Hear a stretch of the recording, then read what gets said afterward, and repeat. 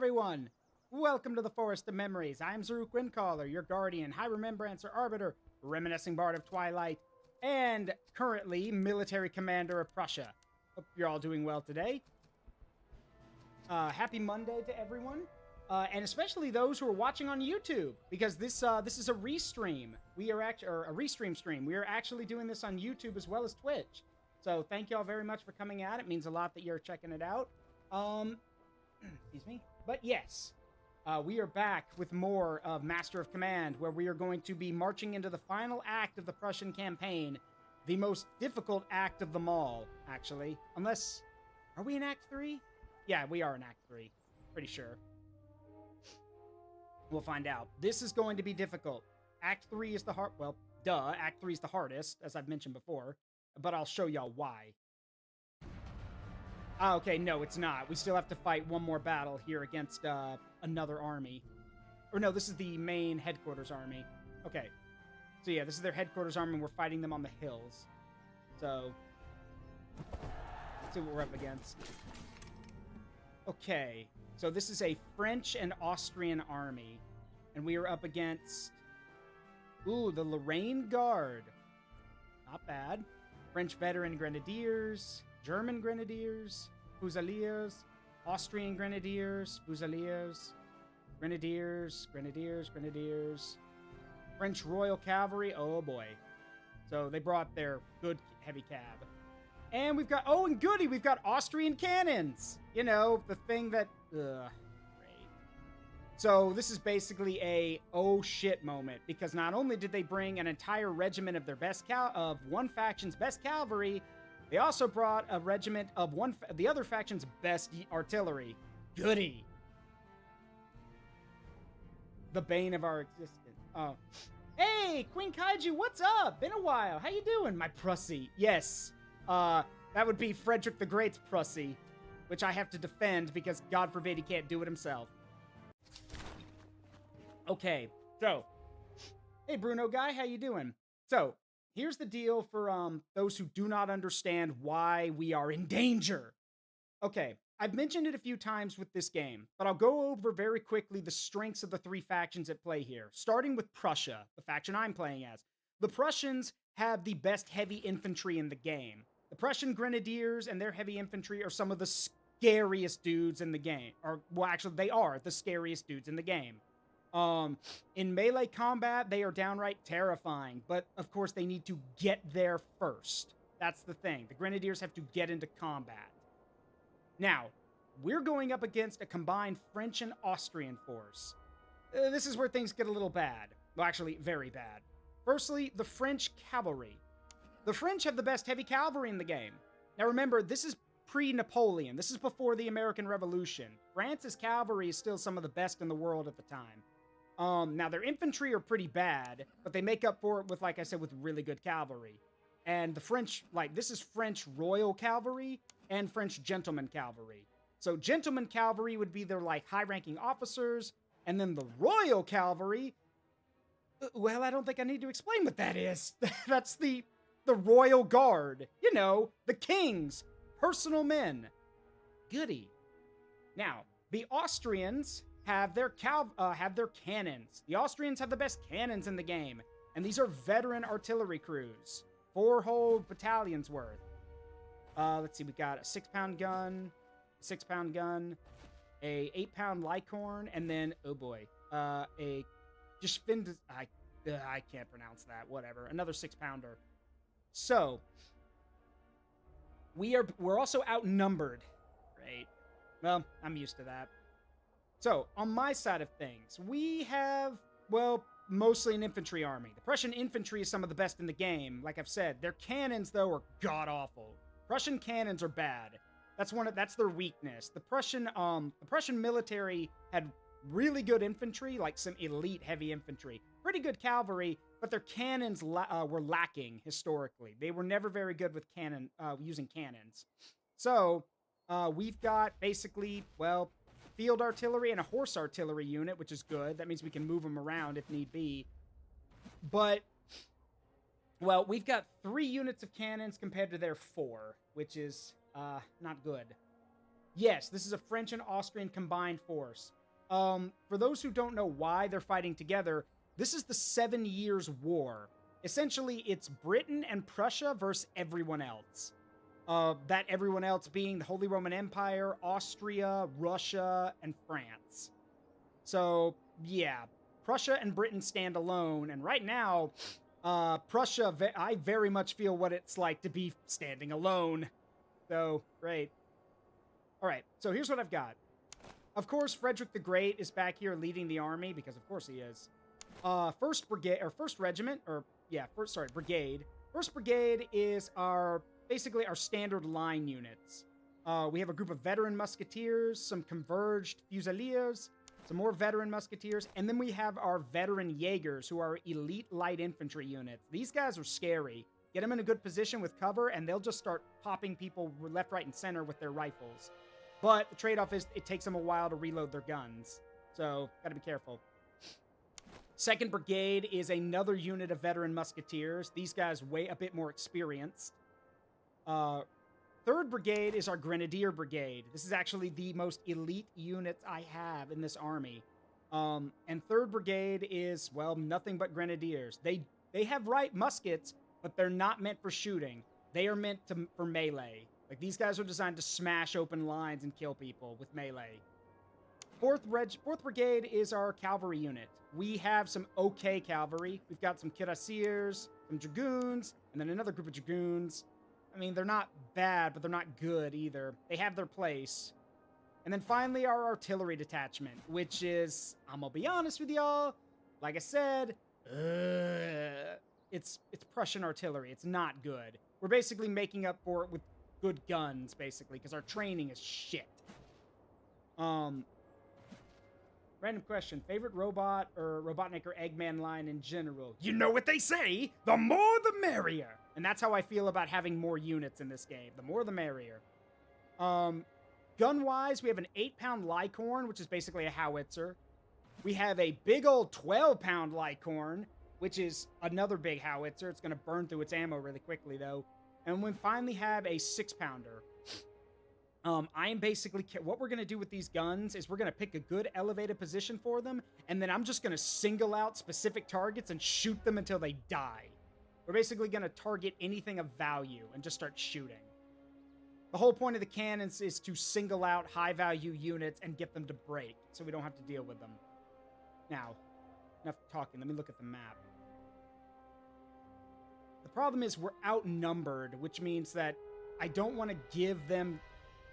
Here's the thing about line warfare back then. If you give your enemy control of the battlefield, you're already playing at a disadvantage. Because letting them choose where they move and how they move is basically just handing them the battlefield. Unfortunately, we're outnumbered. So I don't really have, I don't really have the option to do a lot of big maneuvers or everything because they could just throw lots of guys at me and pin me down. So, yeah, control is everything. Now, this is also where the problem comes in. A lot of these units are very high value and are very high ranking. The Grenadiers especially. Those Grenadiers are going to be a problem. Grenadier AI is trained to basically fire 1 or 2 volleys and then rush you. Because they're heavy infantry. They're shock troopers. They're supposed to charge. So with that in mind, they put all the Grenadiers on their right flank. Which is actually correct. Back during this time period, the left side of your line, or in my case, the right side of their line, because I'm looking at them, the left side of the line was the place of honor, where you would put your most elite units.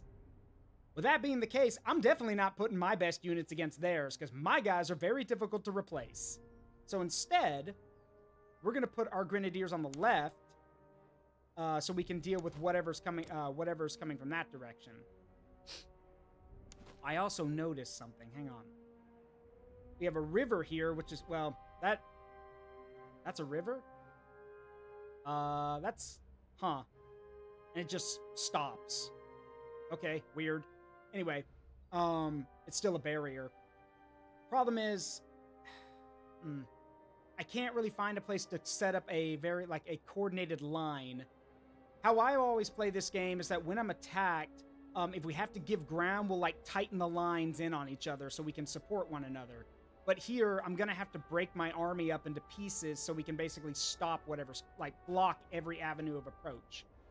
So, all right.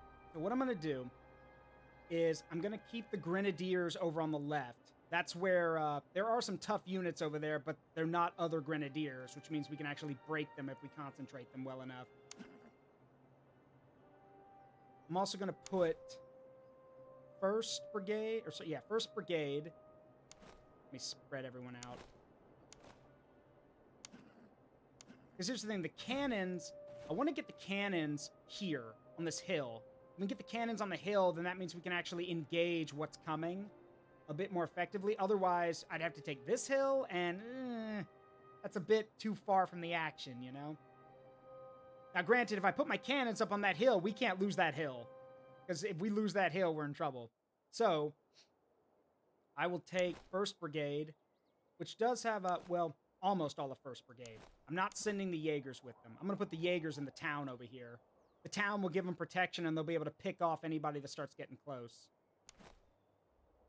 So yeah, 1st Brigade takes... 1st Brigade will be set up... Whoops. There we go. 1st Brigade will be set up right here. Might even put them, like, right over here somewhere for cover.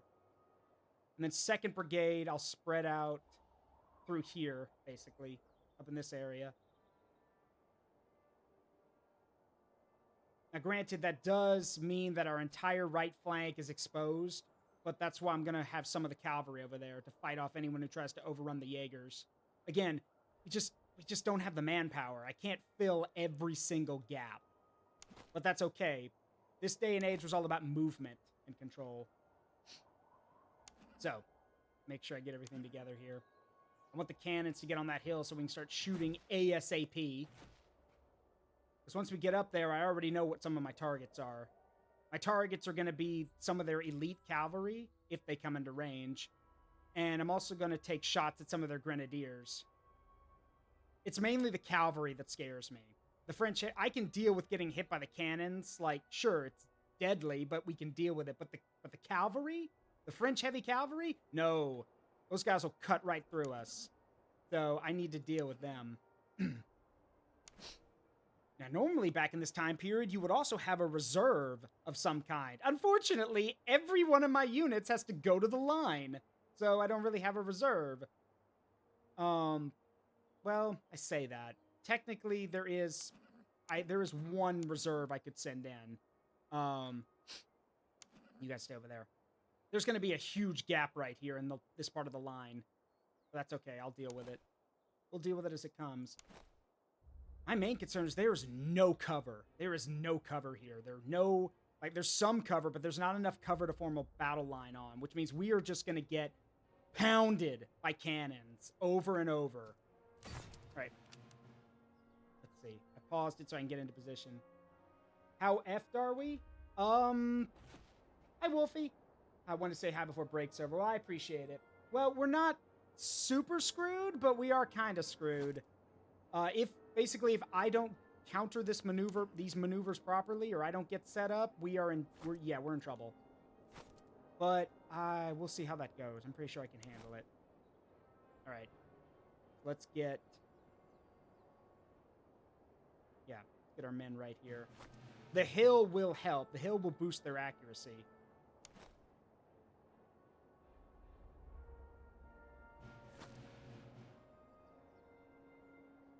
Now, we are moving up, which means I want the Jaegers into the town. Yeah, set up in a skirmish formation in the town. And get the cavalry behind them. Now, skirmishers, like light infantry, do attract the enemies, the AI, to charge them. And if those guys get charged, they're basically up shit creek. So, can't let that happen. All right, in the meantime, the Grenadiers. There's an entire elite French unit coming this way. And I want them to start floundering in the water. There's a river right here. If we can get them to wander into the water, there's no cover, and water weakens your men. It actually lowers their morale by a lot. So if we can get them in there, it'll be a lot easier to kill them. Especially because French infantry morale shatters really easily. Now, granted, these are elite units, like the Lorraine Guard. Oh, what nice light blue uniforms. You guys are really easy to spot. They're also fast, too. Good grief.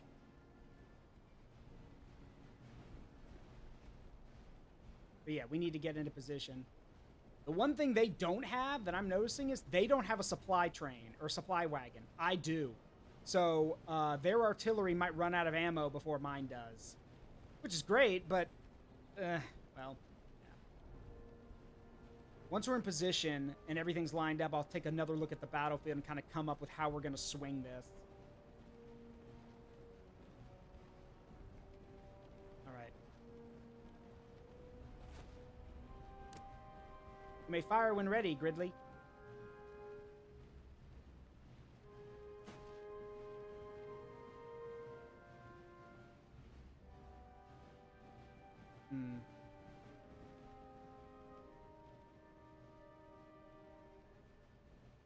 For now, I just want the cannons to fire on their own. They can hit whatever they want right now. I'll start singling out targets once the enemy gets close.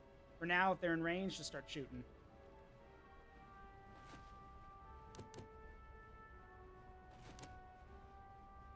Okay. And our Jaegers are here in position. Spread out a bit, guys. Oh, cannons are firing. Good. Now, during the age of line warfare, artillery was already terrifying enough, but the scary thing about cannons is that, well, it's not fun watching one of your buddies get ripped in half by a 12-pound ball. So, units that constantly get hit by artillery in this game do start to panic and break pretty easily. But again, they have to be under constant attack. Alright. Let's see. Now, let's see what kind of moves they make. Alright, their artillery is firing back, as expected. And they detach the cavalry to watch it. Huh. Not a bad idea.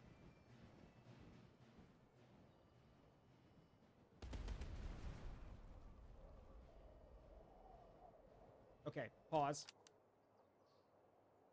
Let's see what we're working with.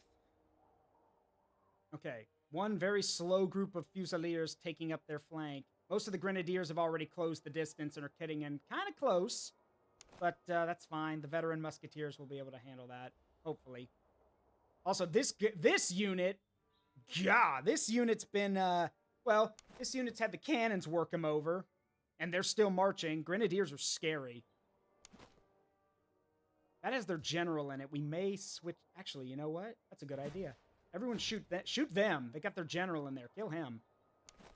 Okay, it also looks like... Yeah, most of the cavalry's in reserve right now. Except that unit. That's over here on the left flank. Okay. This is actually pretty smart on them. They basically made it so they're mirroring my positions, but they're also pressing what advantages they have. With these Grenadiers here, they're pressing. So I'll have to press on my own once we get an opportunity. What I want to do is I want to kill these 3 units here at this French left flank. So like the Lorraine Guard, which is like an elite unit. But if we kill them, we can swing the Grenadiers around and basically close up the entire line. Of course, the cavalry are still going to be an issue. Grenadiers can fight cavalry, but they're still going to get mauled for it. And if my Grenadiers break... Actually, let's not think about that. Let's not think about what happens if my Grenadiers break and run. Let's not think about that.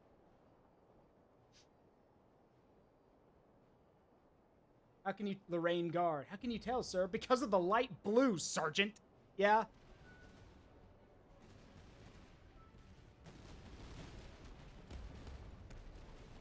Alright, we are engaging. Let's see if we can't help out a little bit. It's taking them... Those guys are taking a while to get here, so let's move the cavalry up and along with the Jaegers so we can support our lines. Those Jaegers that I have rifles, which is going to make them very effective. You guys wait. Those are Grenadiers. Let them get close.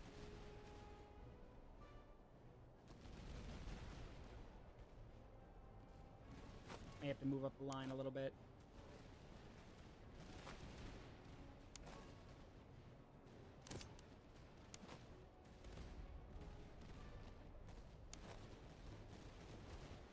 All right.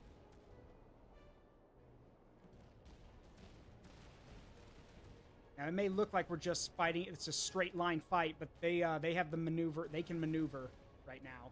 I'm watching I'm watching everything. Oh, these Jaegers, though, good grief, guys. Keep shooting. That's great. Those rifles do work. All right, here come the Lorraine Guard and some Grenadiers who have to cross the water.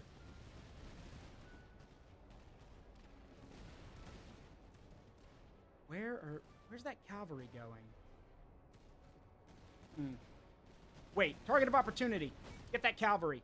It's literally angled toward us. Fire. Like, marching like that, a cannonball will scythe right through the unit. Yeah, just shoot them. That's the Royal Guard. Take a few pot shots at them. All right.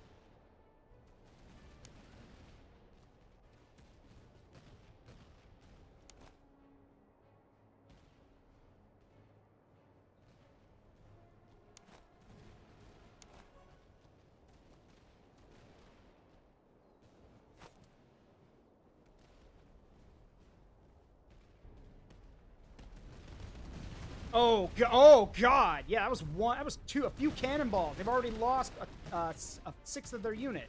Nice job, boys. Keep it up. Oh, yep. And there goes one of those Grenadier units running from the Jaegers. Because again, Jaegers are sharpshooters. Uh-oh. Wait, where's that coming from? Oh, these guys. It's this unit. Okay. Oh, it's the unit the cannons have been shooting at. All right. I heard that charge. I'm like, wait, where's that coming from? Okay, hang on. Okay, so they are charging.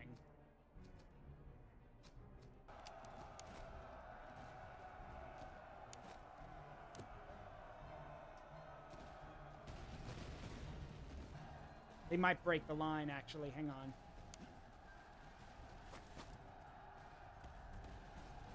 Careful with those cannonballs, idiots! Don't hit our own guys. Careful, you moron! I said across her nose, not up it! Ah, I see what they're doing. All right, let's pull back the Jaegers. Yep, they broke the line, so I got to get in there. Those Fusiliers might come back, but right now I need to break this Grenadier unit. Come on, shatter, shatter, shatter, shatter, shatter. Please. Got him. All right, good. That unit's done for. Pull him back. Pull back. You guys, get back on the line.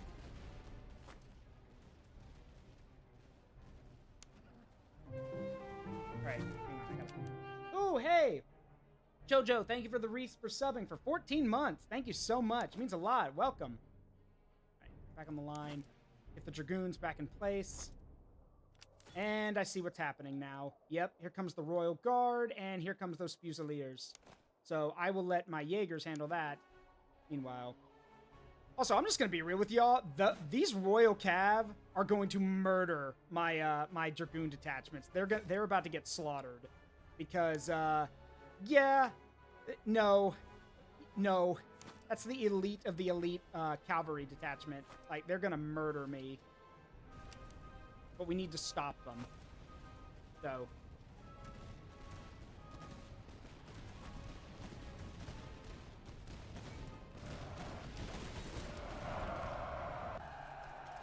Yeah, no, they're slaughtering us.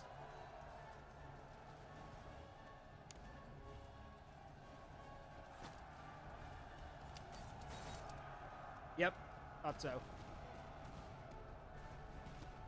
The Dragooners got gooned. Yeah, but now there goes their cavalry riding away from the rifles. Which is what I wanted, so... Okay, those Dragoons are gone. I can't bring them back. They won't be back in time. What the hell? Why didn't you break? Kill them! There they go. Let them go. Right, here comes another cavalry detachment. Yeah, that's the cavalry unit that got worked over by the cannons. Hang on. Quick, boys, set up. Put those rifles to work. Meanwhile, on the other side of the line... Okay, they are... Uh-oh. They are starting to press on the center. We need to start swinging this. Okay. Time for the plan.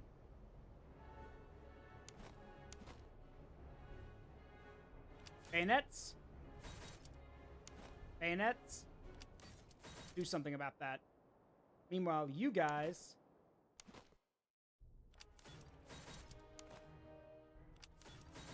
Yeah. Swing it. Need to save these guys from getting overrun.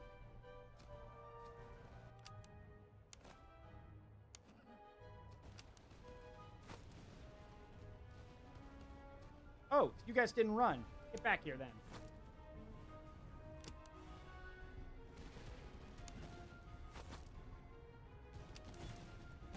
Rifles picking off the Royal Cav.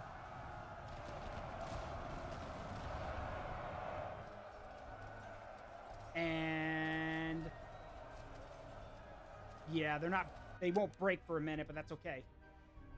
All right, we are pressing over here. We got to break them though. Got to break the unit. Get in there. All right, one unit shattered. Pull back.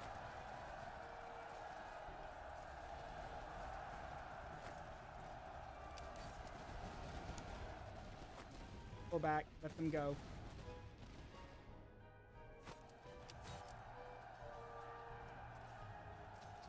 All right, did we break them? Yes, we did. Good. Pull back. Pull the Dragoons back. All right, so that we broke the right flank is broken, which is where I would normally take advantage, but I got mauled, so I have no reserves to send into the action. But what I do have is a fresh elite cavalry division that's just been waiting for the opportunity to kill something. Just in time, too. The center just broke. They're retreating. All right, pull back. Let them have the line. You guys are going to get shot up.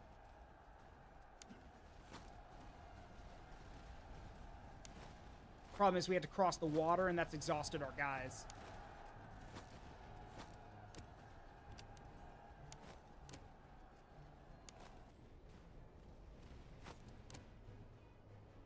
Go.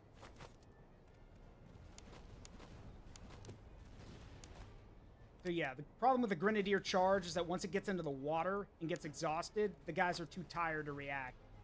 So...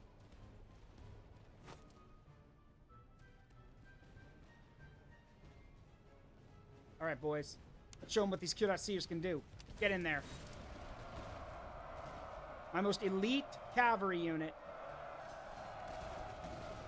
Had these guys since the beginning of the campaign.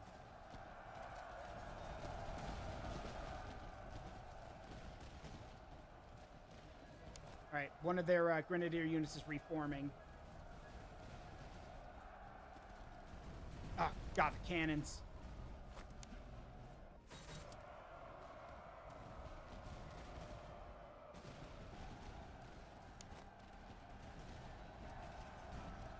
We might just do this. If we can break the whole... what happens in this game is that if every unit starts running... Yeah. If every unit starts running, then it's an automatic victory for you. Looks like most of their units are running, which is good. But I need to reform my Grenadiers because they're trying to press again. Ah, shit. Enemy cav. Not good. Yeah, my guys are exhausted. Yeah, they're gonna get driven away. Crap. Alright. Jaegers are running out of ammunition. Just great.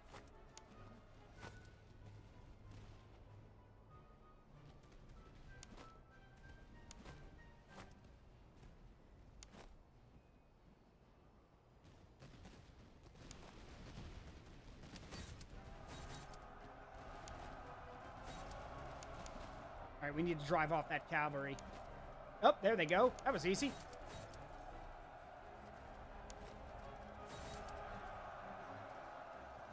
Oh, this is turning into a bloodbath. There's no strategy left here anymore. It's just a knockdown, drag-out fight.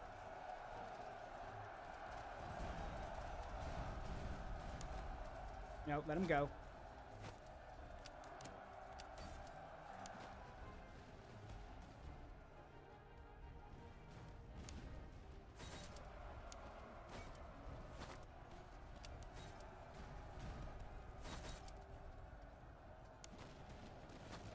No, no, no. You guys stay put. I need the cavalry.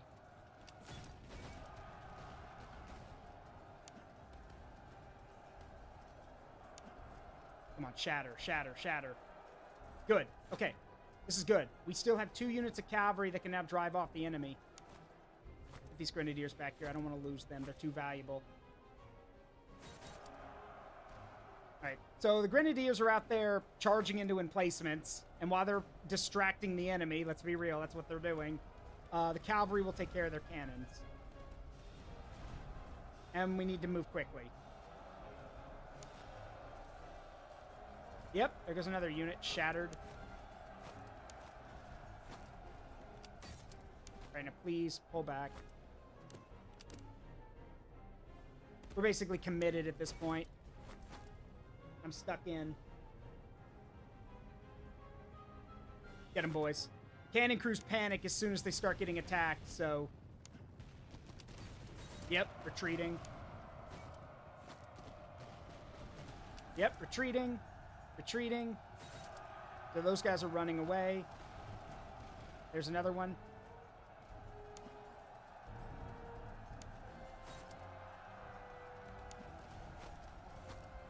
Alright. Let the artillery go. What's left? Oh, right. This unit on the Lorraine Guard is still over there. Still fighting on, surprisingly.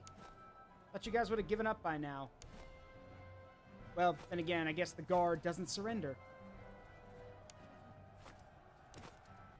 Alright, there is still a unit of the French Gentlemanly Cavalry left. And then I think... Yeah, that's it. The Lorraine Guard and the one of the units of French Heavy Cav are still here.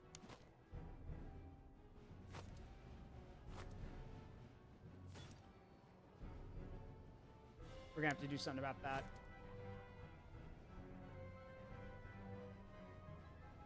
Those guys are sprinting. They're gonna run out of morale.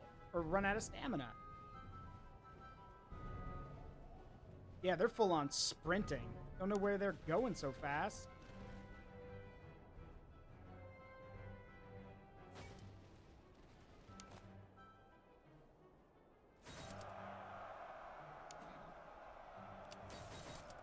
Alright, where are you guys going? Come here! I'm afraid you've gone the wrong way. There we go. Got him. Not bad. Only 2 of my units routed, which is good. All of theirs did, but even if they didn't, my guys didn't rout, they still got... I think this calls for a little history lesson. Famous last stands in history? Hang on a sec. I need to answer this. I'll be right back. Hang on.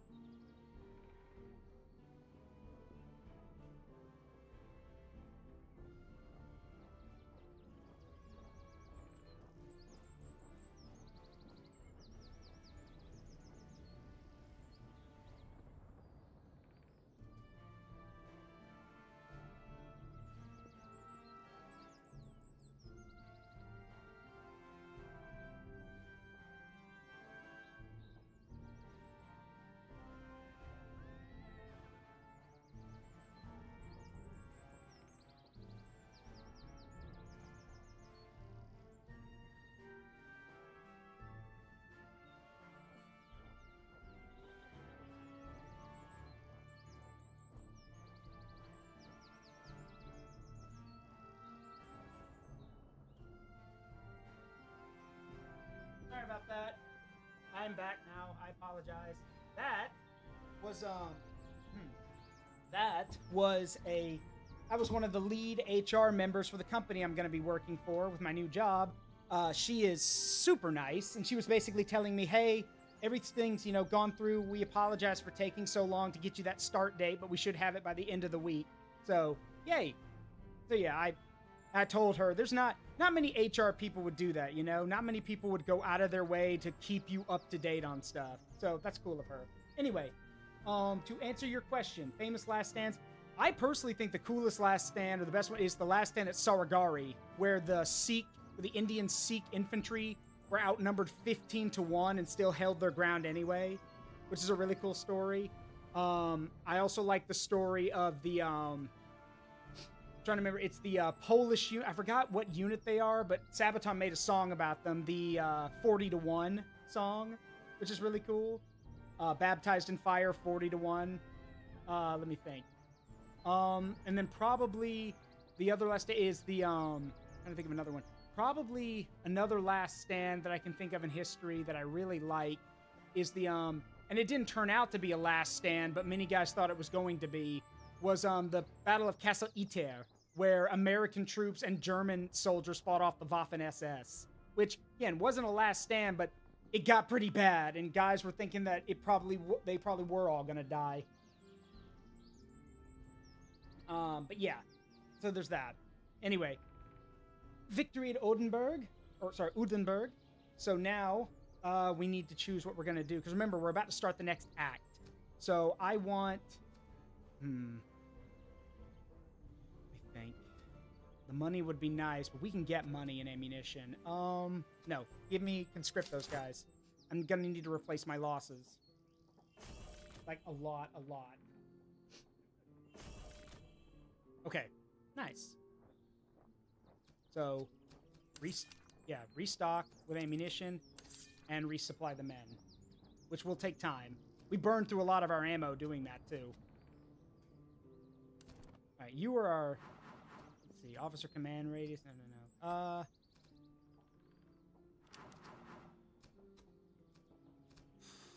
None of these are very good.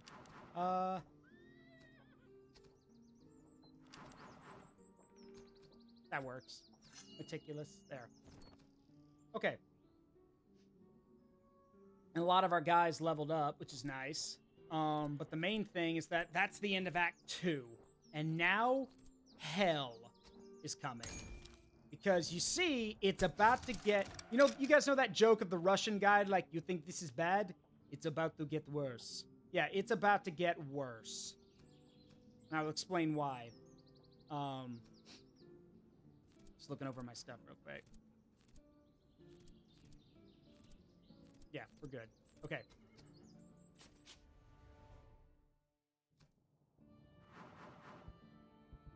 Okay, so choose your doctrine. Light infantry tactics, reload speed, or shoot and scoot, which is reload speed up, fire damage received, minus 5%. Foreign advisors, combat effectiveness up 5%, army experience gained, minus 10%. No, let's go with shoot and scoot. Okay, final choice. So, do we protect Silesia and get an option to get Prussian Grenadiers? We can also live off the land, which doubles our foraging effectiveness, which is really good. We can raid Austria, which will give us Prussian cuirassiers, and then we can also get, we'll have to raid some settlements, but that'll give us reductions doctrine is acquired. And then finally, invade Bohemia, which will give us Prussian dragoons. We'll also have to capture 4 forts to get the pillager ability. Loot from pillaging and winning battles +2. Do you want me to take 4 forts doing that? No. I think we're going to go with Protect Silesia. Mainly because Prussian Grenadiers... Yeah, the convoy thing, living off the land, this is really useful. Living off the land means that when we forage for food, it's, we actually, when we're in the foraging stance, the effectiveness is double, which means we'll be running out of food a lot slower. We're going to go with this one, Protect Silesia. So remember I said we're going to hell? Yeah, I meant it. Welcome to Act 3.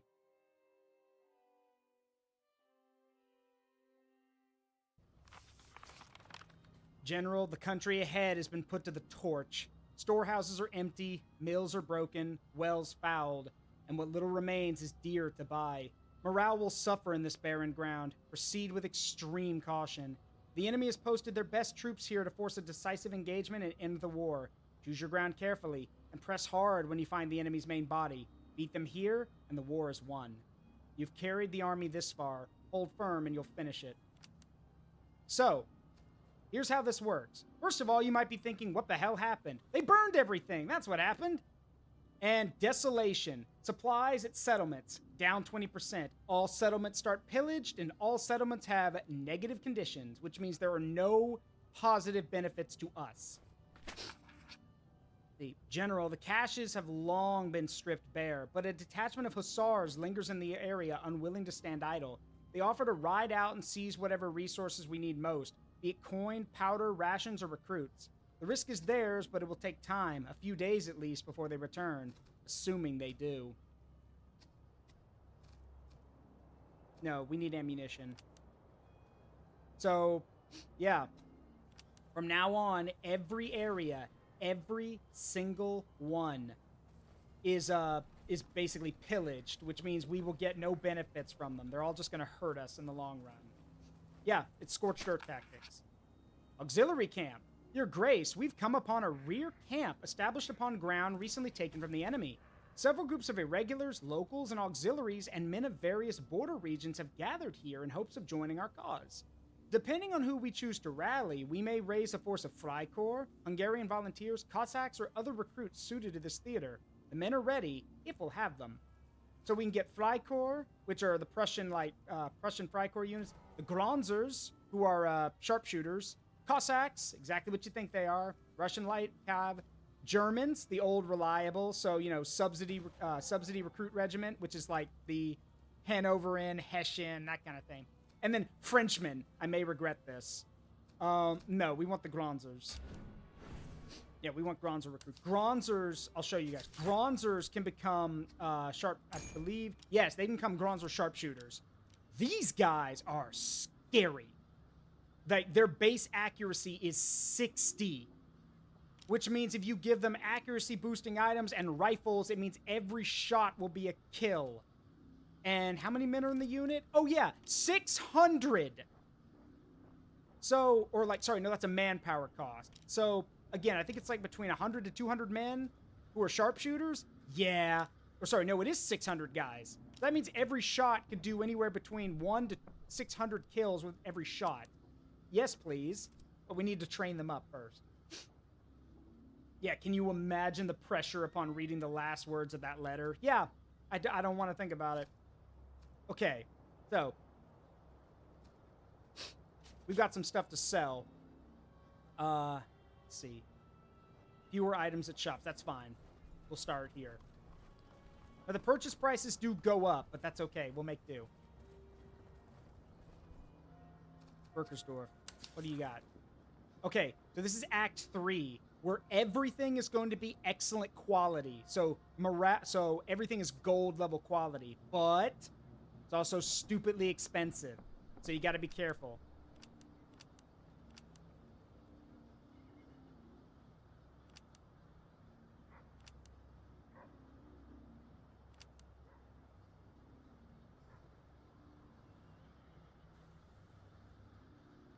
I'm mainly just going to sell the stuff I don't need. And then I'm going to buy infantry hangars. Max range. No, let's go with the let's go with that and go with that. Thank you. Okay. Now there is a barracks here, and by Act 3, this is where you're going to be able to buy like really good units. But meh. I want those grenades, though. We do need grenades for our grenadiers. Grenades also serve another purpose. Grenades help you take forts more easily. Duh. But regardless, that's what's going on there. So, these poor Freikorps, these Gronzer recruits are going to need better muskets. We can buy muskets for them, but again, they're going to be expensive and, well, yeah. Also, in Act 3, all of the enemy units, like armies you fight, are terrifyingly powerful. So you gotta be careful. Fleeing refugees. Sir, a ragged procession of civilians is making its way westward. No arms among them, only wagons laden with household goods, children in tow, and hollow-eyed men watching the roads. We may choose to escort them to safety. It will cost us time, but some may join our cause in gratitude. If instead we plunder their carts, we may lose more than we gain, for not all in our army will abide such conduct. No, we'll escort them. It's fine. We're not monsters unless we have to be.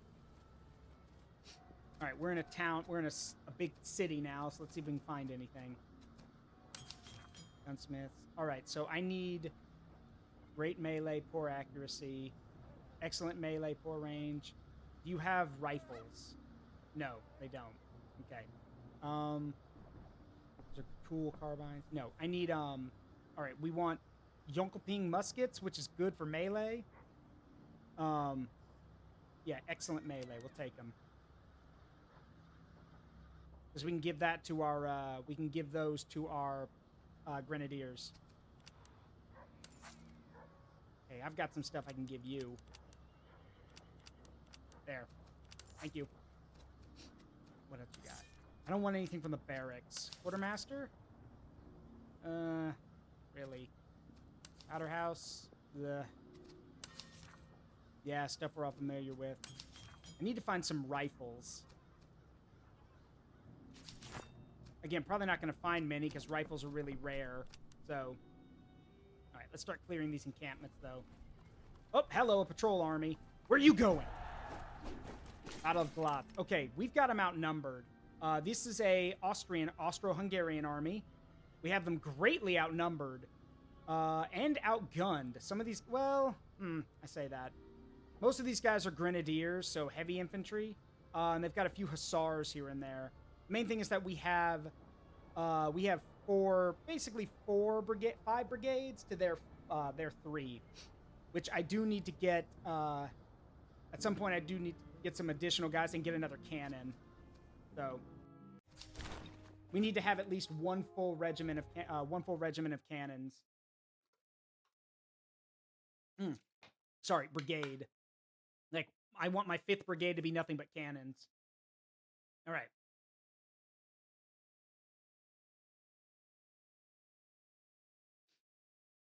Now, it'd be great if we could get Austrian cannons, but that requires recruiting foreign troops. So, all right. Okay, so they do have horse grenadiers. Those are a thing? Hold on. Horse grenadiers are a thing. Not gonna lie, I did not know that. I thought grenadiers were just a standard infantry unit. I didn't know horse grenadiers actually existed. Okay. Well, they've got a few, actually. Yeah. 3 units of hussars and 2 units of grenadier cav. That's a little concerning. Not concerning enough that I'm gonna back off, but still, that's a little concerning. All right. Now, with that much cavalry, we need to make sure we stay very close together because, well, obviously, since they've got the cavalry, they'll have full advantage of maneuvering around the battlefield. But I just noticed there's a river here. There is a river literally separating both armies. This is good. This literally means that we can get them to wander into the water and take shots at them while they're stuck there. That's good. Also, crossing the river will exhaust their men. So what we'll do is we'll set up some of our forces, we'll anchor our forces here in this field and on this village for the right. The center will be here on this hill where we can put our artillery. And then the left, I'll put some sharpshooters and other things to take shots at guys as they cross the river. Now, they're going to get across.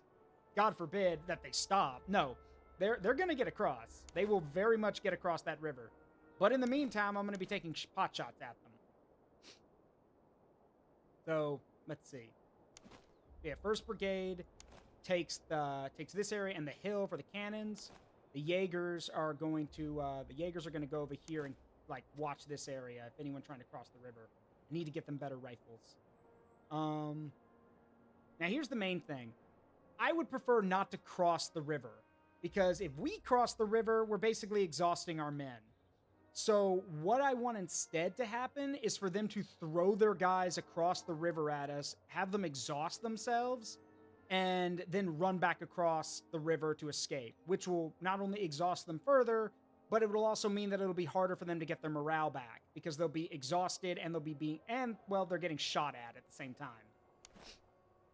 So, let's see. Yeah, 1st Brigade. That's there. I'm also going to send 2nd Brigade over here. Yeah, 2nd Brigade can help hold this area too. These Gronzer recruits need experience anyway. So I'll put them with the Jaegers. Cavalry in the center. They have no cannons. We have cannons. They don't. So we will be very effective here. But I still want to watch, just watch the map just in case they get any ideas. Where's that supply wagon? Yeah, there it is. The supply train. We're going to need that for the cannons. All right, aside from that, that means that the Grenadiers hold the right flank, which at first may sound like a bad idea because they're melee infantry, they're shock infantry, they're not meant to hold a line. But, well, I was going to say that, they can hold if they need to, but then again, let's swap things up. I'll send 2nd Brigade over here. I'm keeping the Gronzer recruits over there, though. Yeah, you guys are new. You need to stay over here. But the Grenadiers can take the left, mainly because if they're crossing the river, we could throw grenades at them, which will be funny. But 2nd Brigade... Yeah, but 2nd Brigade needs to hold the town. Now, these are veteran musketeers. I am not worried about them at all. Some of them broke in the last battle, but that's because they were getting attacked by Grenadiers, which is always terrifying. So, I'll also send some of the cavalry to support them. All right. One quick thing. Form into attack column so we can move faster. All right. Okay. So, first things first, get the cannons up on the hill. And then we'll also get the supply train up there so we can keep them equipped. I want these veteran Jaegers in the town, using the town as cover, spread out to shoot at anything that tries to cross. And meanwhile, these recruits, I literally just conscripted them, basically. They're basically fresh off the boat. They have really crappy muskets and rusted bayonets, but consider this a job initiation. If you live, great, you get the job. If you die, well, at least you went down swinging. So I will also reinforce the Jaegers with the Grenadiers, who will basically be charging into anyone who crosses the river. And then 1st Brigade. Yeah, 1st Brigade. I want you guys here on the hill, basically stopping anyone from getting any ideas. That means that the Dragoons cover the center, and 2nd Brigade, part of 2nd Brigade, and our cuirassiers guard the right.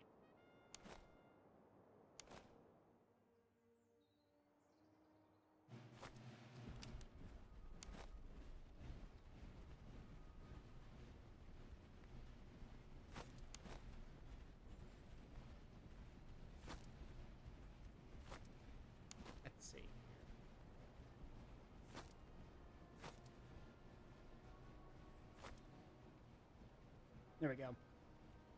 And now we wait. Back from my eye appointment, no changes, but got what I need to renew my license. That's good.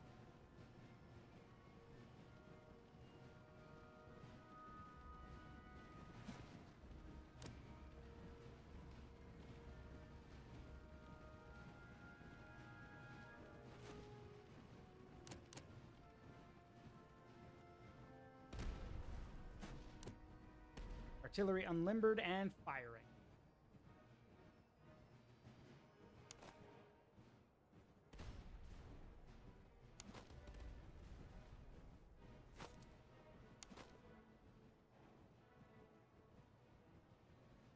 Okay. Now, if they were smart, which I'm going to imagine they are, then they would basically be trying to ride around this side and jump me with their cavalry because they can cross over here. The cavalry can cross this bridge. I've left this bridge unguarded because, one, I'd have to march over there to secure it, and which would leave me really stretching my line. But if they could get all their cavalry across this bridge, then I couldn't be the right flank would not be able to hold them. But I don't think they're going to do that. Instead, they're just going to keep marching over here. All of the cannons are taking pot shots at them. Great idea, guys. Genius.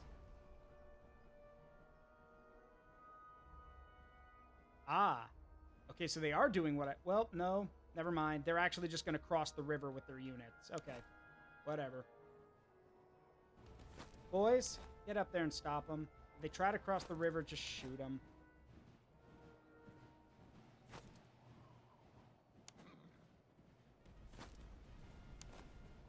Oh yeah, they're very much going to try to cross the river. That's fine.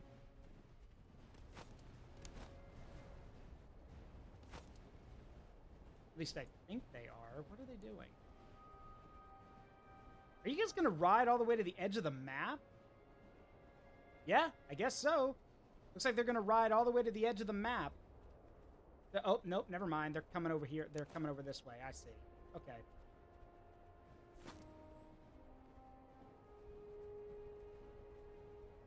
Again, this will exhaust their army by having to cross this river.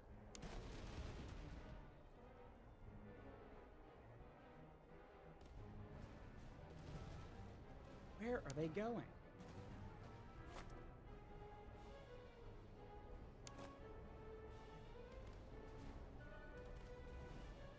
Hang on.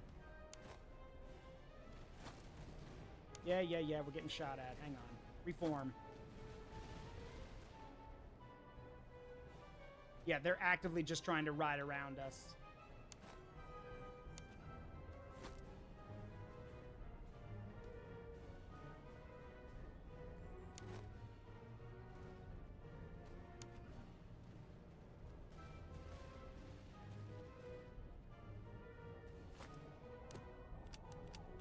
Guys, it doesn't work like that. Seriously. Yeah, they're actively just trying to just hug the map border. Literally like how a human player would do it against if they wanted to cheese the AI.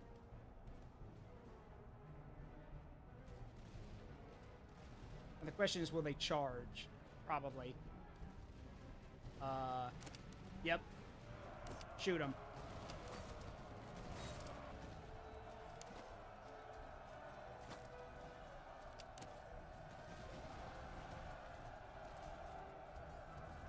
Yeah, that plan didn't work out very well, did it? But they didn't mess up my cuirassiers.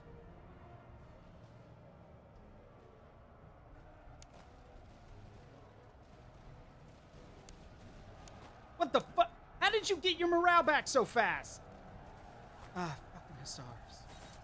Yeah, fun fact, by the way, Zaruk's most hated unit in this game is the Hussars. Because the Hussars basically say, morale, what morale? Shoot them.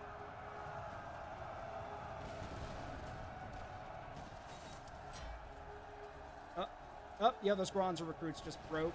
Makes sense. Wait, no, those aren't the recruit. Oh. Oh, shit, Cav. Damn it. Damn it. I wasn't paying attention. Damn it. It's my fault. I should have been paying attention.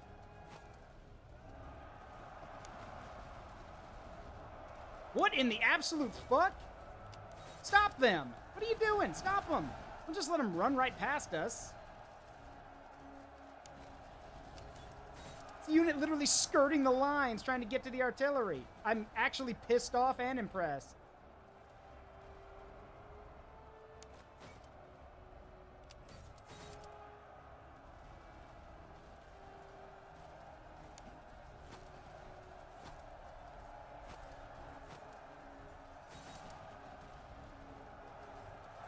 Damn, these guys are literally the embodiment of fuck it, we ball.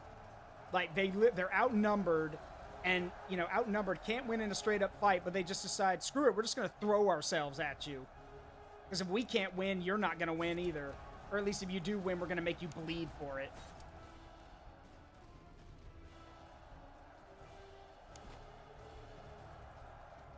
Ah.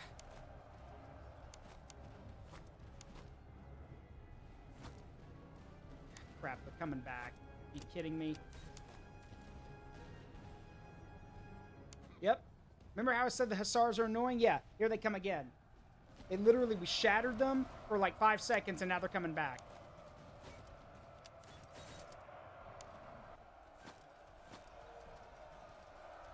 Can you guys just break, please? Thank you.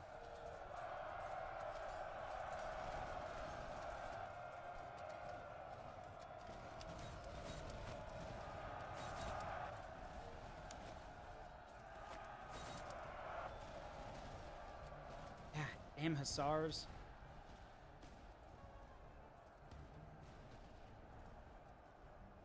Some of the scariest units, like, and again, Hussars. Oh, wow, we had an ad going on and I didn't notice it. Sorry. So, yeah, Hussars are scary. Like, extremely scary.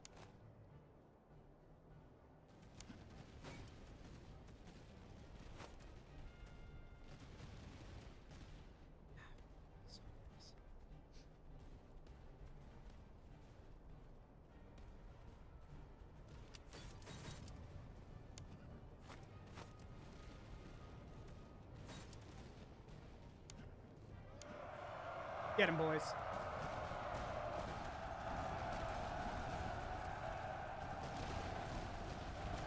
That's more like it.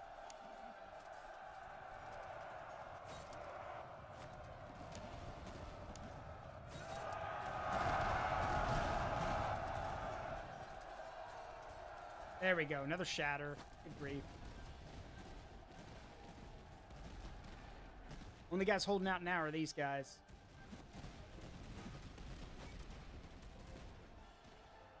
Note to self, do not suffer not the Hussar to live.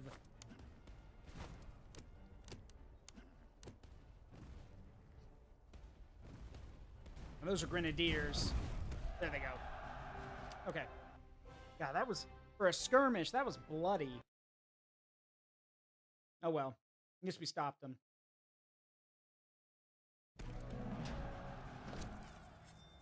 Thanks for the money.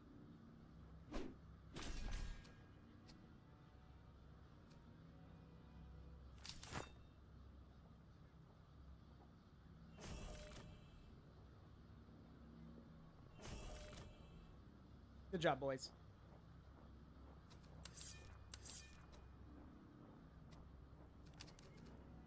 We're still foraging, so we can cut down on our food drop. Night raid. Your Grace, enemy encampment lies ahead. Its tents dimly lit and guards posted. A swift assault under cover of darkness could catch them unprepared. If we hesitate, they'll have time to muster their full strength by morning. Ready the men to close in with bayonets. Got him. Nice. Got some good weapons and some money. Always good. Check these other encampments before we do anything. Now, we are moving slowly, but that's because we're foraging for supplies while we move.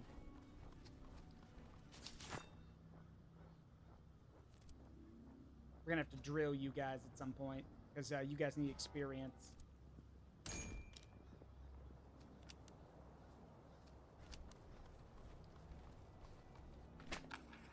Alright, feed these guys. I don't leave men to die.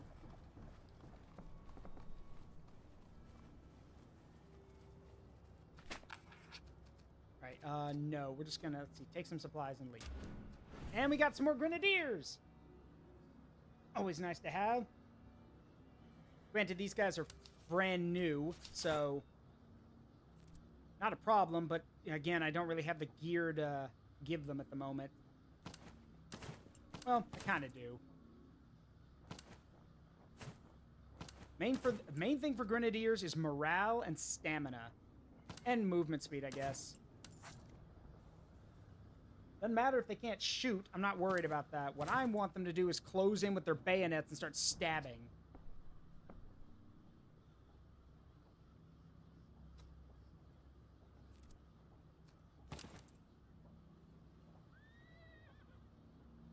These guys already have a pretty good setup for what it is, so. All right. Let's go pop into this little town. Now, we do get additional recruits by going from place to place because we're playing as the Prussians. Do you have any good guns? Neustadt, Delft, Suhl, Charleville, Land Pattern, Delft, Tula. Oh, good. Tula muskets.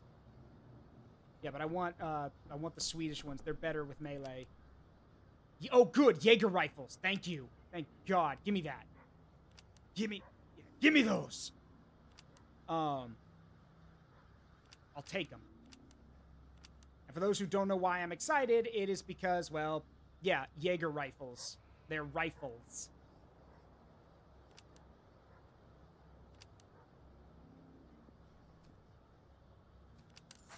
Thank you. All right, where are those? There they are. Okay, you guys get the really good ones. There you go.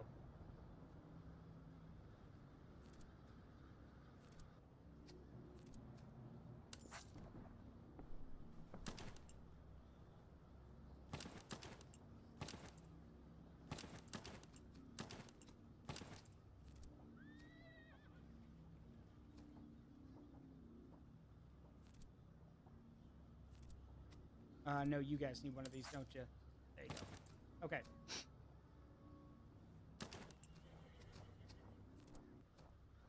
Sorry, I'm just making sure that all of my, I want to make sure that all of my,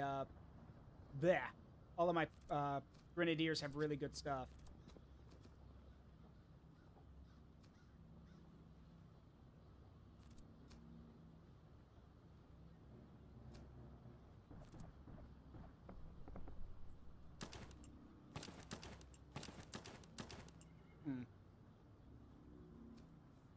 Yeah, you guys get good you don't need that bayonet. Here's a good rifle. I'm going to give you this thing, which gives you a cover bonus and boosts your range, which is always good. Here's the thing. We need something to boost their reload speed. Because that's the tricky part with rifle units. And with, especially with these guys are good because I've boosted their, I've majorly increased their reload speed. But Jaegers are, well, sharpshooters. They're marksmen, so they take their time with their shots. So you really got to make sure that you get them lined up. Well, sorry, so they get lined up. But if I boost their reload speed with items, that makes it easier.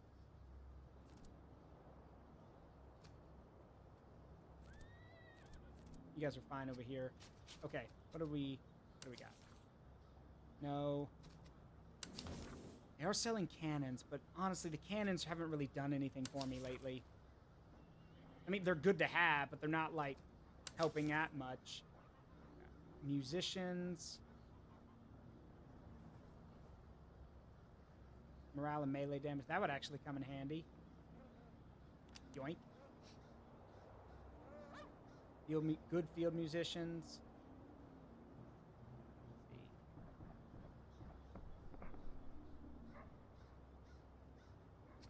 Okay, for now, I think we're all right. Well, hang on. Accuracy. Yeah, let's get some stuff for the men. There we go.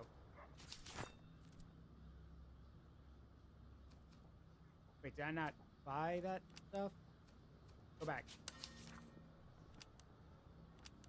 Yeah, there we go. And I can sell you guys some of this stuff. It's not like I need it. There we go. Now, this is hemorrhaging money on us, but, I mean, at this point, yeah, we kind of, well, yeah, I'm not really worried about it at this point.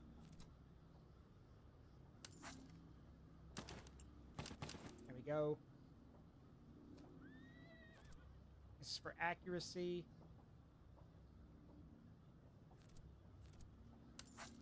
There you go. Yeah, there's your accuracy up. And then I'm also going to give you a... All right, you've already got that. So we'll wait for that. And then you guys, here is the morale. Yeah, there we go. Good. Okay. Let's get marching. We've done what we can here. I'm gonna buy some ammunition from y'all. Okay, moving on. We still need to secure more convoys. Let's see if we can find some. There's a fort and a defensive army. Ooh. Well, let's see if we can't do something about the fort. Aha! Guten Morgen! Captured them while they were just at the planning table. Alright, what do you guys got? Any, Swedish ones? Nah, just some good bayonets, though.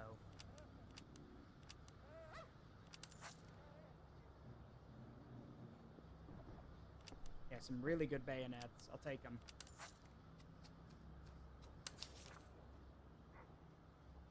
Nothing really sticks out in the staff college, so...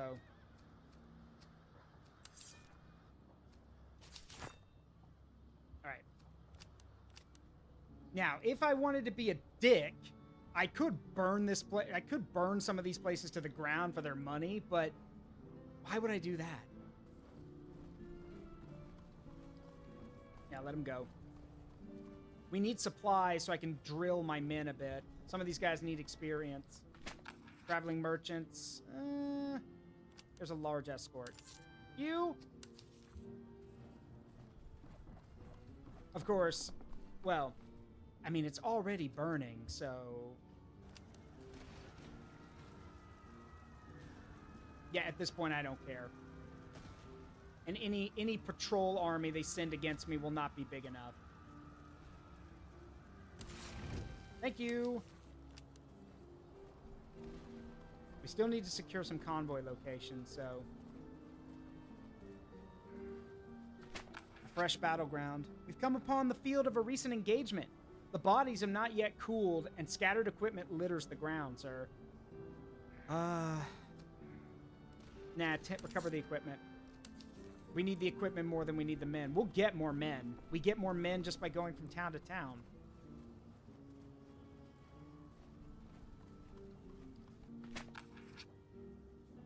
Your Grace, among the outskirts of a ruined farmhouse, one of our men discovered a small dachshund. Muddy, thin, but alert, he took to the regiment at once, marching beside the column and barking at every passing horse.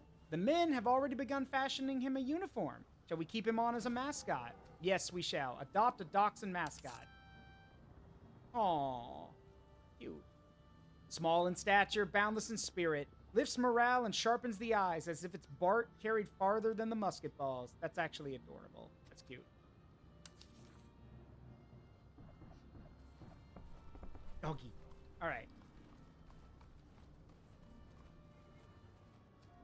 I seriously doubt you guys have much to offer. Yeah, not really much.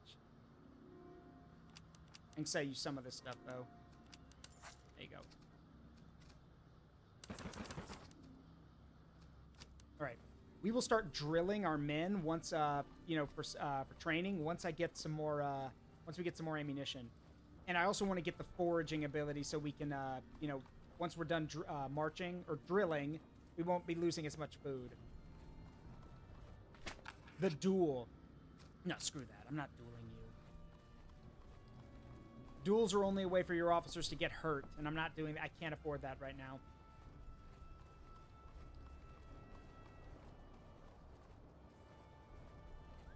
You mind? Go away. I want to check that convoy. Go away. Thank you. Let's see. Take on volunteer. No, ransom the prisoners. Money. Money's more important than men right now. You have anything good? Carbines, more muskets, Potsdam muskets, Potsdam muskets, Neustadt.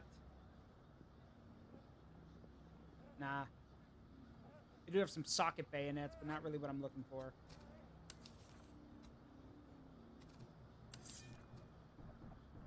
Jaeger Grenadiers. Ah.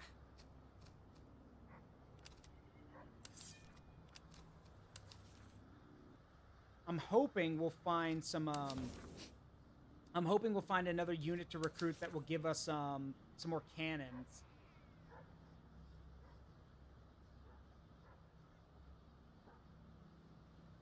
I will take that treatise on both of those on reloading, though. That'll come in handy.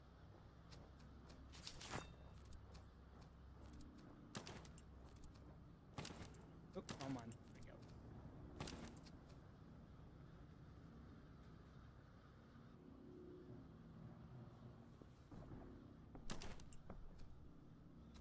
Yeah, oops, didn't mean to do that.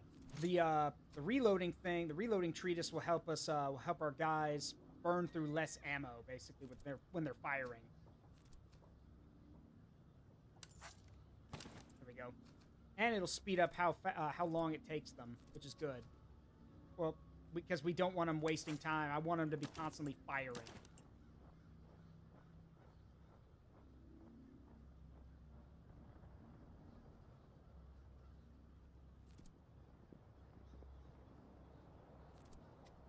And then you guys get a dog mascot, because I'm feeling very generous today.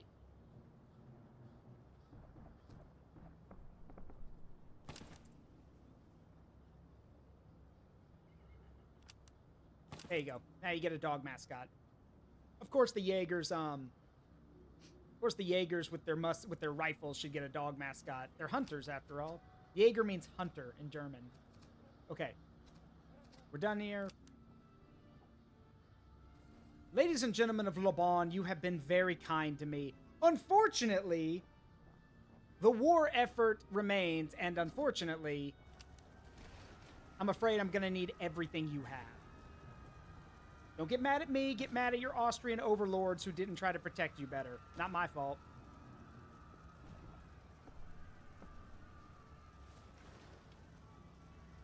Now, I will be the first to say, if I did have to resort to this as a general, if I had to resort to my men plundering like that, I would have some very strict rules about it. It would literally be, if it were my call, it'd be like, okay, look, you can take money, you can take whatever, but if I catch any of you, hurting, killing people for fun, or especially graping, I'm having you executed. We don't do that. We're only doing it because we need the resources, not because we're monsters. Oh, great. Okay, it's another Austrian force, and this time they brought cannons. Lovely. Okay. And this is a hunting force, so yeah, it's a field army. They're looking for us. Well, okay, so I'm looking now. The main trade-off is that it's a weak army, mainly because they didn't bring a lot of infantry, only 2 brigades of infantry. They've got good cavalry, hussars, and they brought a lot of artillery with them, which, yeah, that's bad, but I mean, I've got a lot of infantry, so we'll see how it goes.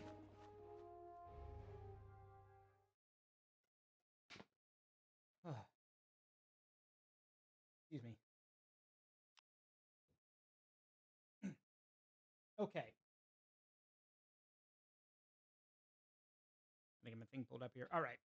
So, again, we have the infantry advantage, which is good for now. For now. Oh, and oh, great. We even have a hill already. Awesome. That makes it even better. So we can just set up our guns and get to blasting. So anyway, I started blasting. Bow, bow. Yeah, that's basically what this whole thing's gonna be. I was lucky I had my pieces. Your pieces? My guns! Alright. So, this new Grenadier unit that we've got, they are fresh off the boat, basically. They're still Grenadiers, which is good, but they're gonna need some training. So, the best way to train a Grenadier unit is throw them right into the battle.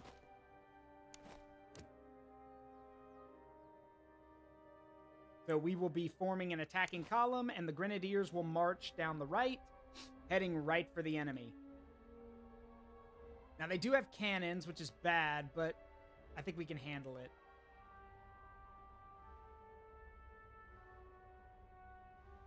The main thing is that we need to wait for the enemy to get here. And when they do, I can swing the Grenadiers in. We can start marching. In the meantime, we basically need to hold our ground. So, you recruits who are brand new to this, you and the Jaegers will be set up in the village to start taking pot shots at people.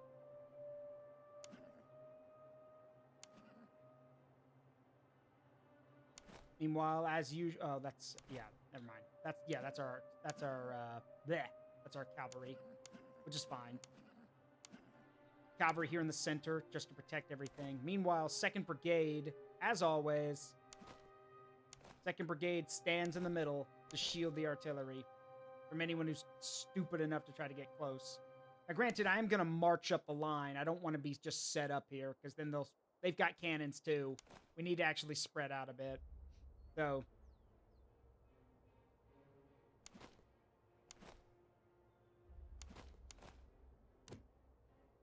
So I'm going to put the veteran Jaegers probably somewhere in here. Quick movement, high jump, lower front. Yeah, and you guys are in line formation. It's slower, but, I mean, those rifles are good, but you actually need to, shoot with them. All right. So, 1st Brigade sets up here, watching the road, basically. I want our sharpshooter, our light infantry in the center, mainly just to take pot shots. Also going to put the Jaegers, like, right here, because they can do the most damage there. Then 2nd Brigade, or rather, the part of it that, without its light infantry detachment, will form up right here. Now, this does mean that these recruits are in the center of the line, and if they start getting pressed, they will most definitely break. But having them in the center means that they'll gain experience quickly, which is what I want. And they're in the town, which will shield them from a lot of damage. And finally, that leaves the Grenadiers, who are going to have to do, well, like usual, the Grenadiers are going to do a lot of the heavy lifting, because that's what they do. I'm also going to break some of the cavalry off to the right, because I know we've seen it happen. They love to flank around our lines. So,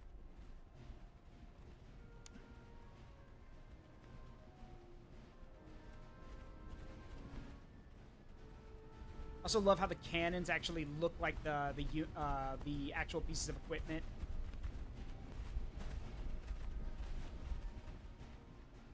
Now, we don't have any great... Oh, well, okay, we do have canister shot, but canister shot's low range, and it also burns through your ammunition really quickly. So, meh.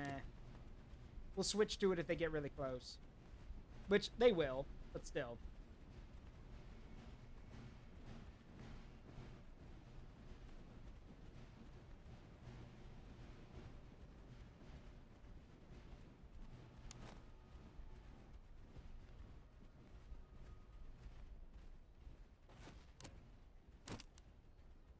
Yeah, it's way too close.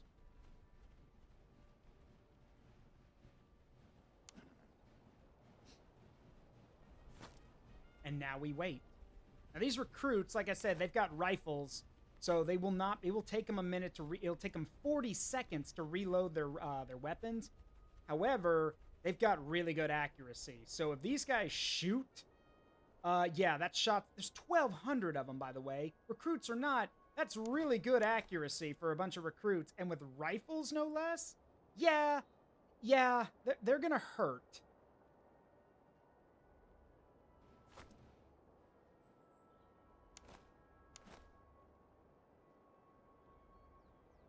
You guys are taking your sweet time. You want to hurry it up?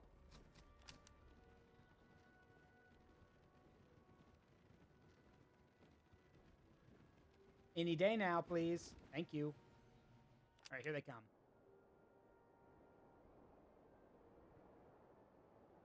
If these guys were faster, I'd run them up onto this hill to do some to do some skirmishing, but they're not quick enough for that. Now, let's see what they do.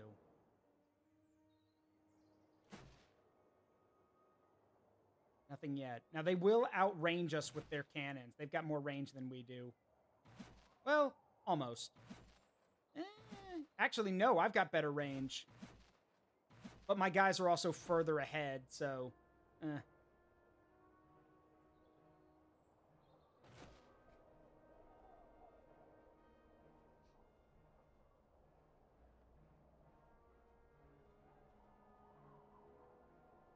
Come on. What are you gonna do?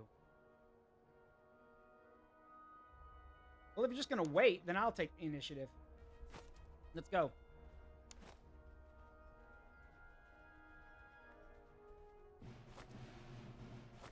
Now, this is dangerous. Moving the Grenadiers up on their own basically means that they could be cut off and picked apart.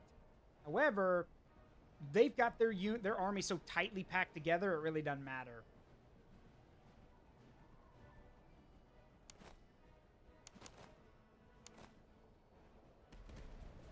And now the cannons are firing.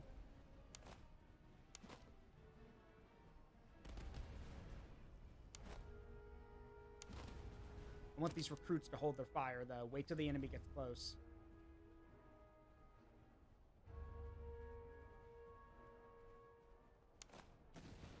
Ooh. Wait.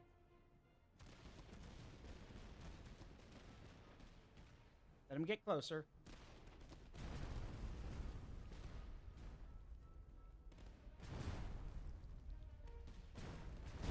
All right, boys, let those rifles fire.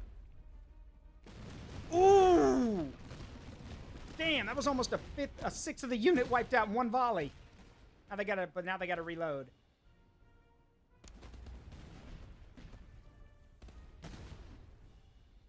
Meanwhile, my Jaegers are, well,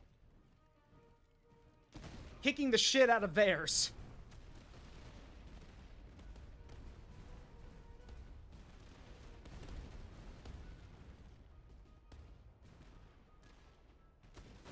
Switch to these Fusiliers. Shoot them. Wait. Ooh! God, I love light infantry with rifles. Also, these guys take 25 seconds, like 20 seconds to reload. So,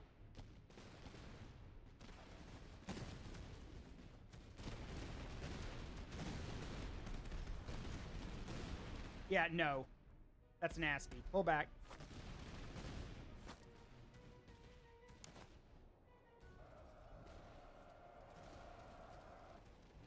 Oh, shit. That's what I get for not paying attention. Alright, fine.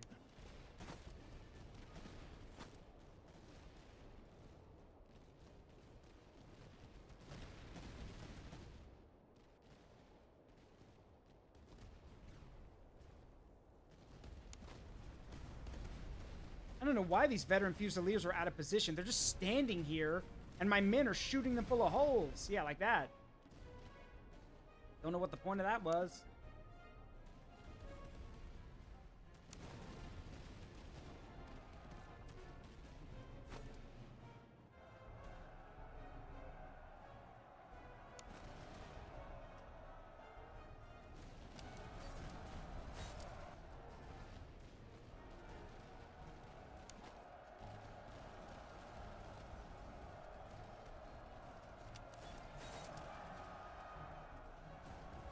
I gotta keep moving the line, moving around to like keep track of everything. That Grenadier unit of theirs is getting picked apart.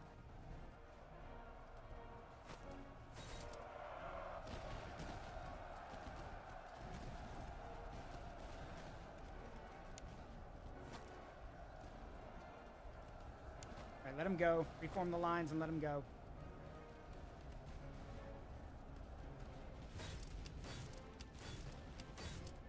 All right, the recruits have to pull back.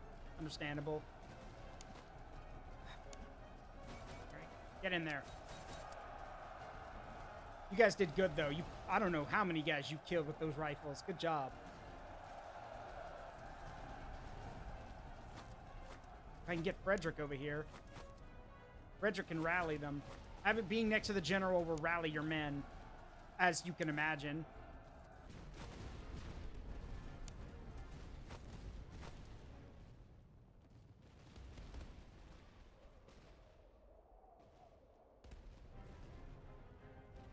Yep, morale's going up because they can see Frederick.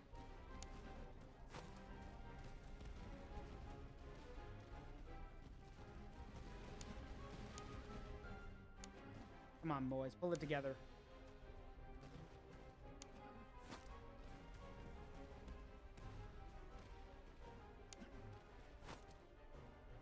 All right, well, I guess maybe they're not going to stick around. That's fine. They did a good job regardless.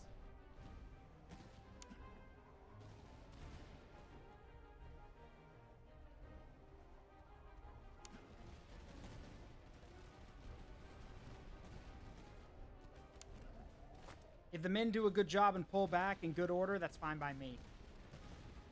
Anyway, move up, please. It's time to put the grenadiers to work on the enemy.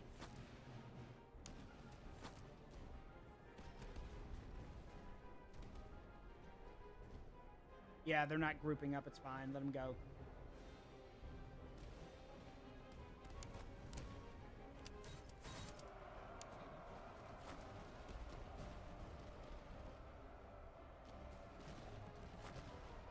And these, why did you bring your artillery this close? Okay. Idiots.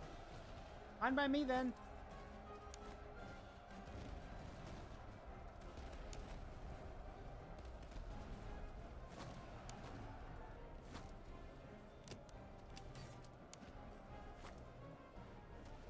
Yeah, the whole line is breaking at this point. They've moved their artillery up so close that I'm literally about to take it with my infantry. Why would you do that?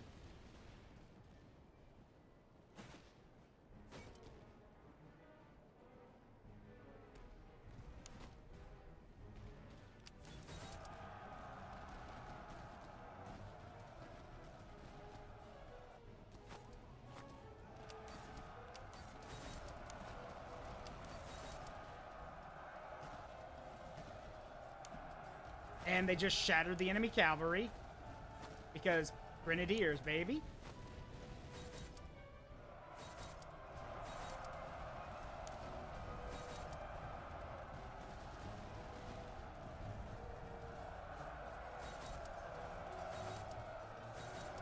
That's Frederick's own, our first grenadier unit, like the best of the best. They've been with Frederick since the start of the campaign.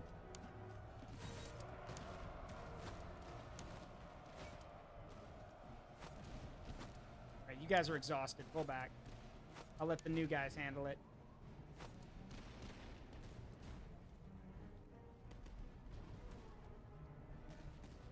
Yeah, they're basically done at this point.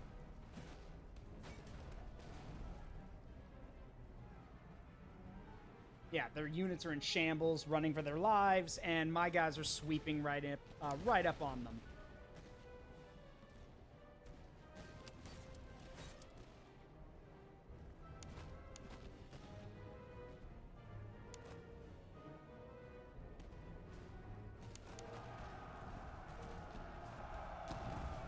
Yeah, you guys are done now. Bye-bye.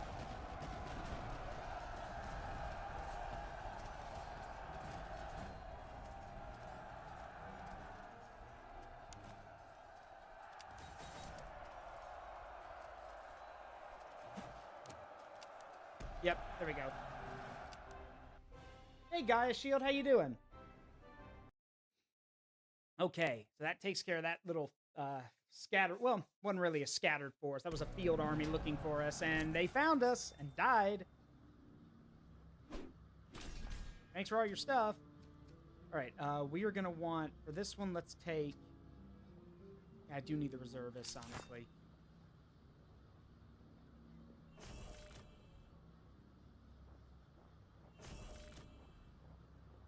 I knew those guys would do well. All right. Got a lot of good stuff out of that, too. But we need to keep marching. Still looking for those convoys to secure.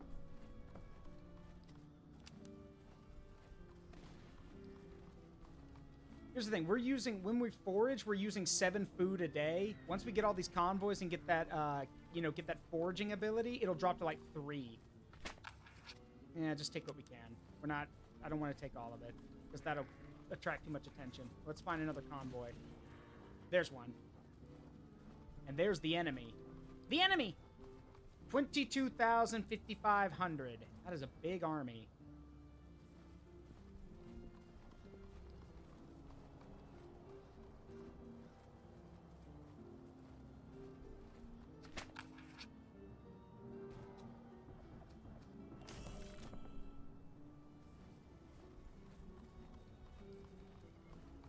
stop over here in, I don't know how to pronounce this, Schmolzifen? I don't know how to pronounce that.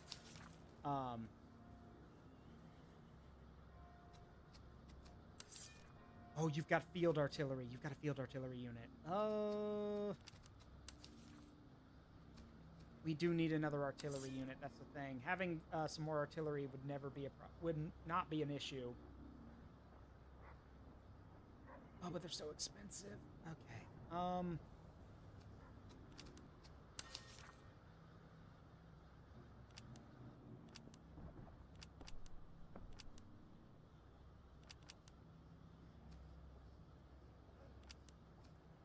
It's fine.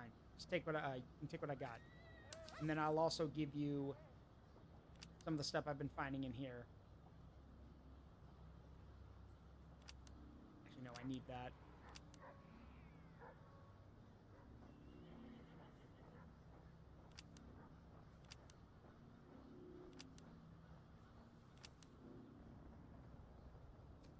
There we go. Okay, that'll help a bit. Okay, what do you guys start with? 6-pounder. All right, you're in. Welcome aboard.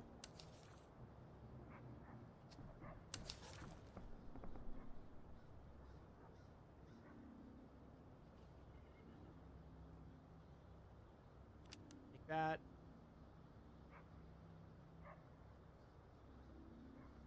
Water buckets. Yeah, that's the thing. Your gunners can get tired really. Cannon workers get tired really easily, so it's good to they need to have stamina. Anyway, all right, you're new to this, so here is a. There's that. There's that.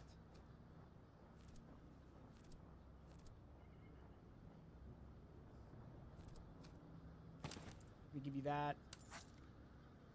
Here's the thing, so you don't burn through your ammunition as quickly.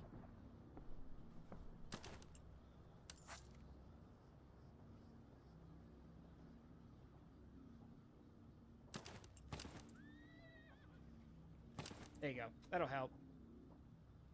That should be more than enough for them. And again, they're brand new, so they will definitely need some training. But we can figure that out and figure that out later. Anyway, torch it. Sorry, ladies and gentlemen, but war is war, and right now, I need the supplies more than you do. When Frederick the Great rules this land, don't worry, we'll rebuild everything, I promise. There's an IOU in the meantime.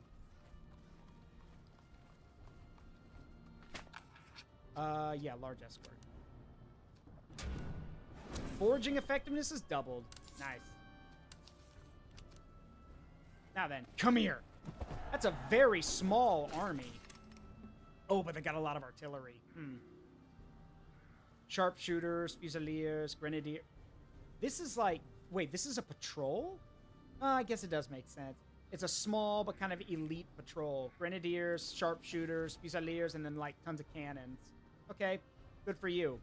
That said, I'm fighting this one. Mainly because this is a big numbers difference, and we might just be able to blitz them.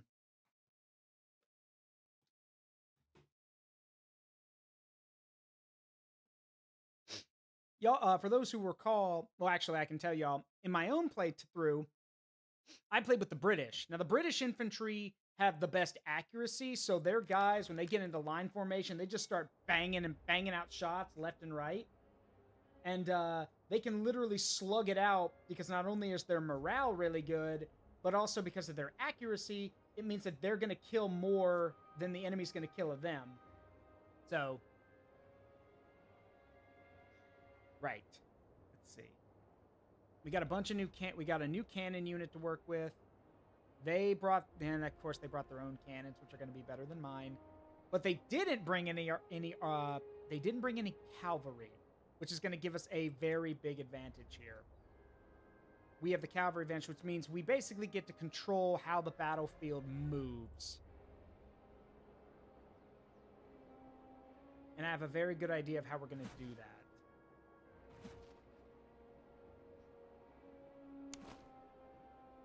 As always, 2nd Brigade guards the artillery, 1st Brigade in the center.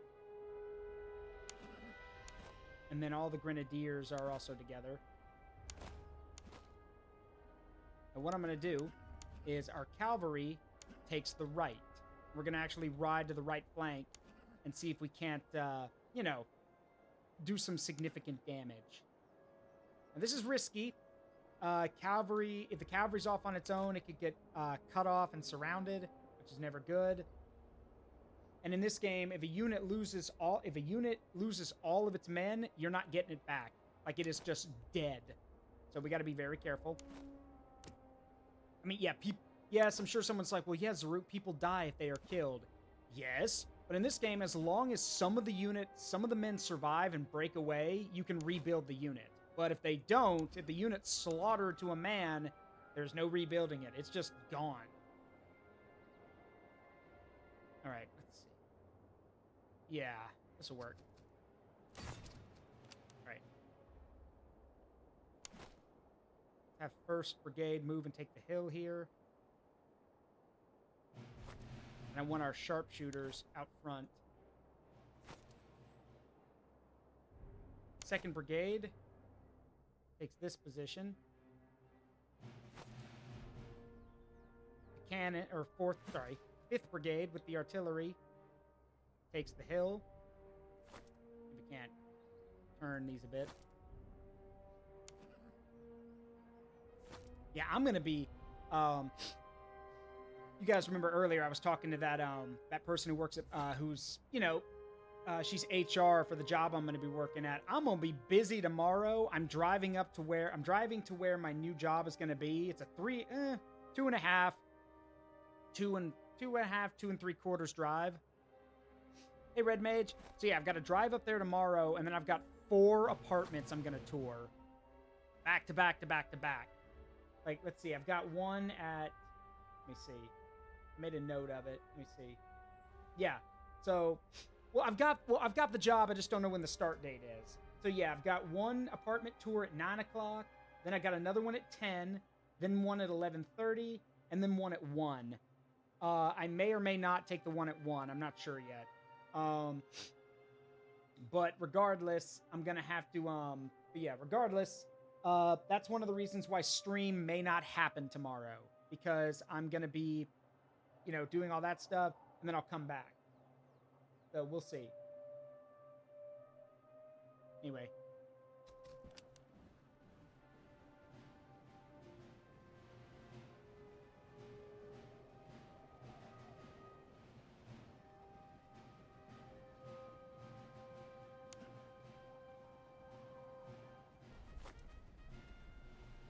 All right, let's see if we can't lure him in.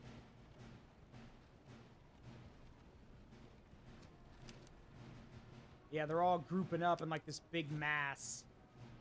I see it on the radar.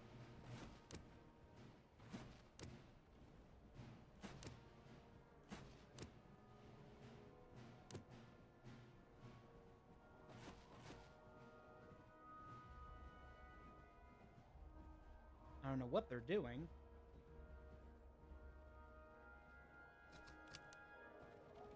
All right, here they come. And those sharpshooters are going to be nasty. But we'll keep an eye on everything. The main thing is that once they close in the distance, the cannons will start working them over.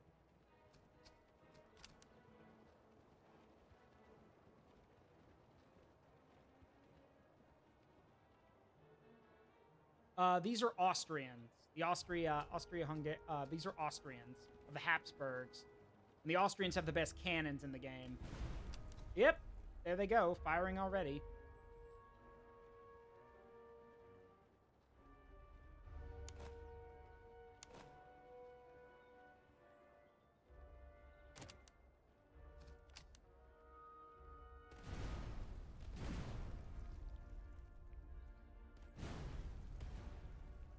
Wait. Those sharpshooters get closer. Alright, now shoot. Ooh, that looked like it hurt. Yeah, that hurt.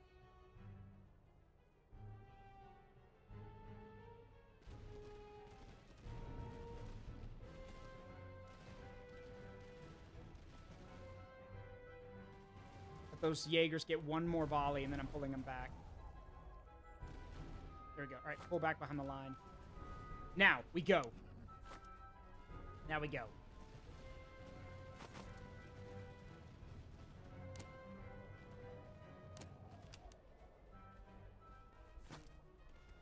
Because they are not watching their line. They have pushed so far forward that they've left their cannons completely exposed. And we outnumber them too. So let's play a little game, shall we? Yep, we can hold here. Those grenadiers are getting slaughtered though. Pull back. Those because those are sharpshooters and they're picking us off.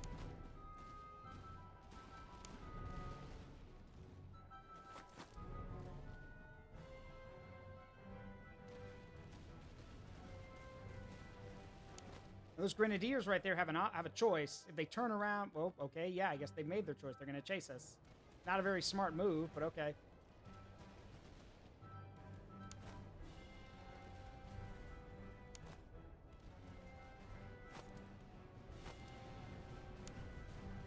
There we go.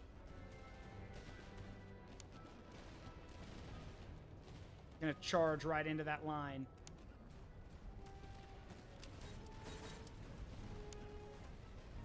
Granted, those cannons are going to work us over until we get in range, but still, once we get in range, it's basically over.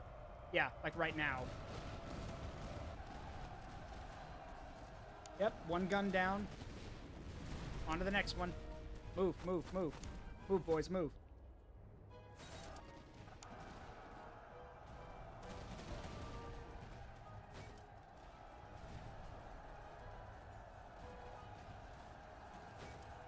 As you can imagine, this... Uh-oh. What the hell? Oh. Over here, I see. Yeah, that doesn't work, does it? Not very smart.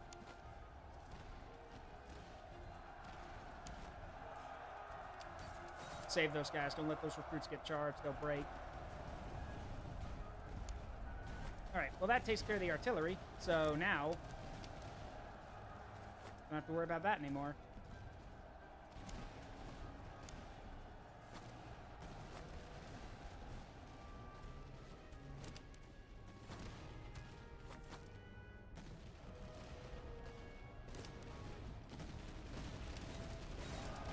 You're not supposed to do this.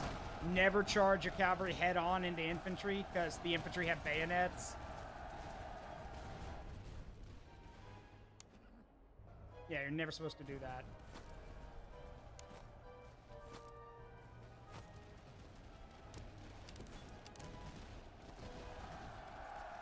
Yeah, it's probably going to break my cuirassiers doing that. Oh well. Supposed to charge into the rear.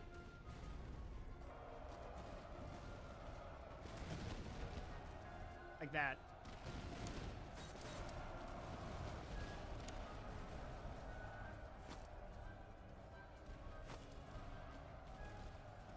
And as you can see, just like that, they're basically already starting to break. Yep. Especially the sharpshooters. The sharpshooters hate getting charged.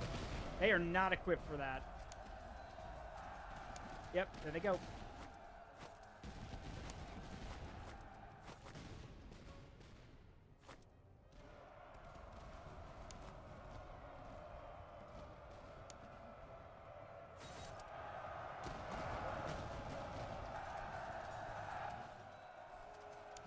Yeah, how'd that work out for you?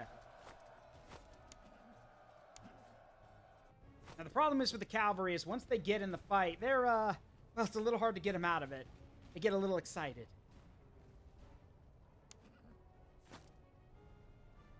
What is not Australia, Austria. Very different place. Australia is a continent. Austria is a, well, Austria is a country. Why do they have the best cannons? Because they were the ones who basically were the first to, they have the industry to make the cannons. They were just they were the first to kind of realize, hey, these are a good idea. These work. Just like how the British had the best drilled and disciplined infantry, and the Prussians have the best heavy infantry. Everyone had a strength or a weakness back then. You guys are stupid. Get them. what I thought. So, for example, Wolf Gaming, Prussia had the best, like I said, heavy infantry, and those were the grenadiers who basically would advance, fire maybe one volley of shots, and then charge you with a bayonet. And these guys were like 6 foot. And at this point in history, most people could not imagine being that tall. So it basically was like a bunch of giants rushing you with muskets with bayonets.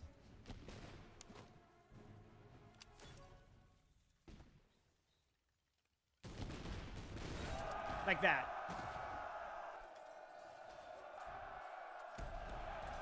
Bye-bye.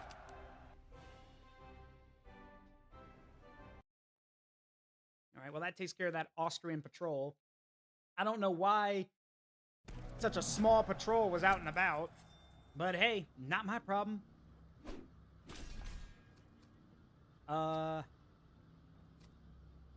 No, give me the ammunition and the money. I can replace... We didn't take that many losses. I can replace them.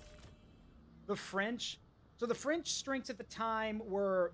was the fact that they could quickly draft up a new army. Like, all they had to do was literally call up their conscript. They could conscript fast. But during this day and age, the French's big advantage was their cavalry. The French heavy cavalry was one of the most terrifying forces you could ever come across. And in this game, it's reflected. Heavy fortress. Fortress redoubts are manned. Let's see, can we bombard it? Yeah, likely chance. Yeah, the redoubts are captured. All right, can we bombard the walls? Got the walls breached, and now we're gonna seize it with grenades. Yay! Got it. Easy. Choose your doctrine.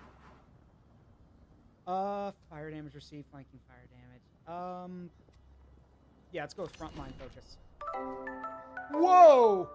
Whoa! Hi! Das Breitschwert? Is that how you say that? Das Breitschwert? I'm sorry, I'm bad with German. Hello, welcome Raiders. I'm Zaruk Windcaller, Guardian of the Forest of Memories. I'm a variety streamer that plays games with a strong memory connection to me and my community. I'm also a history major, and this is Master of Command. Oh, you were also playing. Very nice. I'm currently in the 3rd act of the game, playing as the Prussians.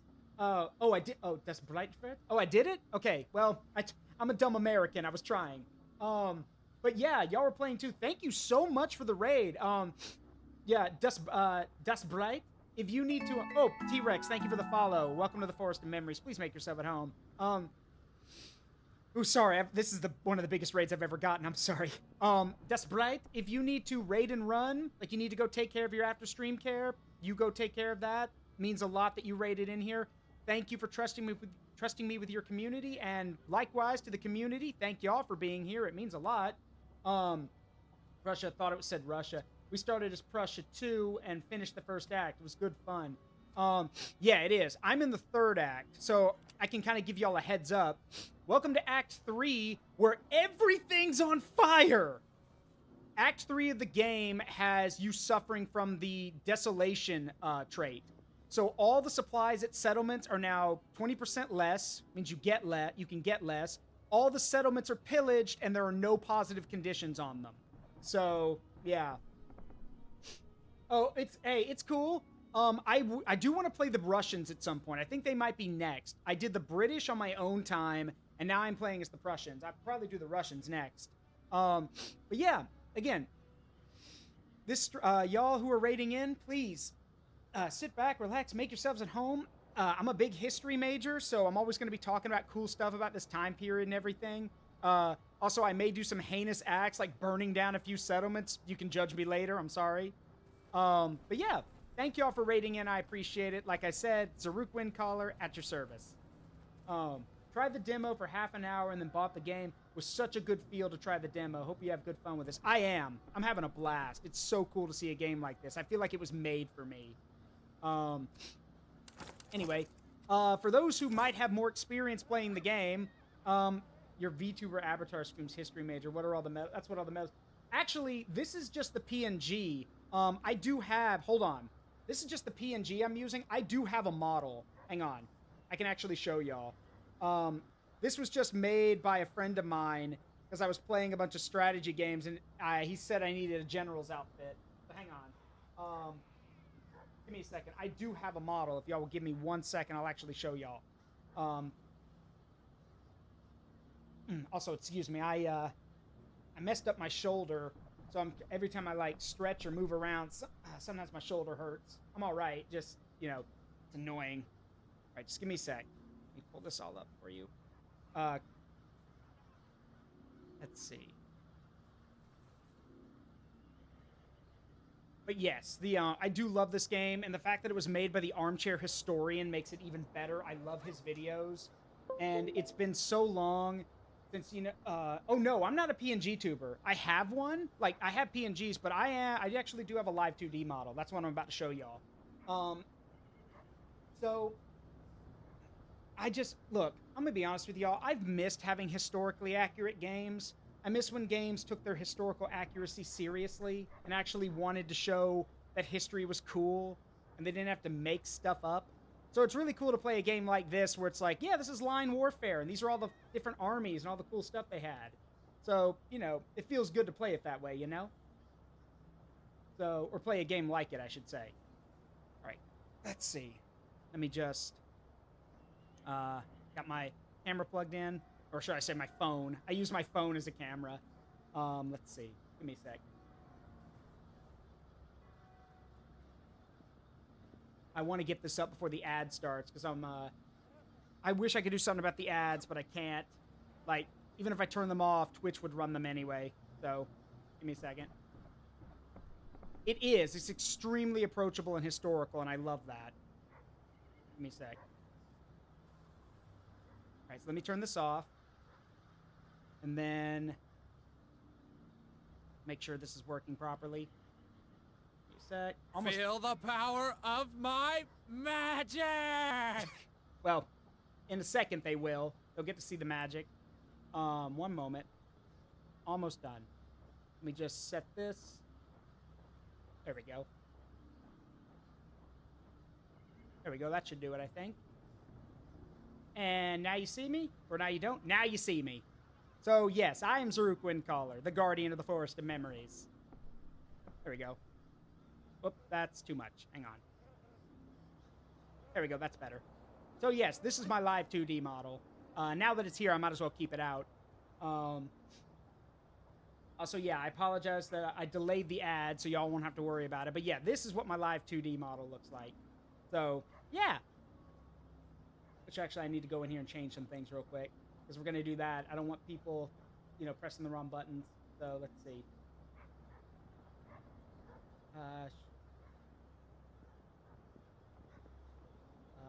I think that's everything.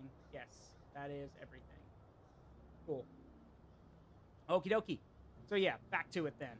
Prussia calls and I answer. So, Liegnitz, or Liegnitz, I don't know how you say that. Let's see. Nope. History major of the fabulous era. Actually, actually all the tattoos are signs of magic. So my whole deal is that when as guardian of the Forest of Memories, every memory that was, that is, and is to come is basically under my purview to review and to watch over. And there were these, basically any memory that couldn't take a physical form that was lost in this forest basically imprinted itself on me, and that's why I've got all the tattoos. That's just magical ability.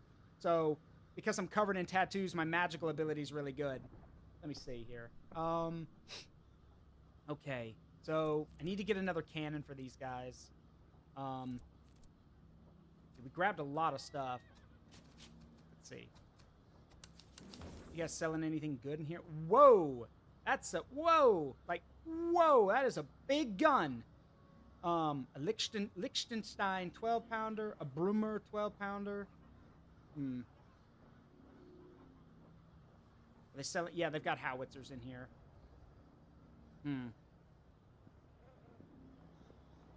I'd rather have the accuracy, so how much for the... God, that's expensive.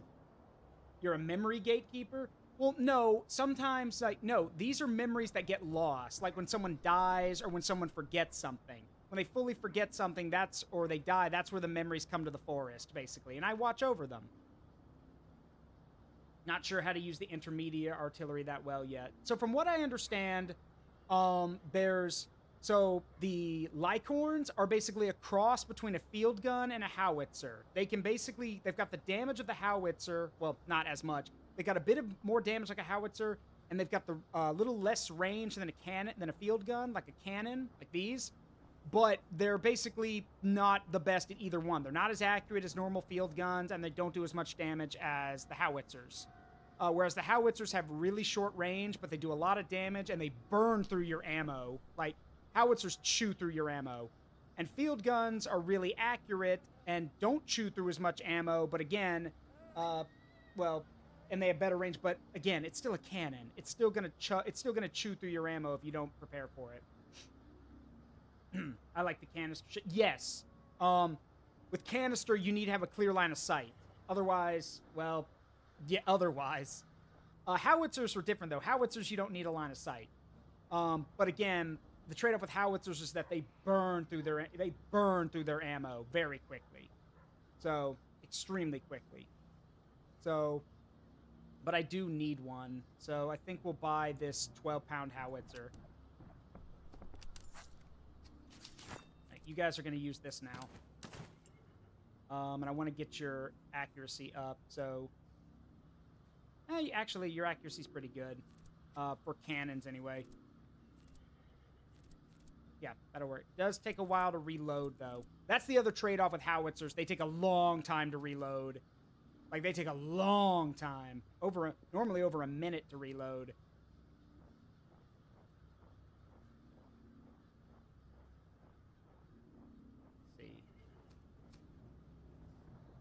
I think we'll be okay for right now.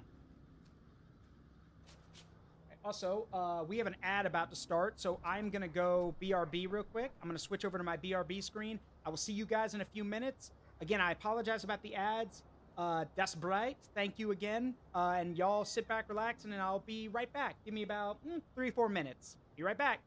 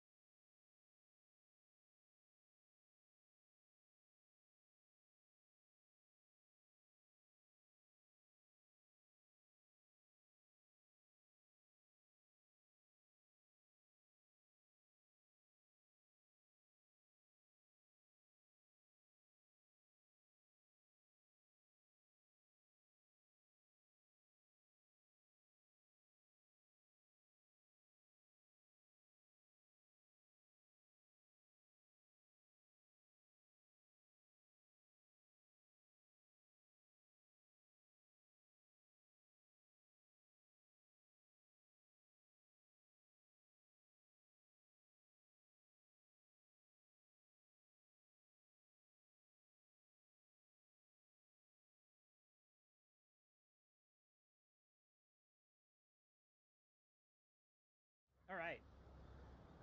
And so we're back. Hi, Desperate. Thank you for stopping by. It means a lot. Sorry, I had to stretch. There we go. Also, I'm going to give him a follow. There we go. What was the British strength in Master of Command? The British have the most disciplined and most accurate infantry. They, so they are literally the quality over quantity option. The British have the most accurate infantry, and are most disciplined. So they've got the best, so they've got really good morale. They're crack shots. But the trade-off is that it is really hard to replace them because of how difficult and how well drilled they were. And you're always going to be outnumbered because the British deploy smaller units than the other European countries or the other European nations do. So that's their strength and their weakness. Let's see.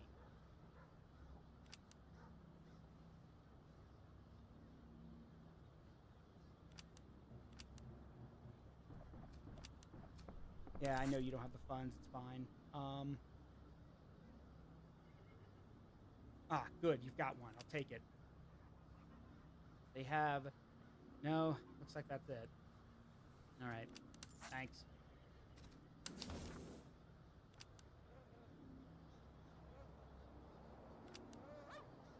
Actually, let's keep those. Sell that.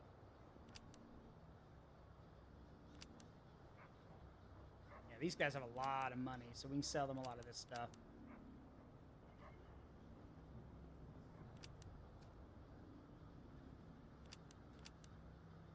Won't make back all of our money, but trust me, you want the last act. We need to make sure we got money.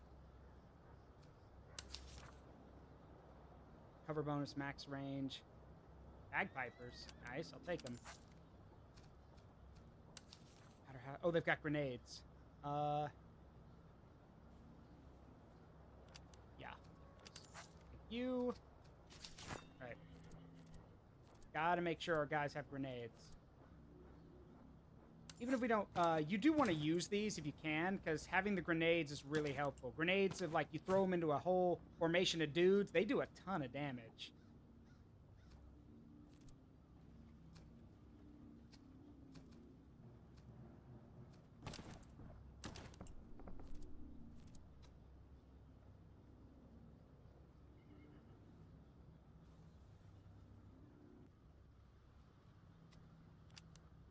There we go. Okay, so I think these guys are ready to become, yep, Prussian horse artillery. So, horse artillery. It's exactly what it says, for those who wonder, it's exactly what it says on the tin. The idea was that if we hook these guns up to our horses, we can pull the guns around a lot faster, because at the time, artillery was more of a mobile idea. The concept of moving the guns around to the best position so you could shoot at your enemy was basically what they were doing. And it worked. It was a really good idea. And horse artillery, the trade-off with horse artillery is that it meant the guns were going to be a lot lighter because, well, the horses have to pull the damn things, so they kind of have to be light. But, I mean, if it works, right? So...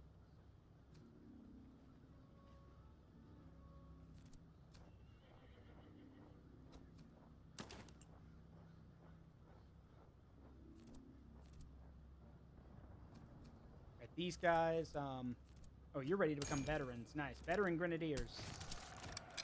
Very nice. Need to get you guys some musicians or something. Because our whole victory, or how this is going to play out, is all going to be determined by these grenadiers. Like this elite grenadier unit, this regiment of grenadiers, sorry, brigade, I'm sorry. Was Napoleon really that short? No, actually. He was actually standard height for the time. I believe he was like... Let me actually check. We have historical and scientific data about it. How tall? He was 5'6". So at the time, that wasn't that bad. The reason we remember him being short is because of propaganda pieces by the British. He was 5'6", so he was a little taller than... Well, okay. I'm 3'5", so Yeah. Yeah, he would have been taller than me, but your average human back then, no, he would have been average height for the time. You know who wasn't average height for the time? George Washington. George Washington, for those who don't know, George Washington was like a monster. Let's see, what was it? Yeah, he was 6'2" at the time. Yeah, he was like 6'2", 6'3" back then. He was a giant. And then, yes, that is also true. Napoleon and other men of power back then would be surrounded by grenadiers, who were usually picked because they were tall and very imposing guys. Like the Potsdam Giants, who were a Prussian group of, or a German or Prussian unit, who were all grenadiers, and they were all 6 foot or taller. Like, they were giant men. And again, as you can imagine, there's something terrifying about being on the battlefield and then watching as these dudes that are basically giants compared to you, marching towards you, you shoot at them over and over and over again, and it doesn't stop them. And then they just put their bayonets on and run right at you screaming. Yeah, as you can imagine, that scared a lot of people. Oh, nope.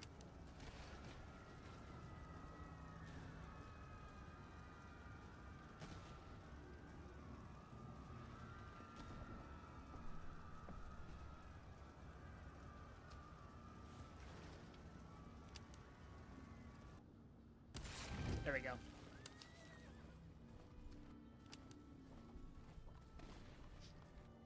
That worked until the American Civil War. And yeah, being tall wasn't very good. Once guns got more accurate, being tall wasn't very fun anymore. Let's see. All right, here's a fun history fact for you guys. Normally, I have you redeem I think this calls for a little history lesson, but I'm going to give you guys a free one this time. Did you know that in the history of the world, the nation that holds the record for the fastest modernization is Japan? Once Japan was, because remember, for about 200 plus years, Japan was cut off from every part of the world. They literally closed the country, and no one was allowed in, and you couldn't leave. So 200 years later, when Matthew Perry opened the country, stopped having it be closed. When Matthew Perry showed up and basically opened the country up, Japan was introduced to modern technology at the time. And they were able to jump forward 200 years technology-wise in only 20. It took them a tenth of the time to modernize, which is insanity when you think about it. From katana to musket and Christianity. Well, it wasn't just that. So everyone, okay, I'm gonna let you guys in on a little secret. There's this really dumb idea or this concept that that samurai hated guns and saw them as dishonorable. No. When they saw guns for the first time, they were like, gimme that, gimme. That's fun fact. That's entirely the reason why the Portuguese were allowed to spread Christianity on the western island of Japan, is because they were like, well, we brought, message of our Lord and Savior Jesus Christ. It was like, but you brought guns. Well, yeah, we brought the guns too. Sure. Spread whatever religion you want. Give us the guns. So, yeah, they brought their matchlocks with them. So, by the time we get, as 200 years, 200 years of time passing around the country while it was in a vacuum, and then the moment they get introduced to modern tech, they jump forward. It only takes them 20 years to modernize everything. It's kind of scary how fast they modernized. However, there was one problem. Here's the thing. One of the reasons it took, y'all got to remember, in that 200 years, while Japan was cut off from the rest of the world, a lot of ideas and a lot of concepts were being fleshed out, rationalized, radicalized, or just tossed to the wayside all across the world. Remember, for 200 years, so they didn't know about, the 7 Years' War. They didn't know about the American Revolution. They didn't know about the United States Civil War. The U.S. Civil War. They didn't know about any of that. Like, none of that was, they hadn't heard of any of that. Did the offspring of Genghis Khan really invade Japan? They tried. Yes, they did, actually. Twice, actually. The word, for example, the word kamikaze, which means divine wind, it was the divine wind, that being 2 hurricanes, that stopped the Mongols from basically getting to mainland Japan. Because every time they tried to sail to mainland Japan, a hurricane came in and smashed their fleet. They did it twice. It's like that Bill Wirtz video said. Because we've invaded China, said the Mongols. Please respect us, or we will invade you also. Okay, said Japan. So the Mongols invaded Japan and died in a tornado.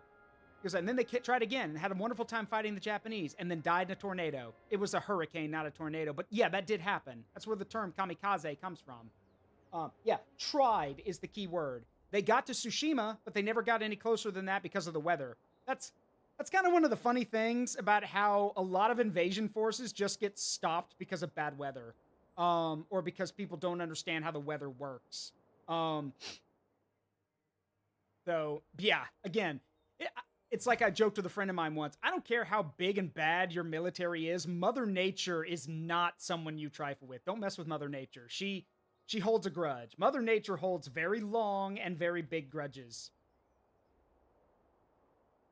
And if Mother Nature can't stop, well, and if you want a good example of it, if Mother Nature can't stop you, she'll ask General Winter to do it. And General Winter has done it 3 times. So, yeah. General Winter has saved Mother Russia 3 times. So, yeah, don't mess with Mother Nature or Father Winter.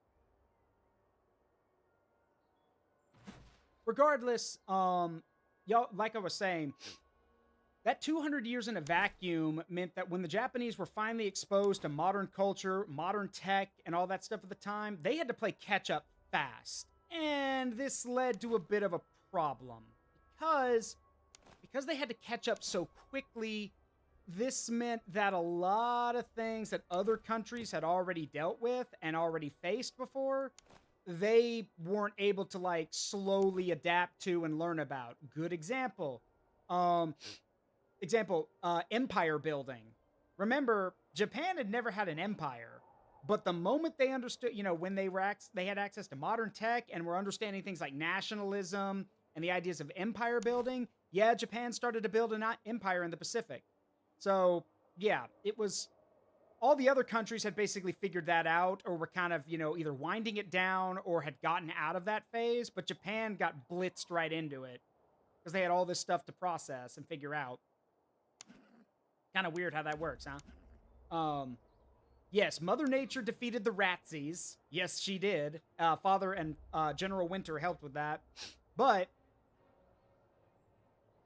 there's one other thing I want to bring up. And this is a bit darker, but it's worth mentioning. One of the problems is that with Japan's rapid industrialization, this led to this belief. It's also because of the war that happened between the samurai and the shogun's between the emperor and the samurais and the shogun's forces. This idea that Japan was this sacred and divine place. This idea that Japan was like better than all of the Asian nations around it. And because of that, they decided that, well, if we're better than everyone else, then that means we should get to take whatever we want and do whatever we want. And this would lead to, for example, Japan's views during World War II. These very radicalized, militaristic ideas. Fun fact, the whole concept during World War II of Japanese soldiers abiding by Bushido, that was literally just pushed by the government. The government used that as a propaganda piece to motivate their soldiers to fight harder.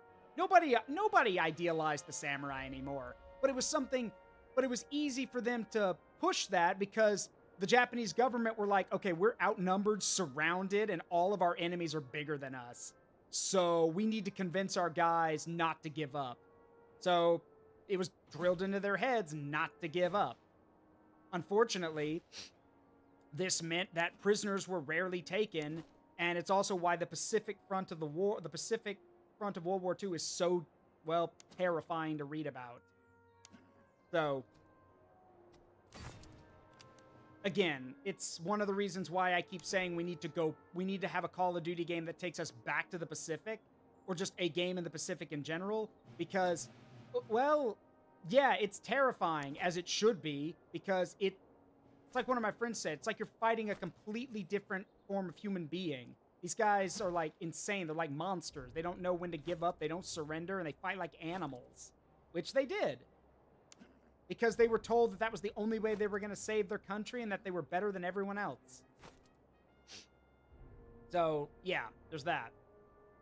Regardless, though, that's kind of one of the reasons I study history. I've told y'all before, when it comes to studying history, one of the aspects of it is that you learn very quickly that you can connect a lot of things, both in the modern world and in the past, to certain events or certain people or certain aspects and beliefs.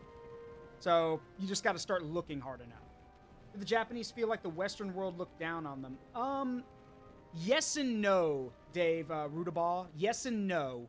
So what it was is that there were numerous times, especially after World War I, for example, where Japan felt like they were being slighted. They felt like they were not getting the respect they deserved. They felt like all of these grand Western nations or these huge empires looked down on them or treated them poorly because they were just a tiny island nation. And so, for example, after World War I with the Washington Naval Treaty, Japan was not allowed to build as many ships or as heavy as ships as the British, the French, and the Americans, and the Germans, well, the Germans weren't allowed to build any, but you get my point. Basically, even though Japan was with the Allies during World War I, they were basically shunted to the side, basically like, you're not European, you didn't fight in the war and lose a lot of men, so why would we give you all the benefits and all the special, the special stuff that we get? So they didn't feel too good about that. However, it also was true because in the long run, Japan's military officers and military planners realized that they were never going to beat... No, halt. They were never going to win a fight against, like, the Americans or anyone like that. In fact, so, how do I describe this? The Japanese military during World War II was constantly looking for this thing called a Kantai Kessen, like this decisive battle. This ultimate battle where they would cripple the United States and like the United States Navy and basically force them to come to the negotiating table by winning this overwhelming battle of quality, where their quality would beat American quantity. Side note, that's bullshit and it didn't work. It never worked because they could never, and because they were constantly seeking that, all of their decisions for battles and combat were based on that idea. For example, the Battle of Midway. Midway was supposed to be one of those Kantai Kessen moments. It was supposed to be where, like, all of America's, aircraft carriers would be brought to bear and then would be destroyed by the Japanese Navy. Except that's not what happened. And then during the Battle of the Philippine Sea, same thing. It was, we will lure the Americans to another battle and we will do so much damage to their fleet that they'll have to surrender. Again, that didn't happen. And they kept trying for that. But in the end, they just felt like that they were superior to everyone around them, and they were already getting snubbed by the Western nations, so that didn't help very much. However, that does not excuse what they did to their Asian neighbors. If you guys want to know why Japan, Korea, and China hate each other with a passion so much, it's literally because of all the stuff that's happened in their history.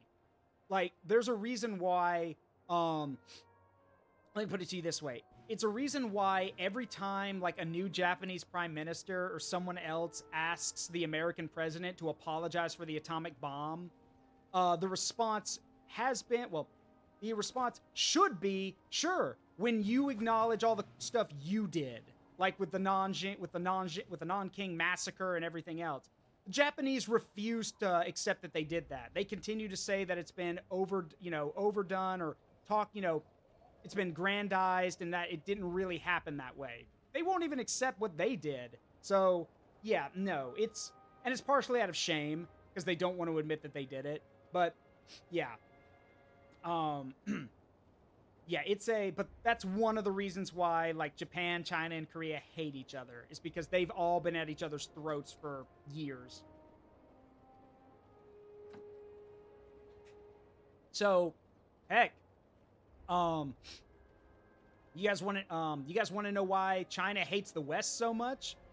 Because they literally think that we're going to eat. They literally think that every time we try to make a deal with them, we're trying to rip them off.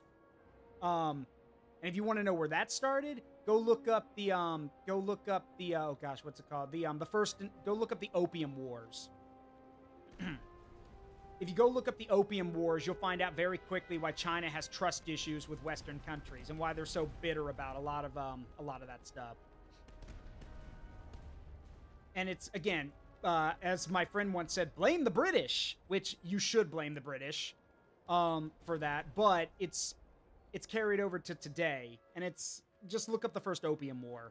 It's really messed up what happened in it, but at least it'll give you an idea of why. Oh, how did that happen? Sorry, my model just went off. Hang on. But at least you'll get an idea as to why.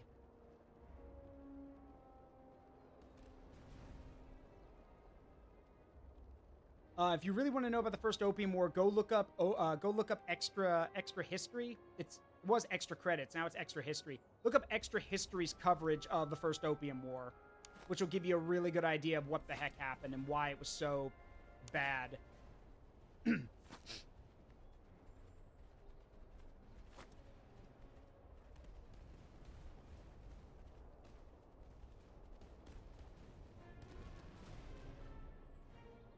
That said, I don't know how much longer, like, I shouldn't really say this. I don't know how long China's going to last in its current form, because apparently hundreds of thousands of people sleep on the streets or don't have homes because of bad social credit. So, like, I mean, if your people are suffering, then how in the world are you going to make your country work? But whatever. I shouldn't talk because I'm an American. But as the saying goes, like that Chinese saying, okay, Bill Wirtz made the joke of, China is whole again, and then it broke again, where it's really, Isgrimir, thank you for the follow. Welcome to the Forest of Memories. Please make yourself at home. But the actual Japanese saying is, the kingdom long divided must unite, long united must divide. Like, literally forming and breaking apart is kind of part of Chinese history. It's actually kind of ridiculous. Anyway, thanks, guys, for just sitting there and letting me do this. Get him, boys.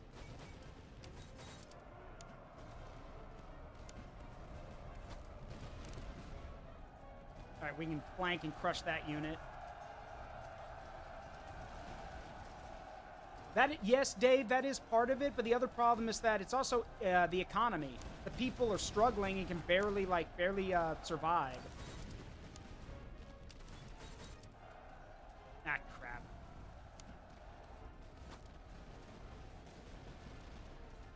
I forgot how many cavalry units they had.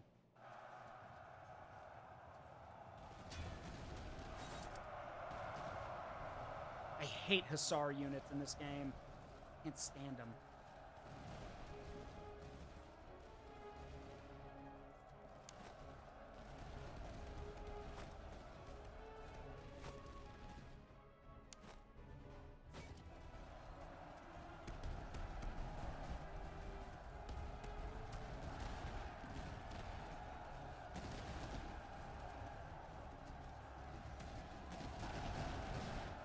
Well, my Grenadiers can handle that, so I'm not worried about it.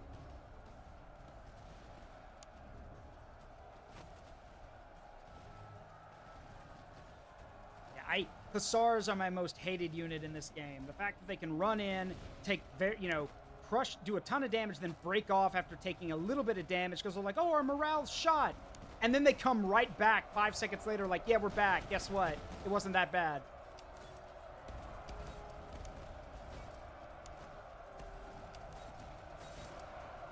Save those recruits. I need them.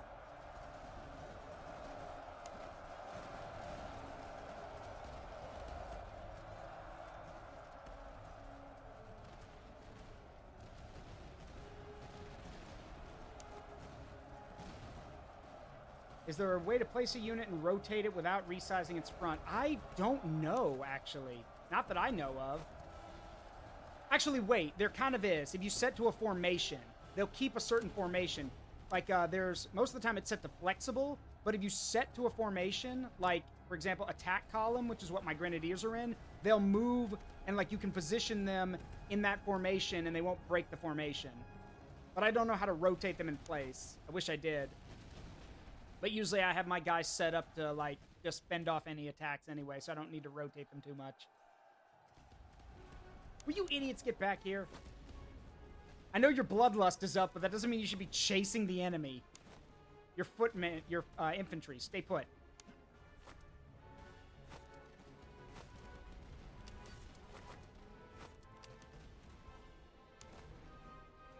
Alright, let's move up with this, let's move these guys up. Oh, they're coming back! How about that? Countercharge. Don't let them get close. Well, that'll work. That hurt my guys, but hey, they broke off.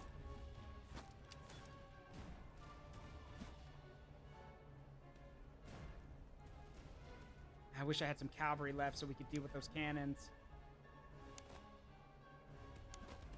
Alright, also, let me show you guys how grenades work in this game.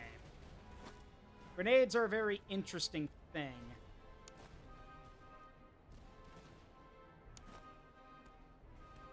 Alright, time to advance. Here's how grenades work. Grenades are based on your position and your formation. So you want to throw them like when guys are like directly across from each other. But you basically click. And, oh, you're going to line up for me. Thanks. And then they'll just light them and throw them. Yeet!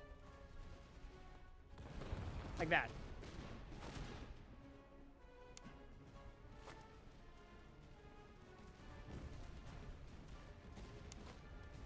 The entire army will advance? In what direction, Your Grace? Or straight ahead, to be sure.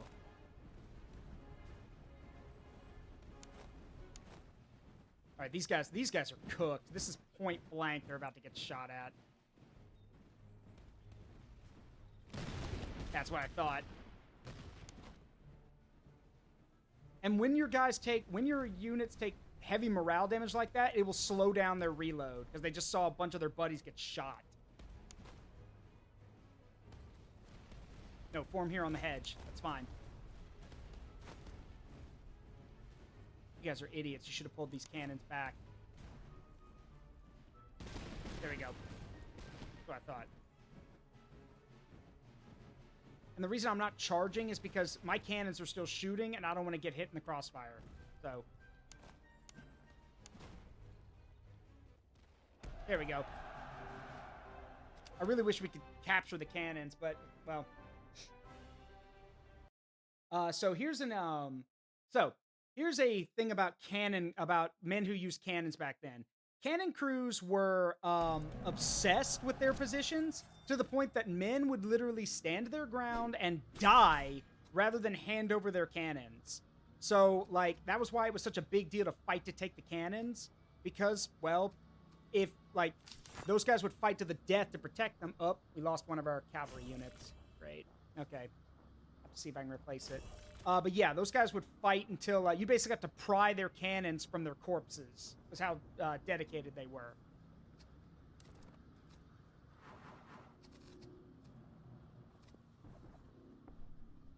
That worked. Inspiring. Do we know if the morale, either stored or game bat, changes depending on the formation? No.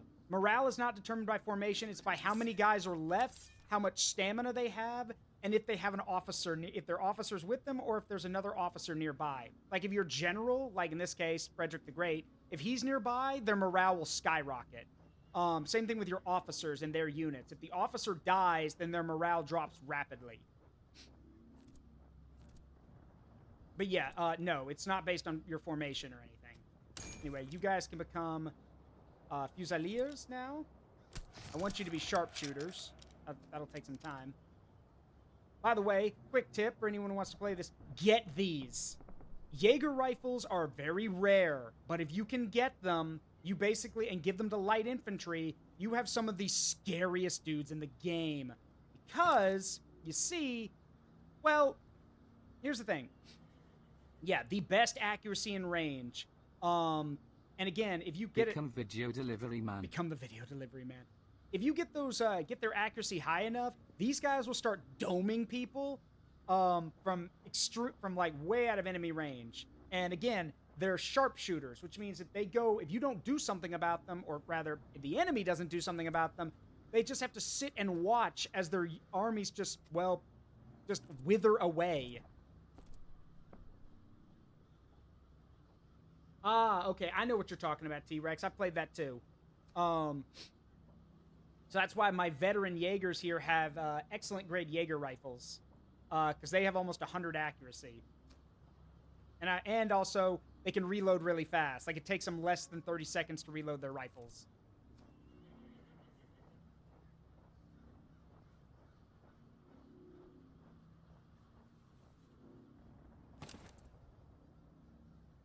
Also going to give you guys that haversack so you have better morale. All right, we did lose a chunk of our army thanks to that, so...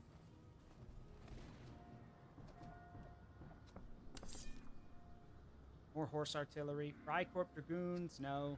SARS, blah. Anyway, can you, You know what? No, let's go find a gunsmith, because I want to buy some guns for my men.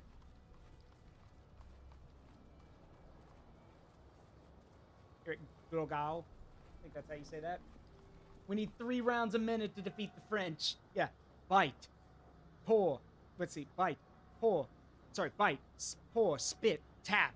Yeah, like, as dumb as that is. Hey, I love the Sharp series. I've read all the books. I've watched all the movies. Like, I love Sharp, but even I'm like, this is kind of dumb. But again, it's historical fiction. All right, let's see. Yeah, you can take that. You can take that. It's 40 shillings on the drum. Those who volunteer to come. Risk and fight foe today. Over the hills and far away. Excellent reload.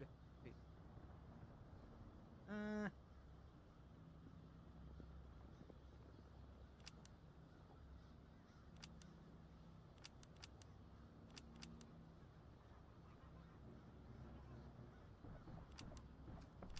we go.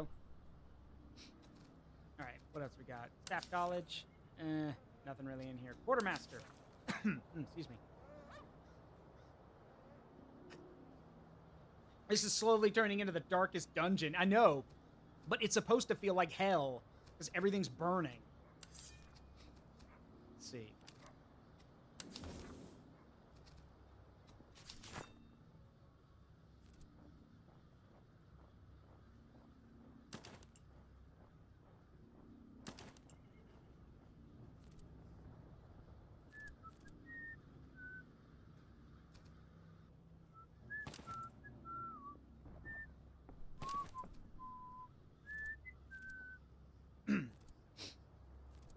Now, me personally, I'd much rather be playing as the British because I actually like the British's accuracy with their base infantry, which means if you get them in cover, they'll just bang away with their muskets and drop guys left, right, and center. But hey, can't have everything you want. Anyway, veteran Grenadiers. All right, so here's my plan. We're going to snoop around. We're going to run around a bit more, grabbing up stuff and supplies. And then we're going to set up camp and drill, because the enemy HQ is coming, and we need to be ready for them. I also need to pick a good battlefield.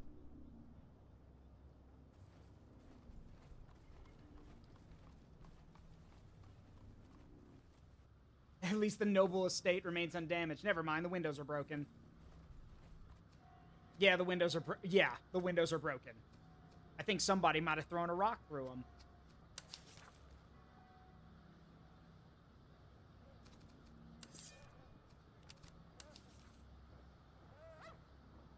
A rock. Yeah, one of those. Yes, a rock.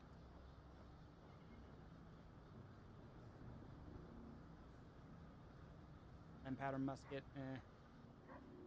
Tula muskets. Do all of our guys... Well, no. I prefer the Swedish ones for their excellent melee. Tulas are okay, but eh. All right, we've already checked this place out. I need to find another one. Need to find another city. We'll try there next.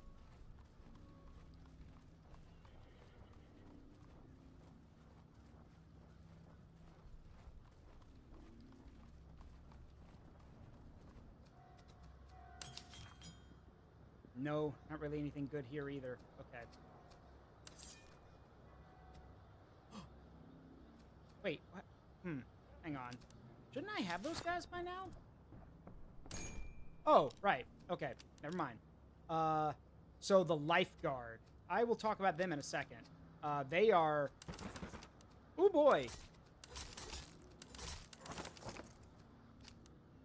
All right, I need to find some, let's see.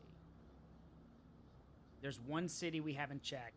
Unfortunately, it's right next to my enemy, so no. All right, we're just gonna find... Here. This is where I make my stand. In the fields around Opalen. It'd be better if I could find a river to make a stand on, but Charleville, land pattern, Sul. I want my standard infantry to have good weapons for what's coming.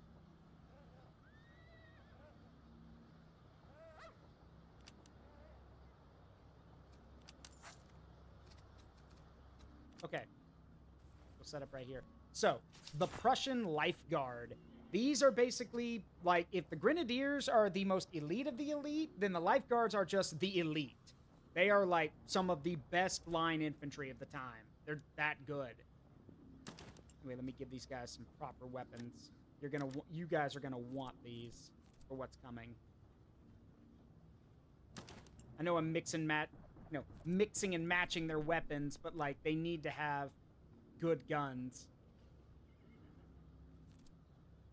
Most of my Grenadiers are the ones with the best gear, as they should have, but still.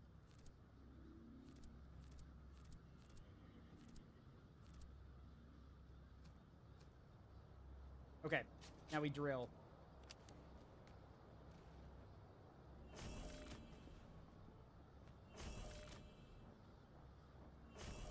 Correct. Das Breitschwert is correct. The Jaegers, Clausewitz, wait, what's that say? Clausewitz would be proud. Get 5 officers to max level as the Prussians. Nice.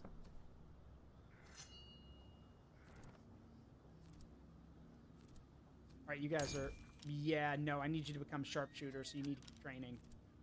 But you guys are ready. The Lifeguard. So the thing about the Lifeguards is that they're basically... How do I put this? I don't want to call them discount Grenadiers, but if need be, you shouldn't need, but if need be, the Lifeguard can fix bayonets and can go running into battle. I can go running into melee. You shouldn't be doing that with them, but hey, if, there's an emergency, so be it.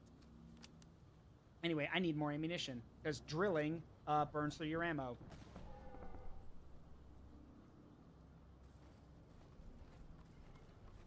And there's also another problem here.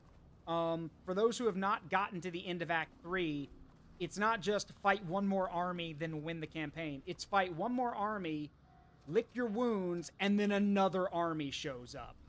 So you fight 2 armies. Back to back. Well, not back to back. You have some time to heal up. So I'm grabbing ammunition, not only for drilling, but because we're going to need it afterwards. I kind of wish I had the trait that lets you like forge your own bullets as you're traveling. Like it's like a press that makes so you can make ammunition every day.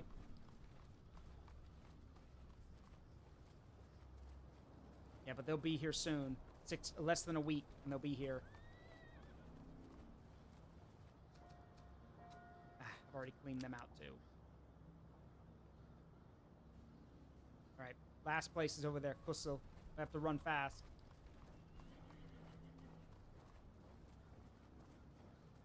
Too late. Yeah, too late. General, our scouts report the enemy headquarters has mustered its full army and is marching to engage us. Columns move on the main road with advanced guards out and expect contact within days. cannot outrun them. We must face them. I know. Let's see, where are they? All right, there they are. Moving already. Let's get to coastal and buy up all the ammunition we can carry. Then maybe... I've got an idea. I may not have a brain, gentlemen, but I have an idea. I've got an idea. Hide in the mountain. No, you suffer attrition from doing that. No, let them come to me. I'll fight them on this river. God, they're fast!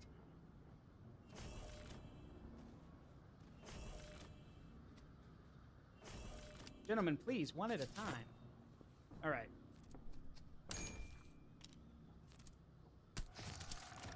That should be enough to at least turn most of my normal veteran musketeers, at least, or most of them, not all, but most of them, into lifeguard.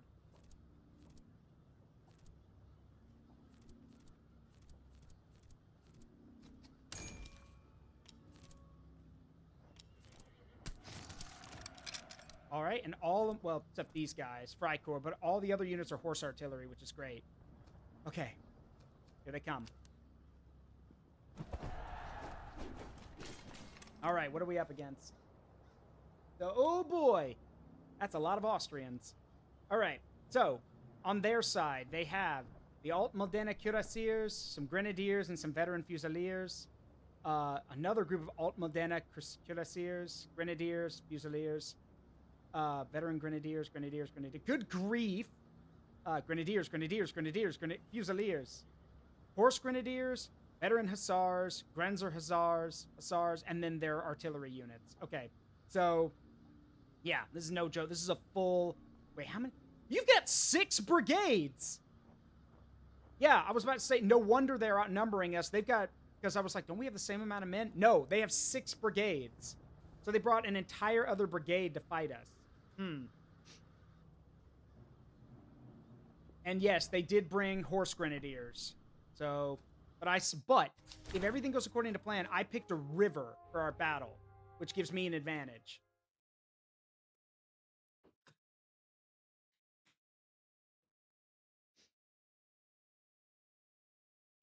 Again, a lot of the fate of this battle rests on my grenadiers. And because we're outnumbered like this, we won't be launching any grand encirclements or anything. Instead, my plan, we're not going to do like a grand encirclement like we've been doing in previous battles, especially at the end of an act. No, instead, I have another idea. We're going to take a page out of old Hannibal's book, and I'm going to try for the double envelopment, which is basically where left and right flank surround. Like, press in and surround the, press on the enemy's flanks, and then something comes in from the rear. However, we're down 1 cavalry unit, and they have 4. So they outnumber me on the cavalry side of things. By a lot, actually. I think they outnumber us 3-1. Let's see.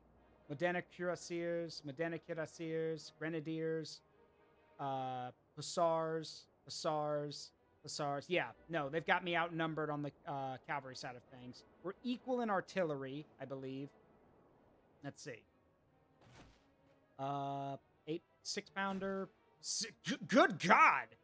Shuvalov, that's a Russian gun. Where'd you get that?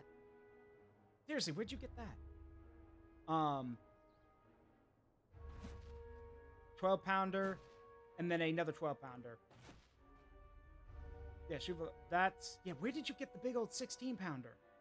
Okay, whatever. So, here's my plan. Like I said before, we can't really just wrap one flank because, well, these are tough units. They're not going to just stand there and let us close up the whole flank. Most of them are grenadiers anyway. So instead, what we're going to do is I'm going to basically take bites out of the line, basically. As units press in, I'll have the grenadiers and the cavalry basically pinch off any exposed unit, maybe on the far left or the far right. We'll break it, reform, and then, we'll keep chewing away at it until we've withered them down. Problem is that with such a big cavalry advantage, I've got to be on the lookout for them trying to flank us, which they will definitely try to do. And despite the fact that I was set up on a river, there was no river here. Thanks, game. A river would have been great. Oh well. We'll make do. I was really hoping for a river.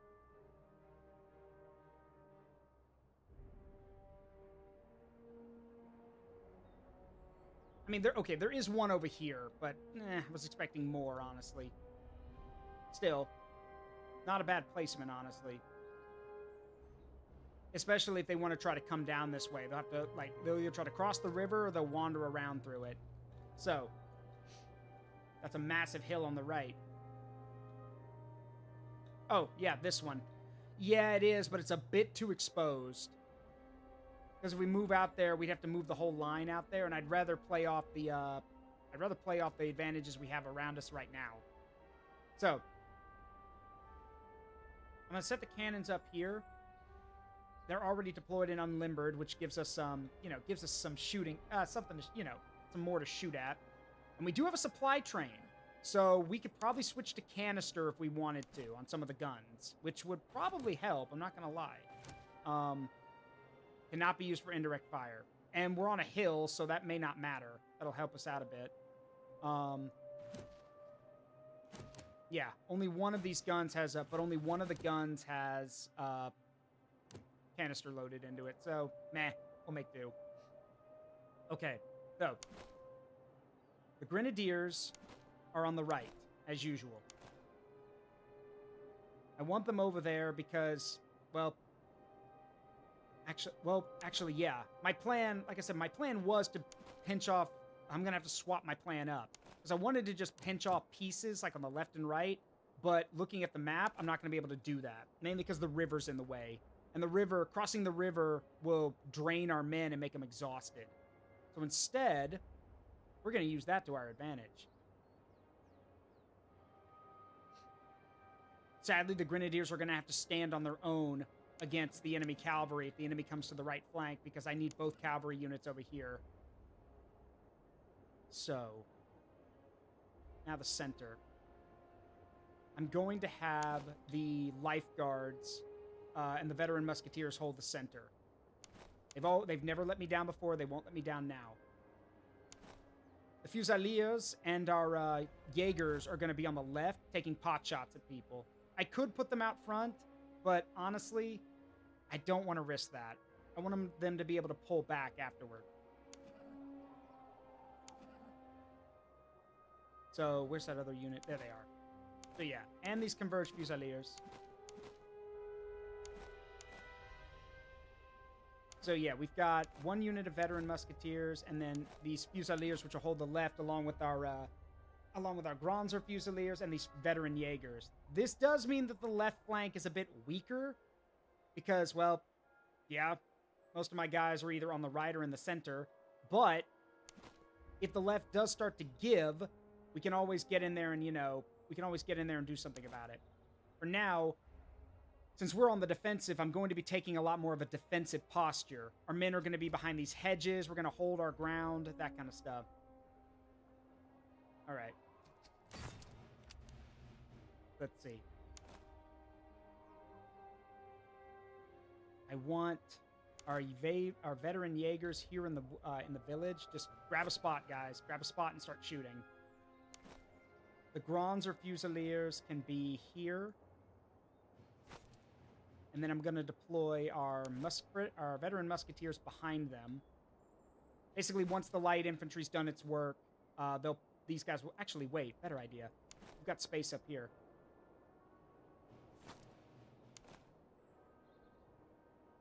Yeah, once the light infantry's done its work, it'll pull back, and the converged Fusiliers and the veteran musketeers will step up.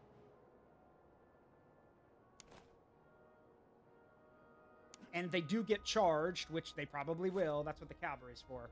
Meanwhile, on the rest of the line, the lifeguard can take this position. You guys have your own cover, which is good, so you can set up here as well. I'm keeping these two units here in front of the cannons in case anyone tries to do anything stupid, which they will definitely try. And then, of course, that leaves our strength, the Grenadier flank. We will have to see how this goes.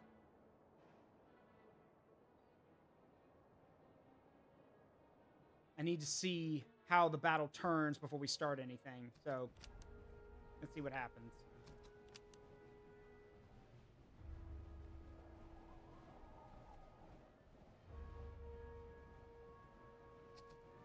I'm glad those Jaegers are so fast.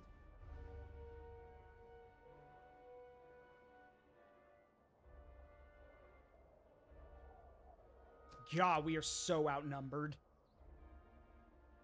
All right. Now, more than likely, the left flank is going to take a lot of pressure, and we're going to have to pull it back down and, like, loop it around. But that's okay. We can always condense the line if need be.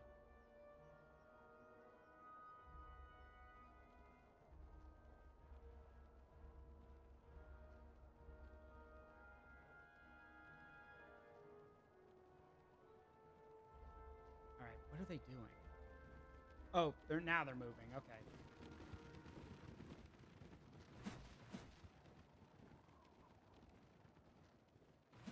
More than anything, I need to make sure that I concentrate fire on some of their elite units. Anything with an officer in it would be great.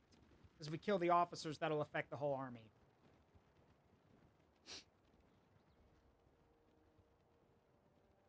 Hmm.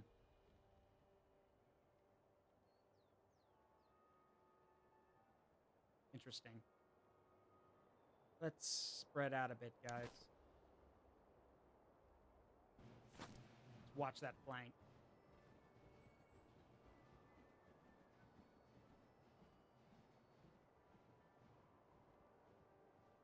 I want to see what they do.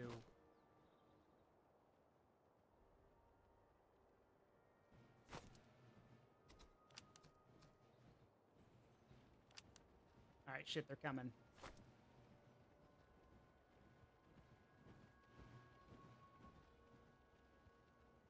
Let's see if we can get... See if we can't take a pot shot at those veteran grenadiers with their officer.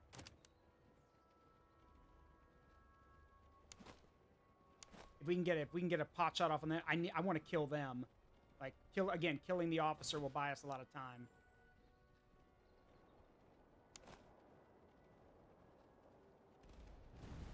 All right, cannons are firing. Wait, their cannons are firing. Oh, they've got more range. Okay, great. Of course they do. It's the Austrians.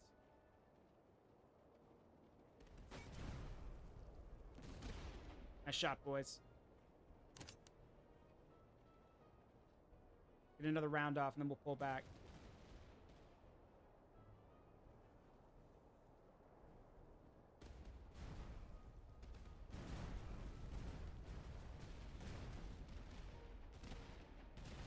That'll work. Come on, pull back.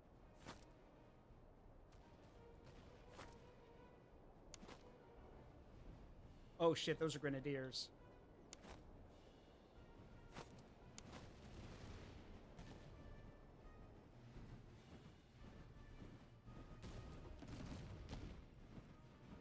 Hold your fire, damn it. Don't fire unless till you get a command. We've got rifles, for God's sake. Make them count.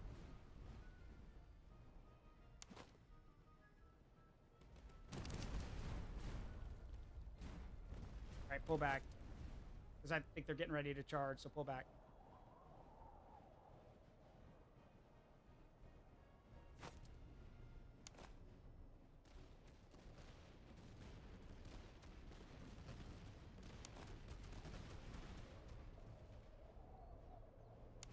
What are these guys doing?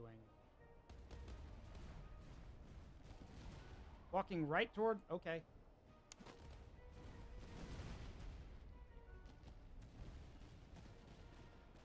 Right, back.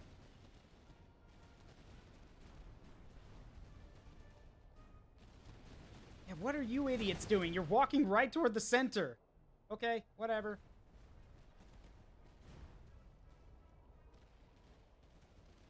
Actually, no, I see what they're doing. Okay.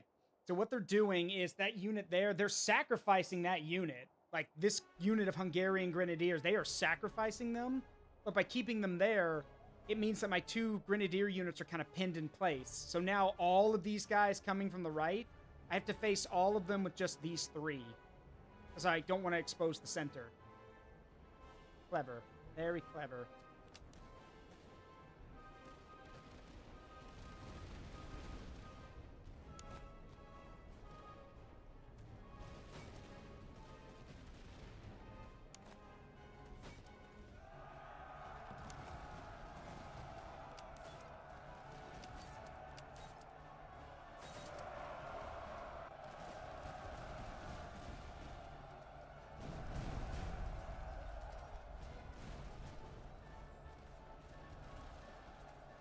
Come on, drive them back.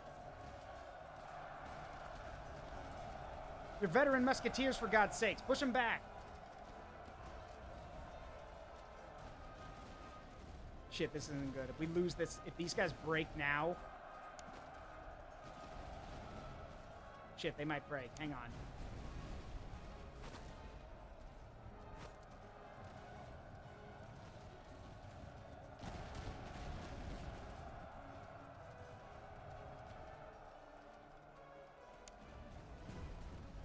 Yep, they're running. Great. Okay, good. But the enemy broke too.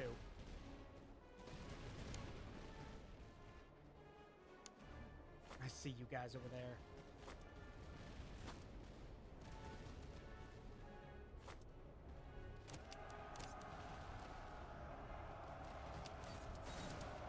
Drive out those hussars.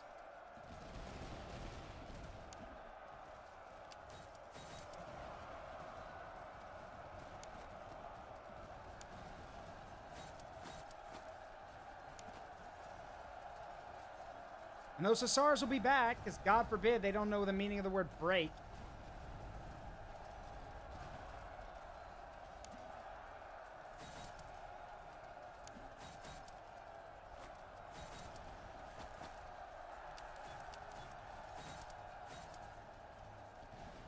And there go the dragoons, just great.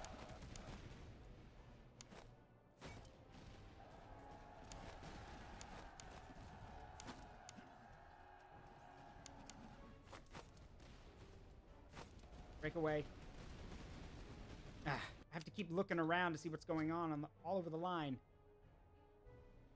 Also, yeah, we got an ad playing, don't we? Okay, well, I'll wait. I'll stop for a second. I don't want to skip this stuff. People want to see this. Just need some time to check some other stuff. So far, so good. They're the ones getting the piss pounded out of them. Anytime a unit breaks and runs, that's good, but...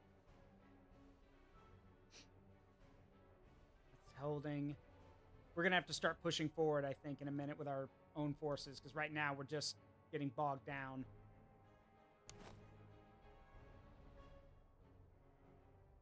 And like I said, the left... Oh, God, the left. The left flank is getting slammed. And those hussars are going to get their morale back, as I said. They'll get it back, no problem, then they'll come back. Here comes one of their elite cavalry units. Great. Okay. And the center is basically cracked. Because those guys, those veteran musketeers... Oh, you're back. Good. Get back up there. Yeah, those veteran musketeers have to get back on the line, but our dragoons are running for it, so... Not good.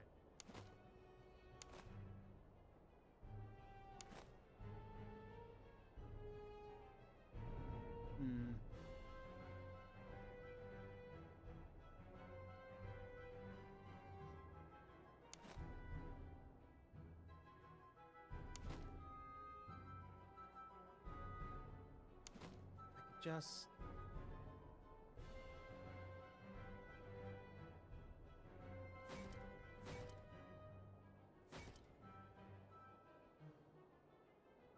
Yeah, those Jaegers can wipe out those Fusiliers. That'd be great. What can we do around here? Get these cuirassiers back, because they're in no condition to fight right now. And with the enemy cavalry coming, I'm going to need them.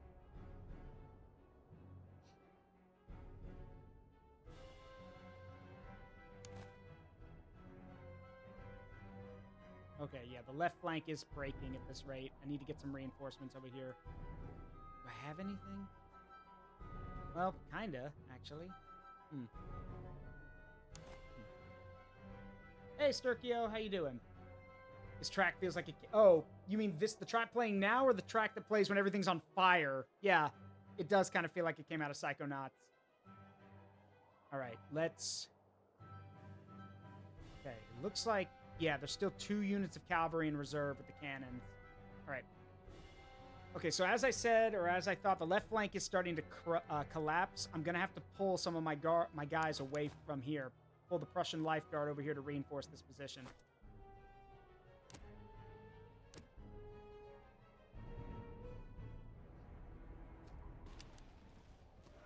Shit. I had a feeling they'd try that. Get back, get back, get back. Yeah, get those Fusiliers out of here.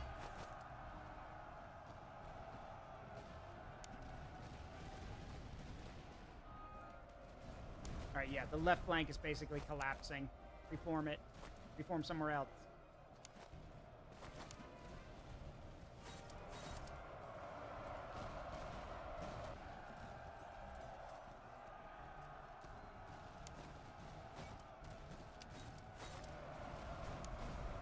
Those Jaegers out of here too. Can't lose them. Alright, they were... Shit! They're shattered. Great. That was both of my light in... Well, one of my light infantry units. Great. Those guys were the veterans. Shit. If they're shattered, I can't get them back. I just lost those really high-quality rifles. Damn it.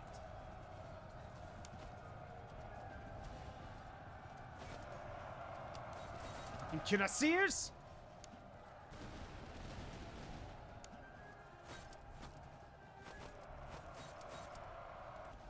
There. And the right is still slugging it out. Okay. Oh, God. Where are you? Oh, you're getting shot up by all these different units. Okay. Great. And just like that, they basically balanced it out because of my guys running for it over here. It also doesn't help that the first brigade's commanding officer got killed. Great. Okay.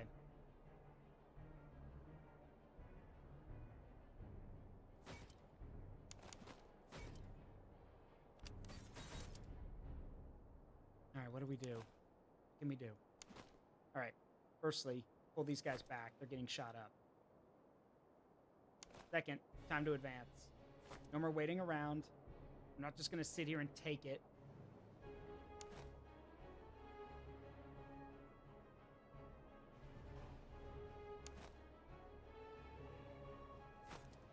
Let's go.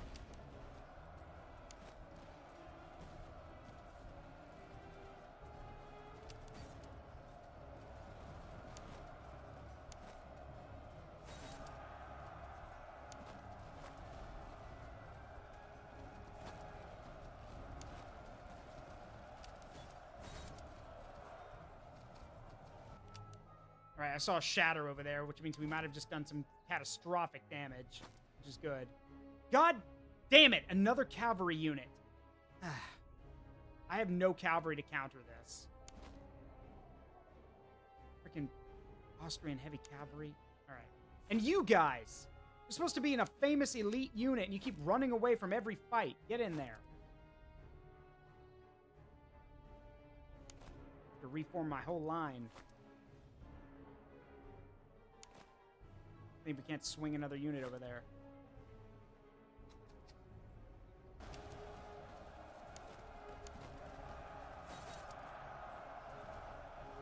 Let's see how you deal with my grenadiers. The best of the best.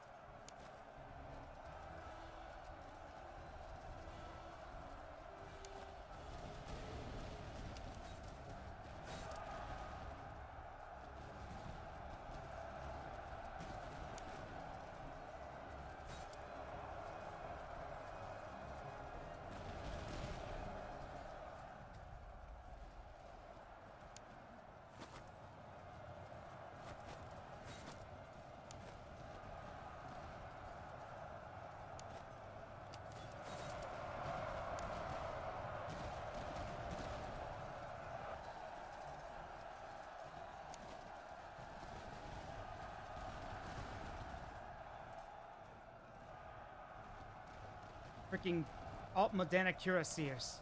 Or whatever the hell they're called. Alright, we pushed them back, though. On this flank, anyway. Reform. Get the Grenadiers back together.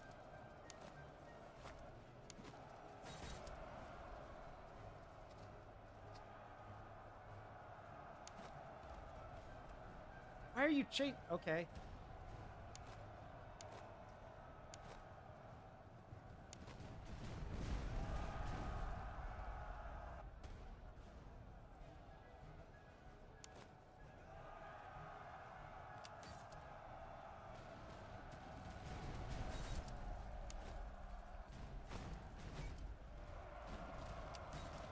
Fuck's sake!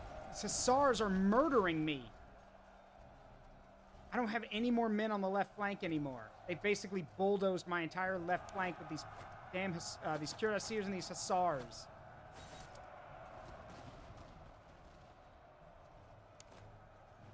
This is insanity. No one can form square yet.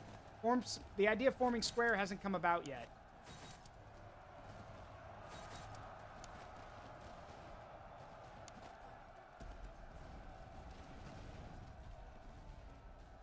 Okay, good. Drove. For fuck's sake, the cavalry. It's still. God, can you guys just piss off? Like when you break, just piss off, please.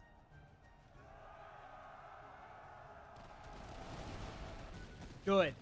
There's one.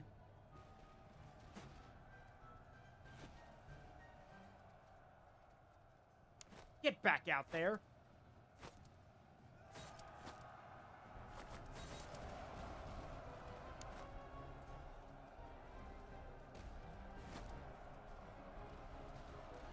I drove off that one.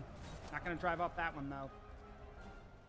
Just the cavalry won't back off. Like, they get there, we break them, and then they run away, and then come back, like, 5 seconds later. Just... Ugh.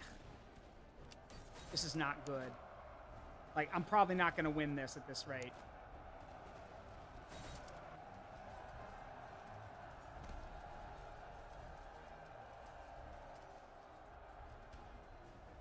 Yeah, I don't think I'm going to win this one.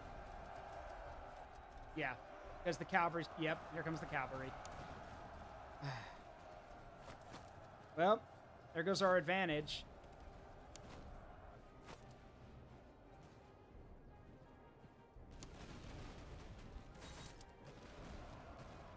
Yep, I think I'm about to lose. This is probably the end of this run. Or not. Why are they running away? Okay, sure. But the damage, oh god, the damage. The damage here has been catastrophic. I'm literally like, if I have to fight another army after this, I'm literally just gonna have to grab scraps and just throw them at the enemy.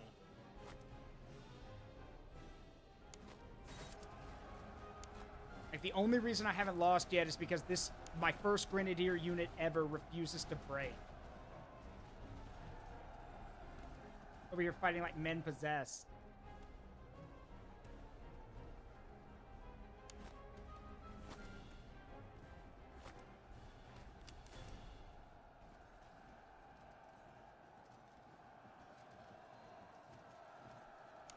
Save them. I cannot lose those guys. They are literally like an anchor. If I lose them, we're dead. Pull them back.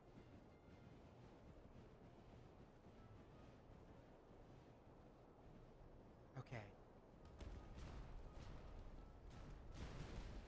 Yeah, and their cannons are killing us, as usual.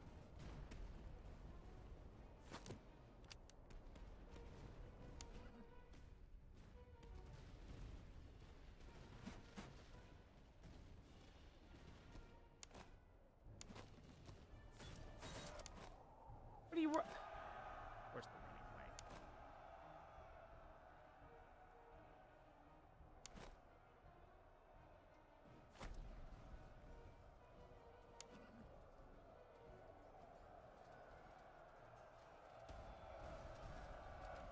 Okay, another unit running, which is good. All right, let's pull back and catch our breath for a second. Almost everything of theirs is basically running except the artillery. That's the only thing they've got left at this point is their artillery. Yeah, that's it. Just the artillery. And this one unit right here.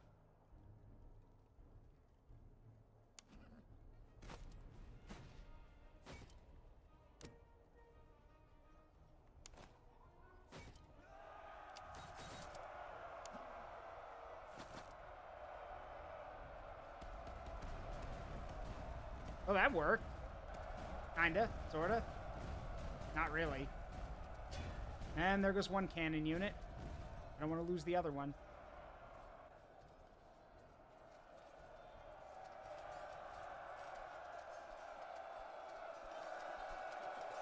And of course, these are grenadiers, so they're not going to break easy.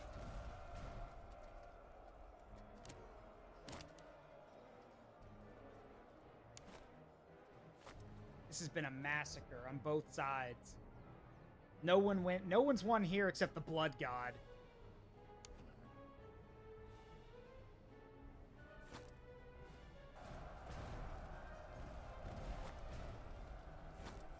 Yeah, this is... No one wins this one. Unless I can, because even if I drive those guys off the cannons, those cannons still have ammunition, which means they're going to keep shooting at us.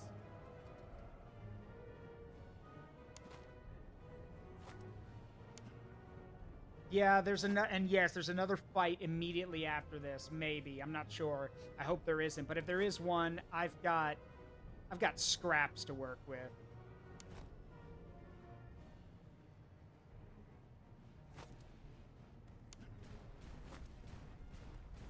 Again, it is like a roguelike. Sometimes things just don't go your way. And Frederick's elite unit just lost their commanding officer. Great. Just great. Just great.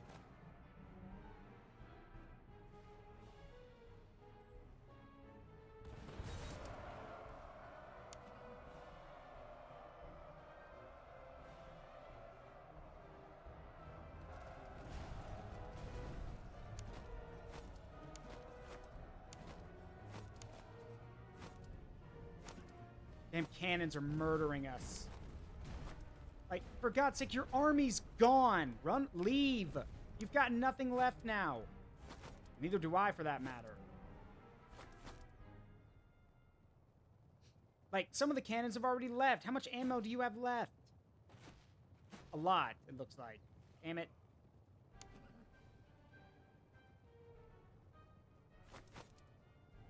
Yeah, the only reason they haven't broken yet is because these two cannon units are still here.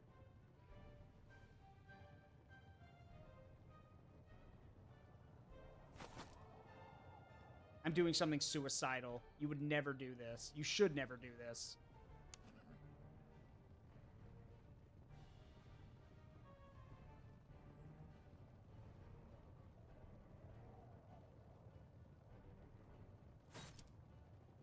You should never send your general to charge the enemy.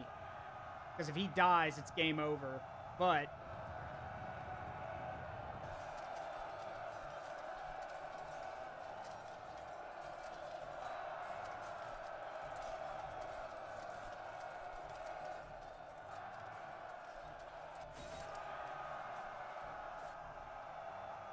come on, Frederick.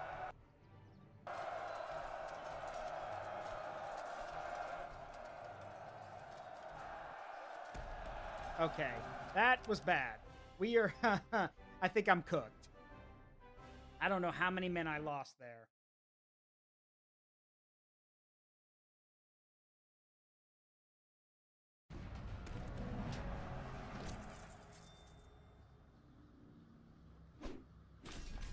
God. Yeah, please restore my casualties. Okay, well, we only lost one unit, which is good. Unfortunately, it was my Jaegers with their crack rifles, which is just great. Okay, well, we should be okay for the time being, though. I'll need to get some more men.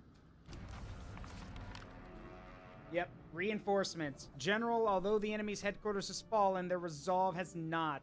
A fresh host has marched into the region, swift and determined to reclaim what was lost. They'll begin their pursuit in a matter of weeks. There will be no respite until this new army is broken. Rally the men, keep discipline in the ranks, and prepare for one last trial. Victory here will silence all opposition and bring the campaign to its rightful end. We've got 13 days. A little less under 2 weeks.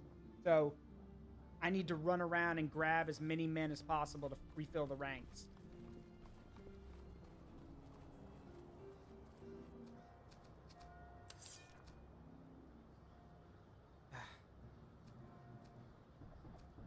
I'm barely gonna be able... yeah, fine, whatever, come on.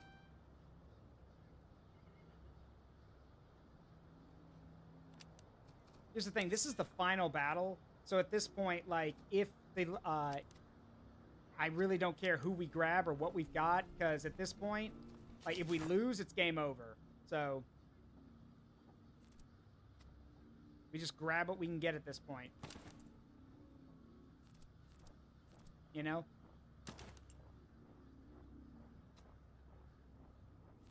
Thankfully, all of my grenadiers survived, which helps a lot.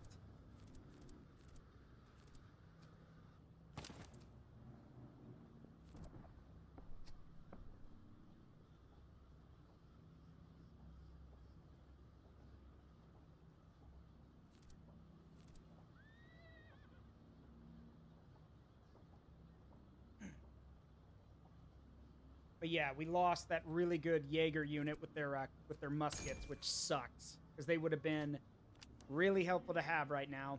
Oh well. What can you do? What's worse is that we're missing an officer. So, nah.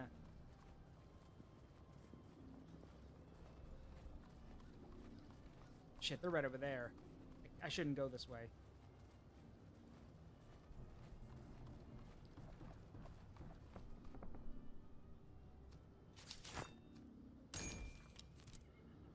You guys are lifeguards now. Thanks for surviving the battle.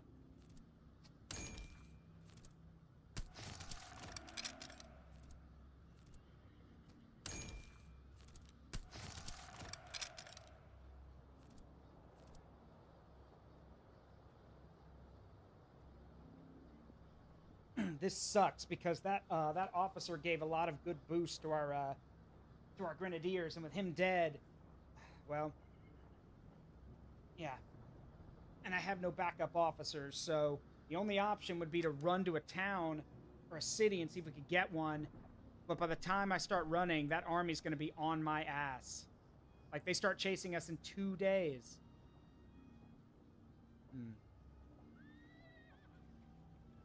We could try. A long way. You forced march. Run.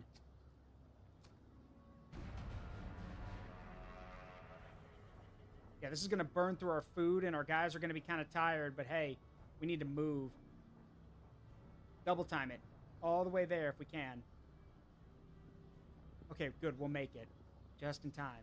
They're right on us. Get out of my way. Okay. Is there anyone available? Stamina. Like... That'll work. You're hired. Now, go get join the ranks. This is about to get bad, my guy.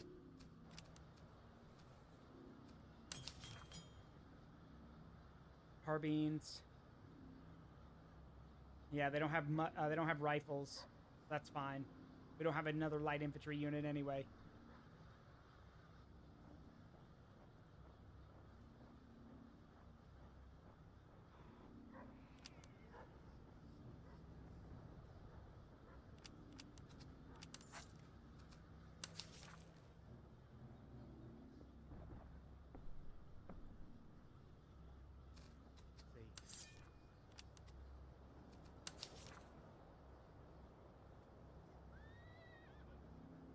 That'll definitely come in handy. I'll take it.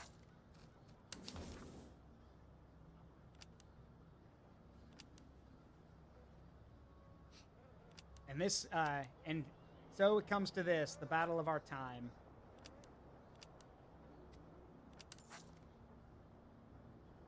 Let's see.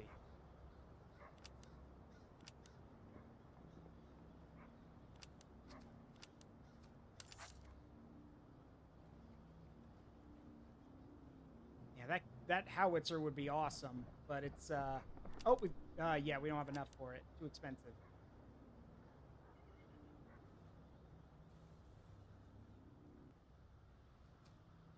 Unless, hang on.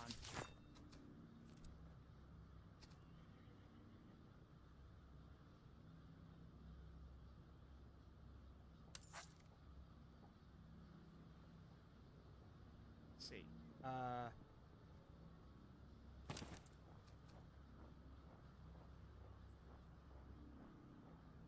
Apologies about that. That's job stuff I'm getting. Don't worry about it. All right.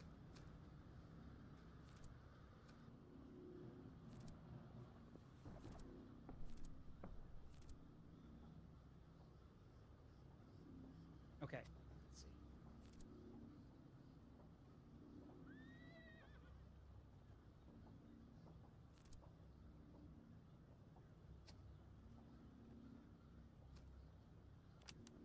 take that one. You guys can have that one. Use the canister shot for the howitzer.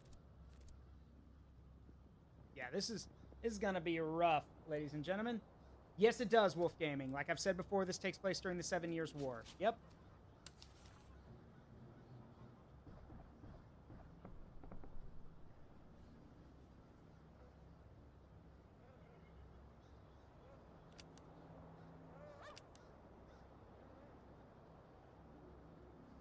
Yeah, this is gonna be nasty.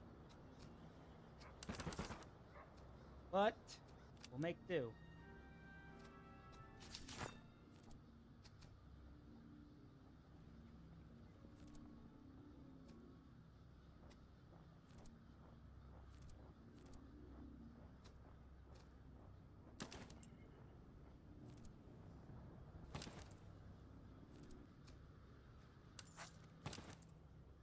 Or bonus.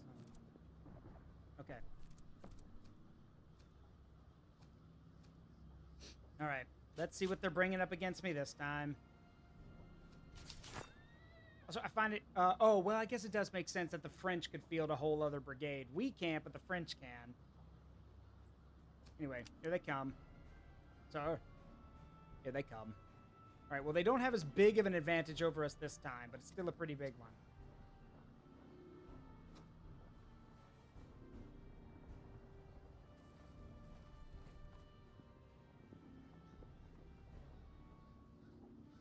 All right, let's dance. Another Austrian force.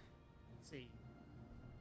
Grenadiers, Grenadiers. Good God! Okay. Well, I guess they thought the cavalry thing didn't work. Because now they brought a lot more guns. Grenadiers, Grenadiers, Grenadiers, Grenadiers, Grenadiers. Just all Grenadiers. And then 6, count them, 6 units of artillery. They are, like, playing to their strength now. They know their artillery is their best option, and they're using it. Okay, but... And they've got, let's see, 1, 2, 3, 4, 5 cavalry units. Lots of cannons, but they're short in the infantry department. Oh, but no, I lied. They're actually fielding 6 brigades, so no, not really. Okay, well, we'll do what we can.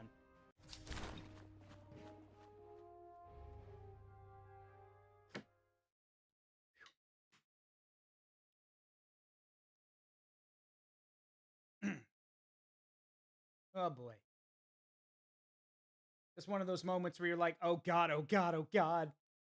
Yeah, there they are, the Potsdam Giants. The Long Curls, or Potsdam Giants. Prussian Grenadier Guard.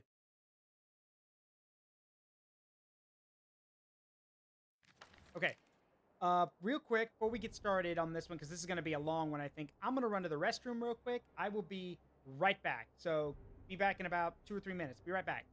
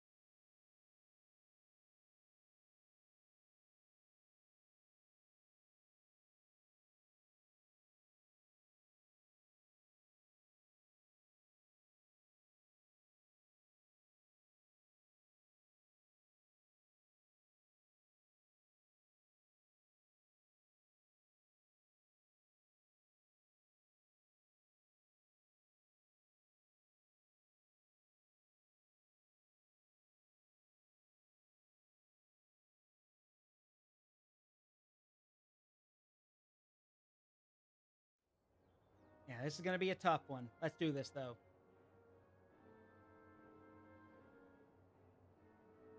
Also, hey, Sai, what's up? Okay. Let's take a look at the map. Okay, we've already got an advantage. The river. This is going to help a lot, actually. Yeah, I think I can make this work. Because the thing is, with the river, that kind of limits how well they can deploy their guys against us. They still outnumber us, though. What's worse is that those hussars are light cav, so they're going to come sprinting across the water. Ow. So we got to be careful. I heard of the 7 Years' War. I was playing Assassin's Creed Rogue, and it took place during the... Yeah. Or as the Americans call it, the French and Indian War. But it's called the 7 Years' War. All right. Let's see. Let me think. All right. You guys are on the left, holding the line there.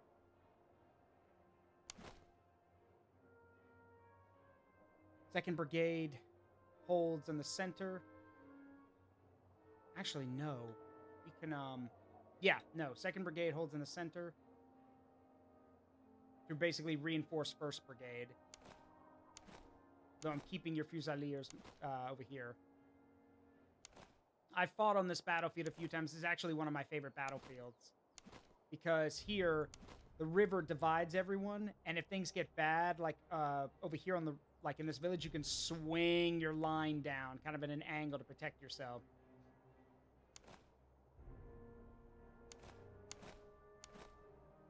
Now,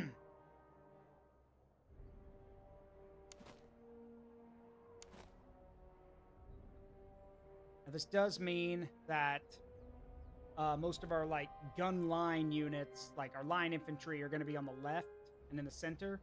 The grenadiers are on the right, and well, they're not exactly built for shooting. They're built for charging.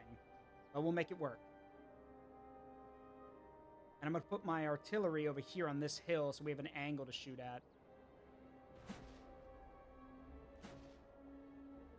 Another trick that I've seen the AI use on this map is that they send their horses over here. And they try to come around the river. And they like go around this part of the river. And then they try to cross the river here too to get to your cannons. I'm not going to let that happen.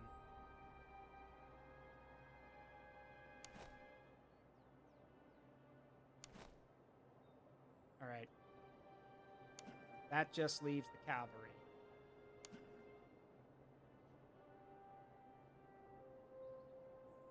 So my plan is that cavalry are like an emergency force. They'll ride wherever they're needed.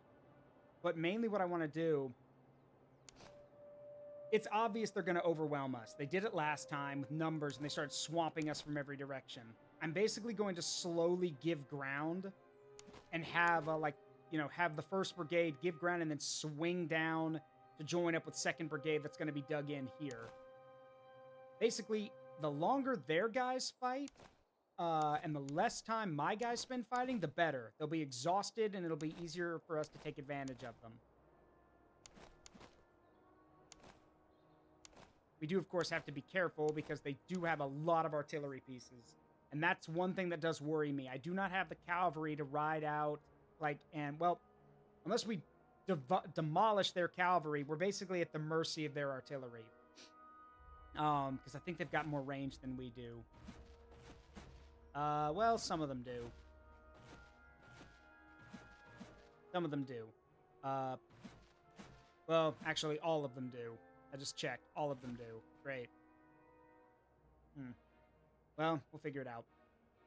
Normally, you would send your cavalry to attack the cannons, but I've only got 2 units of cavalry, and they're there to fill gaps, basically. Like before, most of my punching power is going to be coming from my grenadiers, who I need to protect. If they start getting blasted, then that kind of ruins our chances.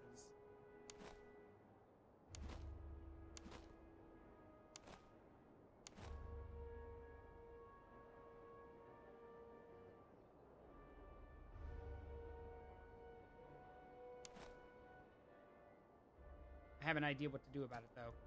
All right. Now, I have no doubt that they're going to try, like, they'll cross the bridge and everything to get to us, but they're also going to just walk across the river. I don't have the manpower to cover the whole river, but I don't want to do that. Instead, I want them to try and cross and just get shot at for it. And then eventually, when we do have to break off and give them, give ground for them, we can deploy the 2nd Brigade over here.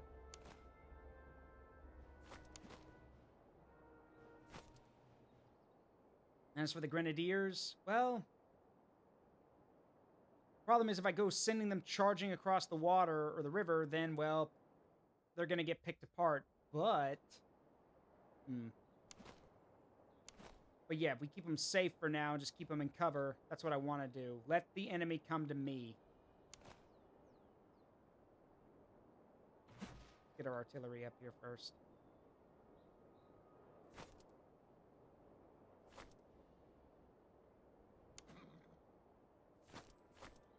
And then those Fusiliers with their rifles. I want them right up here where they'll have maximum accuracy. Here we go.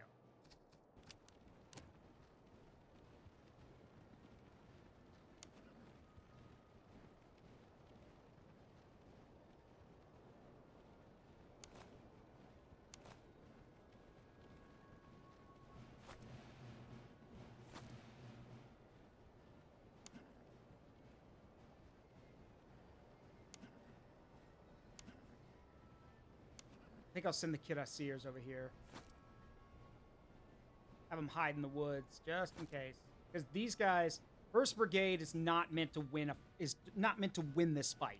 1st Brigade is here just to slow them down and do damage, and kind of pin this left flank in place.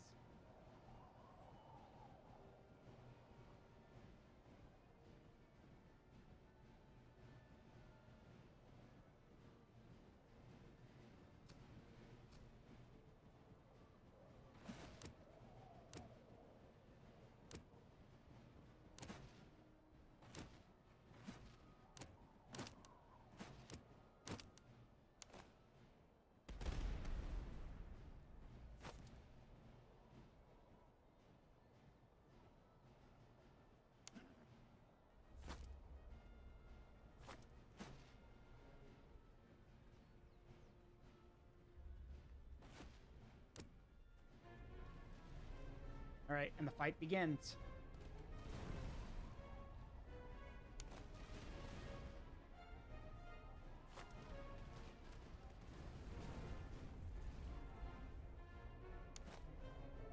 As I thought, they're just throwing themselves across the river.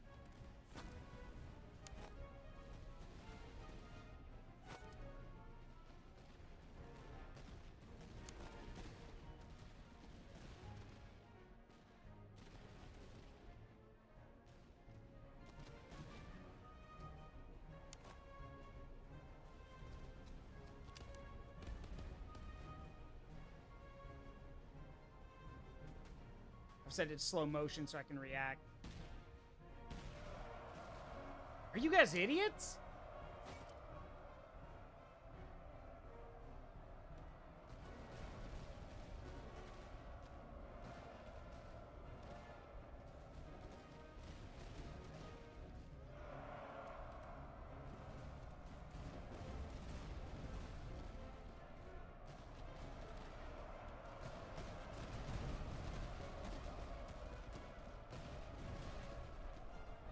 Just charging across open ground. Okay. Fine, let's play that game.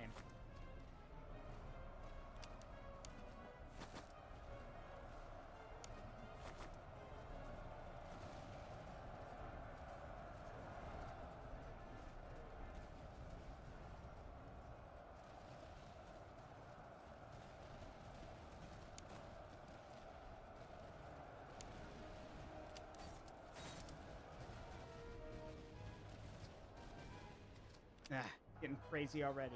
Shit! We're charging the Fusiliers.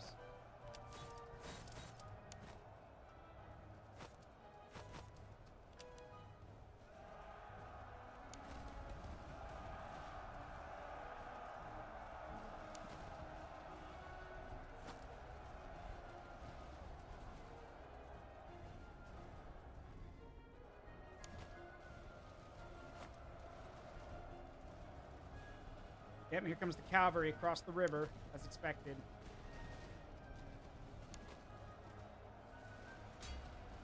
Who broke? Ah, these guys. Damn it.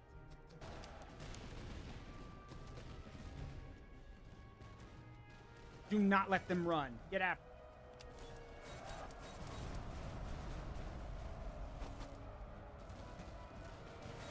Not let them run.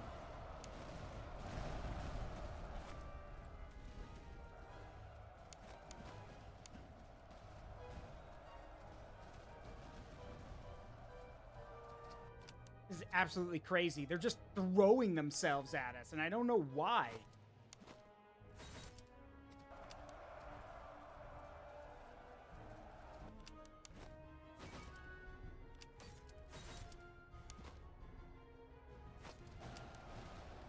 Nothing is gained from just throwing themselves at us.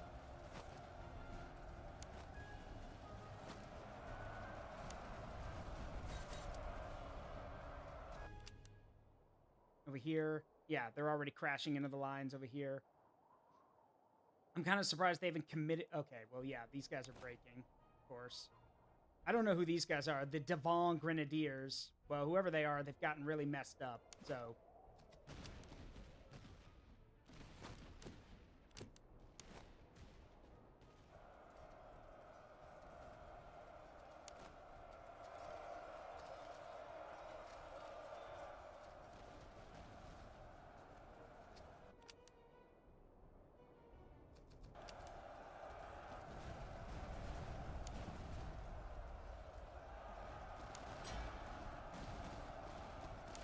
Just lost one of our cavalry units.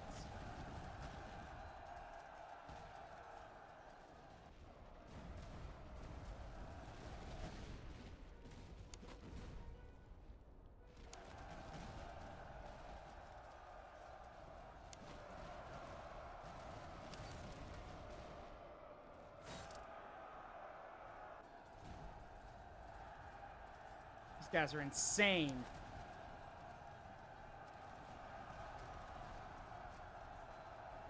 One thing I do wish this game would fix is that if, you know, I do wish we could form square, but we can't.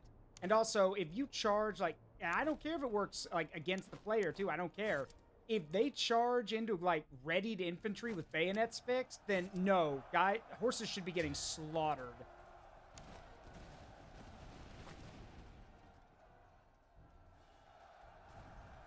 And the left flank is collapsed.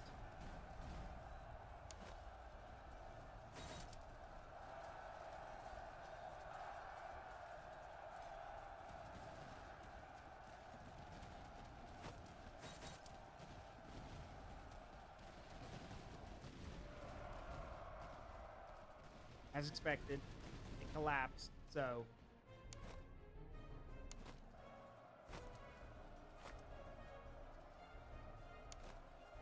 Let's see if we can't control the center, at least.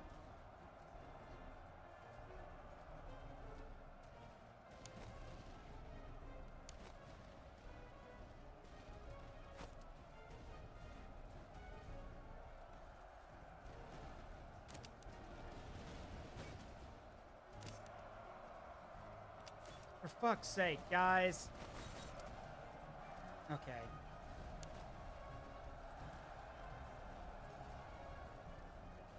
Yeah, their morale's in shambles, but, like, they just don't die.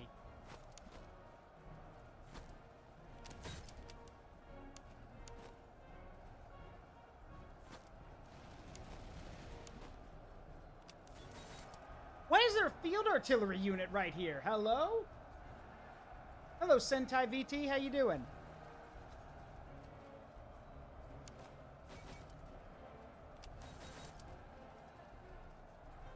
Sorry, I can't really answer chat right now. I'm running around trying to handle this situation.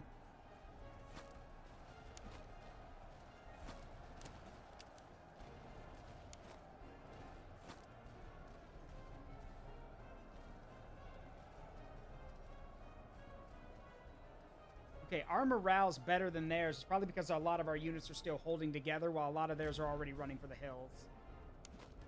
Not all of them, but a good amount of them.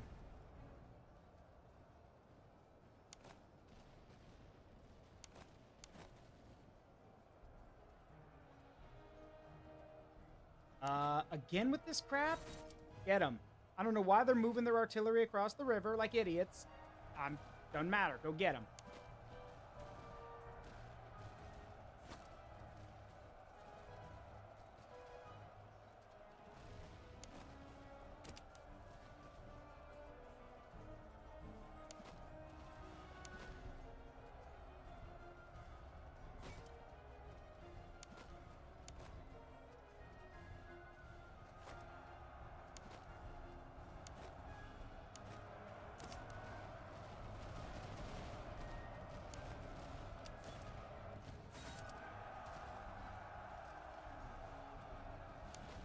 Alright, that drives off another cavalry unit. Okay, that would explain why their morale's going down so hard. Their artillery's just getting slaughtered. Let's keep holding them.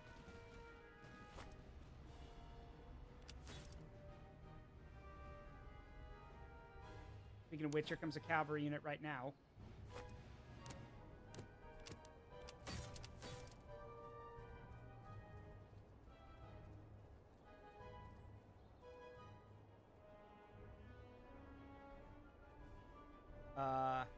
You guys sure you want to try this?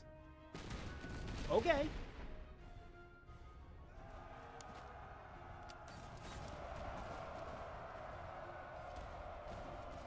Yeah, that wasn't very smart.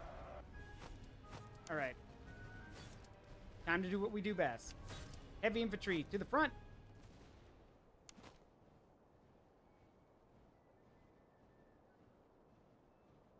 Yeah, most of their guys are either exhausted or driven away. That might be why their morale's going down so hard, is that they're not... The last time we fought, they were just pushing us all over the place. Now we've dug in our heels and we're not going anywhere. And that's probably freaking them out. What's your favorite Godzilla movie? Oh gosh. Either Godzilla Zero or whatever the one that came out most recently was. And then there's also Shin Godzilla. But I blame Jobby the Hong for that one. Shin Godzilla is just really interesting to me. It also helps when one of my streamer friends is a huge Godzilla fan.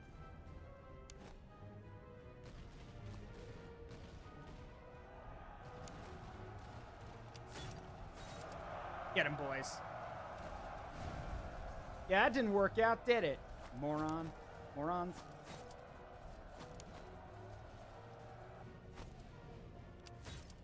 Okay, we basically got him over here. Now we just need to crack this last unit over here. Need to crack that nut. So, let's move. Yeah, they're all tired.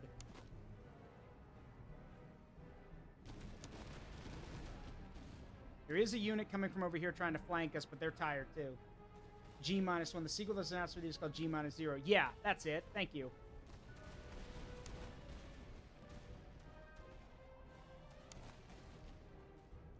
Yeah, I heard about that. Hideki Anno wanted it to be super long. I heard about that.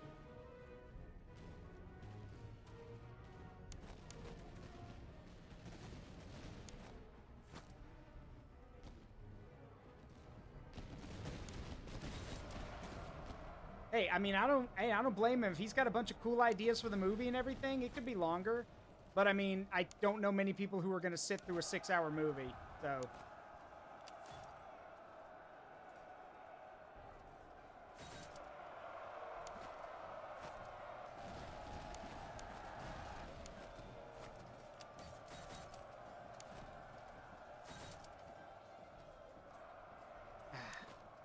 again, the lifeguard fails me.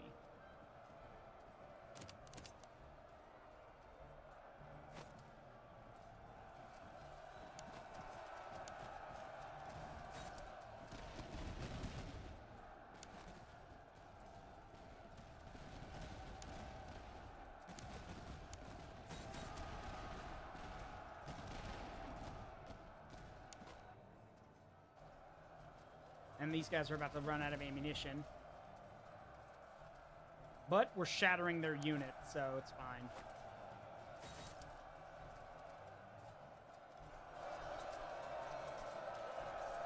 So much for your elite grenadier unit.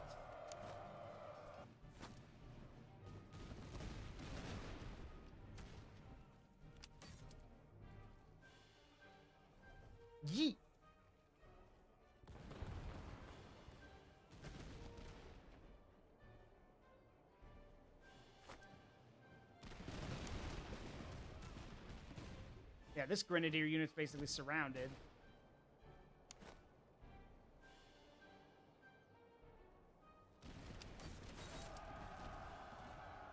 And they're so hurt and tired, they're not reloading fast enough. Get them. Toho didn't agree with the ending he wanted. Yeah, I heard about that too. Okay, I think that does it though. That one wasn't nearly as bad as the first one, probably because we were a bit more prepared that time. But with that, I believe that's a Prussian campaign victory.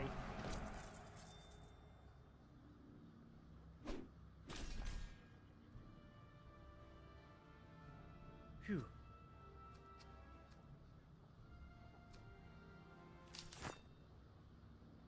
Nice.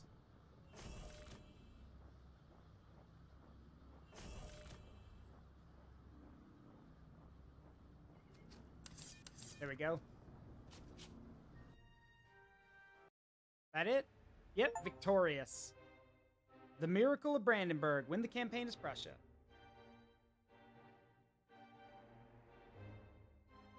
Glory to the Kingdom of Prussia. Let's see, the war concluded in Silesia, where the Habsburg monarchy was cast down in the decisive struggle in the Battle of Nieb.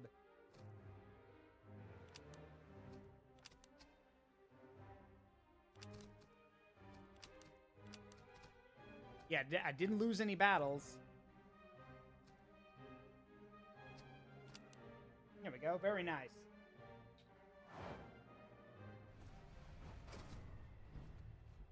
Now, so here's how this works for those who don't know.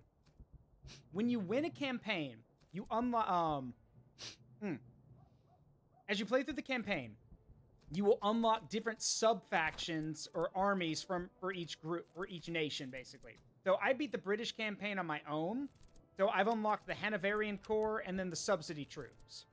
So now that we've won with the Prussians, we have, you know, the Cantonist levies, the Freikorps volunteers, and then the Old Corps. So yeah, you basically get to you can determine how exactly you're gonna like play your you know, how you're gonna play exactly. So next we have 4 factions left: the Habsburg monarchy, aka the Austrians, the Russians, the Russian Empire, the Kingdom of France, and and then the Holy Roman Empire, which this is a free DLC for the game. So, to that end, I am gonna let you guys choose. So what I'm gonna do real quick is I'm gonna open up a vote, and I'm gonna let you guys pick on who you want to see, basically. So give me a sec to get this poll set up. Let's see.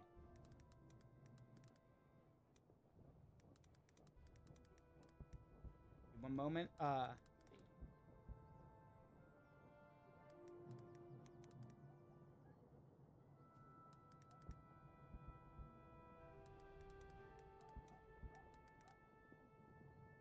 Right, I'm going to have this open for 5 minutes. So, there you go. Poll is now open. So, you guys get to pick what faction we play next. Again, we have the Austrians, the Russians, the French, and the Holy Roman Empire. So, y'all choose. If you are here, lurking or otherwise, feel free to vote. I don't care if you're lurking or not, just feel free. And that goes for the people on YouTube as well. Hop on over to Twitch and cast your vote too, if anyone's listening. But yeah, y'all vote. We get 5 minutes. Again, if you don't vote, then, I mean, well, then I guess, well, you don't have to. But if you don't vote, then you don't really get a say in what happens. But yeah, we have 4 other factions to pick from. So, right now, it looks like the French are winning with 3 votes. So if you're listening or, you know, lurking or anything else, come pick. For those who don't know, the Austrians have the best cannons in the game and are very flexible. The Russians have vast numbers and excellent morale. The French get the ability to expand rapidly, like they can field more armies than most, and also have the best heavy cavalry. And the Holy Roman Empire has their broad options, so they have plenty to pick from. And they also have the muster stance, which basically allows them to recruit, just set up somewhere and recruit more soldiers, basically. So, what will it be? We've got some time left. Always educating and see how you play a faction in the tactics. Well, yeah, I'm glad. Hey, I'm glad you enjoy it. Anything I can do to help you guys out. So yeah, for example, with the if we pick the Austrians, we'll be having the Crownland Corps, which gives us the best, gives us artillery accuracy and gives us really good cannons. If we play as the Russians, we'll get the Mir at War, so our casualties are restored sooner. We play as the French, we get the Assault en Masse, which allows us infantry melee is 1.5% per regiment in your army. And then finally, we have the HRE, which gives us combat effectiveness 0.5% per unique regiment in your army, which I think is actually a pretty interesting way of doing things. But again, y'all are the ones voting. Holy Roman Empire. Yes, the Holy Roman Empire. The Holy Roman Empire is basically a patchwork of various Germanic and just Germanic people. Think of it like, example, things like Hessians, Saxons, stuff like that. This would eventually become Germany. Prussia is part of the Holy Roman Empire, for example. Well, it was. But yeah, the Holy Roman Empire. But yeah, it's in fact, it's actually because of the Holy Roman Empire that this war breaks out in the first place. Anyway, we are down to our last, I think we're more than halfway down with the time. So France is currently winning with 4 votes, and the HRE has 1 vote. So I know there's more than 5 people in here. I know some of y'all are lurking, or some of y'all just have me on mute, but there's way more than 5 people in here. I think we got there's 18 people in here. Come on now. If y'all don't want to vote, that's fine, but I know y'all are in here. It's just click the which faction we play next and just pick. Don't matter to me. I'll play any of them. But that's on y'all to decide. So we're down to, I can't really see what time we're at. But yeah, so far right now, the French are winning. So we might be playing as the French, which will give us access to the Lower Rhine army. Now, the French, here's the tricky part about the French. They can expand their armies rapidly, and they have the best heavy cavalry. But, problem is that they have really bad logistics, which means their supplies are really poor. And, well, there's other problems, too. They're disorganized as well. So it's a little bit harder to pull them all together. But, if it's, like it says, if their spirit holds, French armies can deliver devastating blows on the battlefield. And remember, this is the France of, before the American Revolution. This is not Napoleon's France. Not yet. This is them in all their white uniforms. All right, I think it's safe to call it here now. I don't think anyone else is going to vote. So, we're just going to call it here then. Where's my thing? Yep. All right, France it is then. Only 4 people voted, so France it shall be. We will be playing as the French. France can expand rapidly with renowned heavy cavalry, excelling in sweeping, overwhelming assaults. Yet their lower ranks are disorganized, and the strain of supplying so many men is worsened by poor logistics as corruption and lavish spending drain resources. When their spirit holds, however, French armies can deliver devastating blows on the battlefield. So yeah, resources cost more, but brigades cost way less. Right? So yeah, that's how it works there. And also we have the Lower Rhine Army. The French army of the Lower Rhine is the core instrument of the French monarchy in the 7 Years' War as the French launch repeated offensives to defeat the Anglo-Prussian alliance. The size and population of France enable large contributions of manpower to this force. Throughout the 18th century, French military theorists debate the ideas of Chevalier Foulard, who argues that the column attack with cold steel are ideally suited to the character of the French nation. Also, we have an ad going, so I will be back in a moment. See you guys in a bit.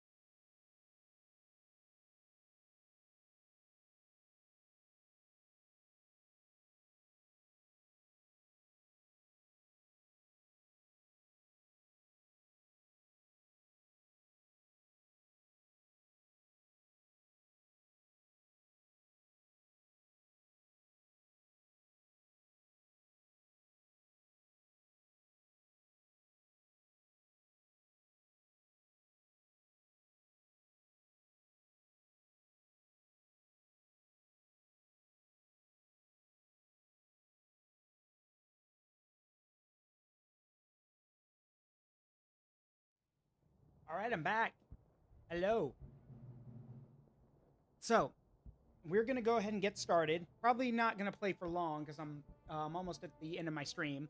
And besides, we just got done doing a big Prussian campaign, so we don't want to get too far into this one yet. But the people have spoken, so we will play as Franche. Let's see, morale. We can play on Colonel now. I played the last one Major. Let's play on Colonel. All right. Victor Francois de Broglie. And we have Provincial Cavalry, some Irish Fusiliers, and some Royal Recruits, who I'm guessing we just grabbed off the street. Because they are, what? Oh, yeah, I'm guessing we grabbed them off the street, because they, yeah, wow.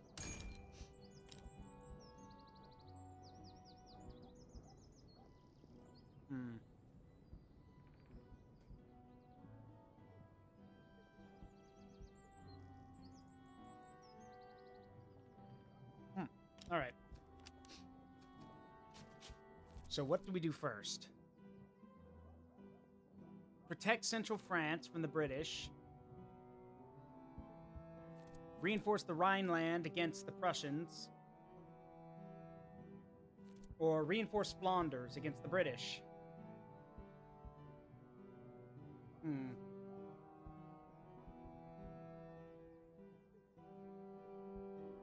Logistics is going to be one of our... Disorganized and logistics are our big weaknesses. So...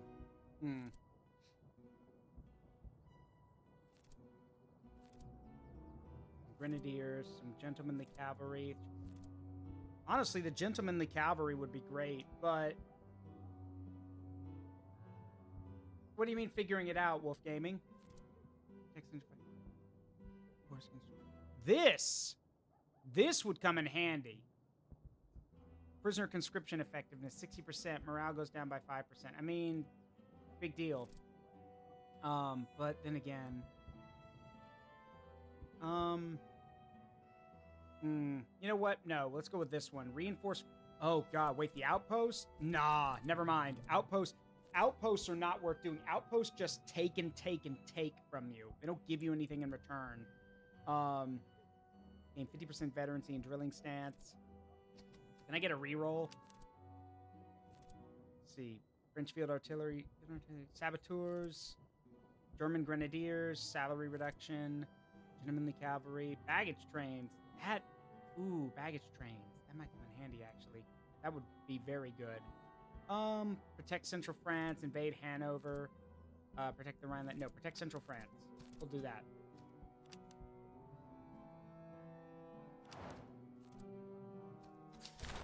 There we go.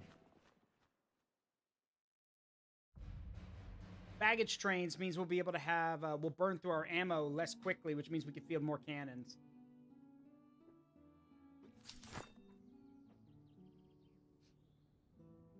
God, what a sham. Look at this.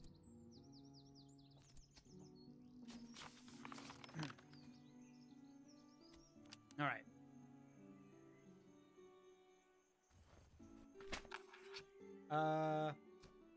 Capture the provisions. We need the ammunition. Good grief. All right. Provincial cavalry, recruits. Okay. So we are fighting the British. So here's the thing about the British. At least in this game. The British have the most disciplined soldiers. Like, you could kick the crap out of them, and they'll keep fighting, and their accuracy is second to none. They are the most accurate shooters out there. So, now granted, the trade-off to that is that their muskets have shorter range, so you can actually engage them further away than they can hit you. But, like, that matters. Like, their accuracy is devastating. If they get a shot off, or they get a full volley of a line, yeah, good luck. Put your head between your legs and kiss your ass goodbye. It's going to be bad. All right, Fusiliers on the left, and then our cavalry also on the left, just in case. All right. Let's get up there and take advantage of that hill, shall we?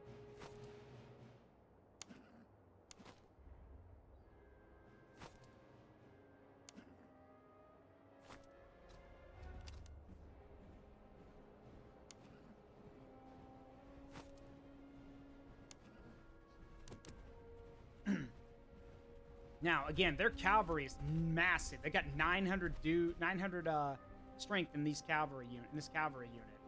So much the better.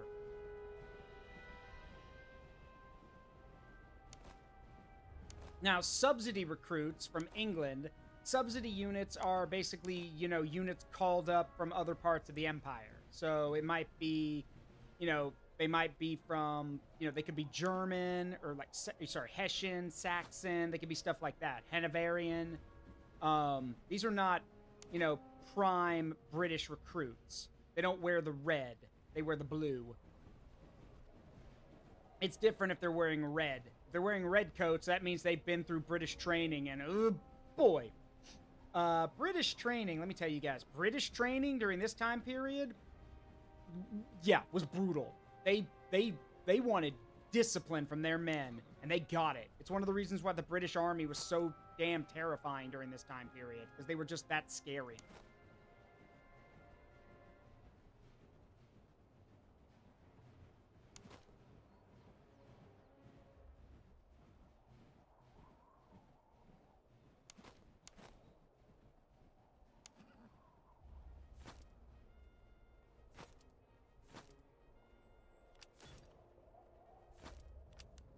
Our advantage is in cavalry, so we're just gonna let them. We're gonna lure them to us.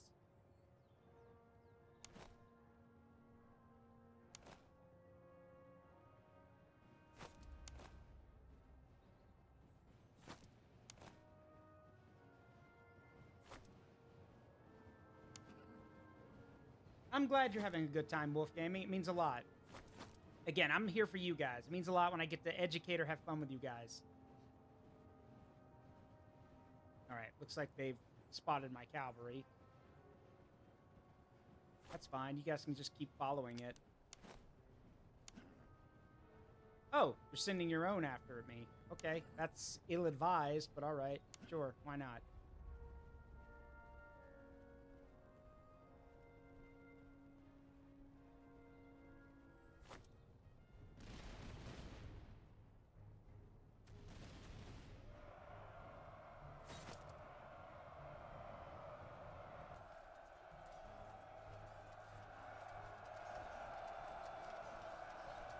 And now the cavalry just fights it out.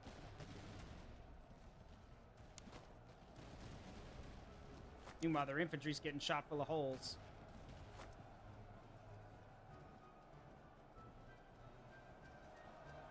Don't let them get away. Chase them.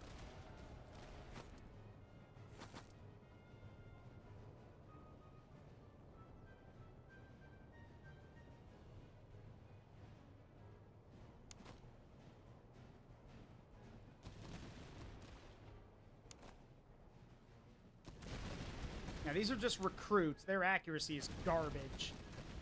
So... yeah,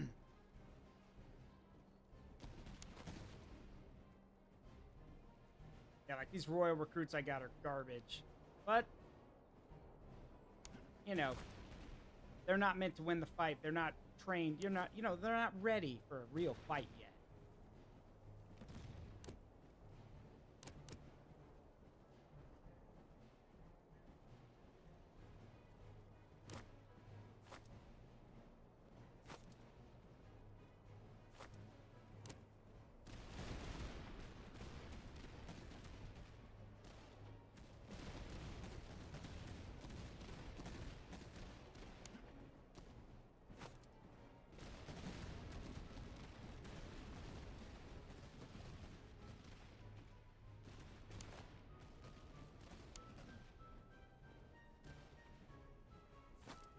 This guy's running to okay. Yeah, they're actually running to chase me. My guys are just trotting along. Stamina's doing good. Meanwhile, these guys are running.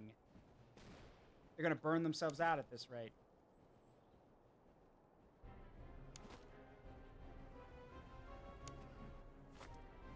Fine, if they want to run...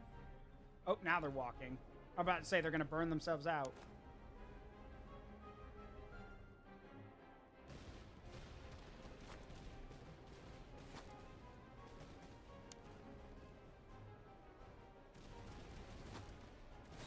All right, turn around and get them. Or they can set up.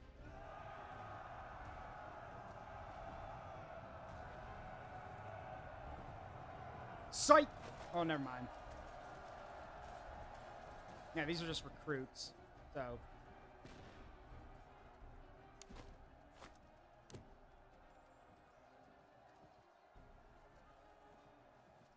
There we go.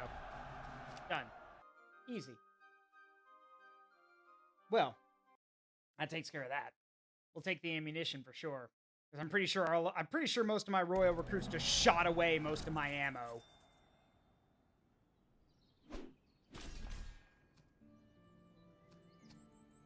And we didn't really lose a lot of guys, so no, just, yeah, ransom them back. Yeah, we didn't lose that many.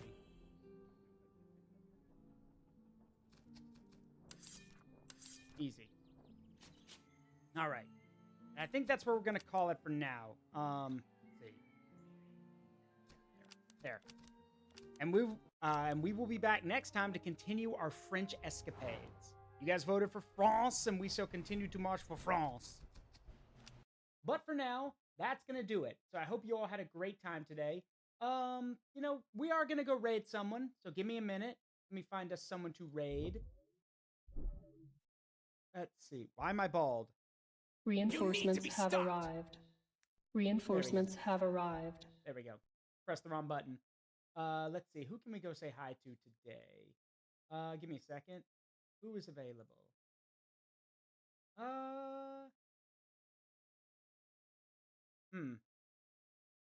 So I'm looking through some of my friends or other people I know.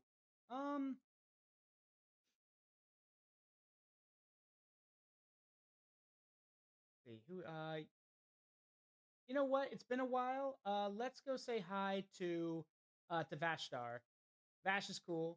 So we're gonna go say hi to them. Don't leave yet. I know you guys want to leave, but hang tight for a second. It's always good to show support.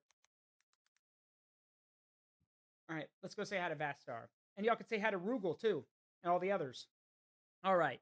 As always, it's been a privilege and a pleasure to entertain all of you. I hope you had a wonderful time. I've been Zaruk Windcaller, and remember, the memories we make in life, good and bad, make us who we are. Don't trade them for anything. Love you guys. See you all tomorrow. Bye-bye.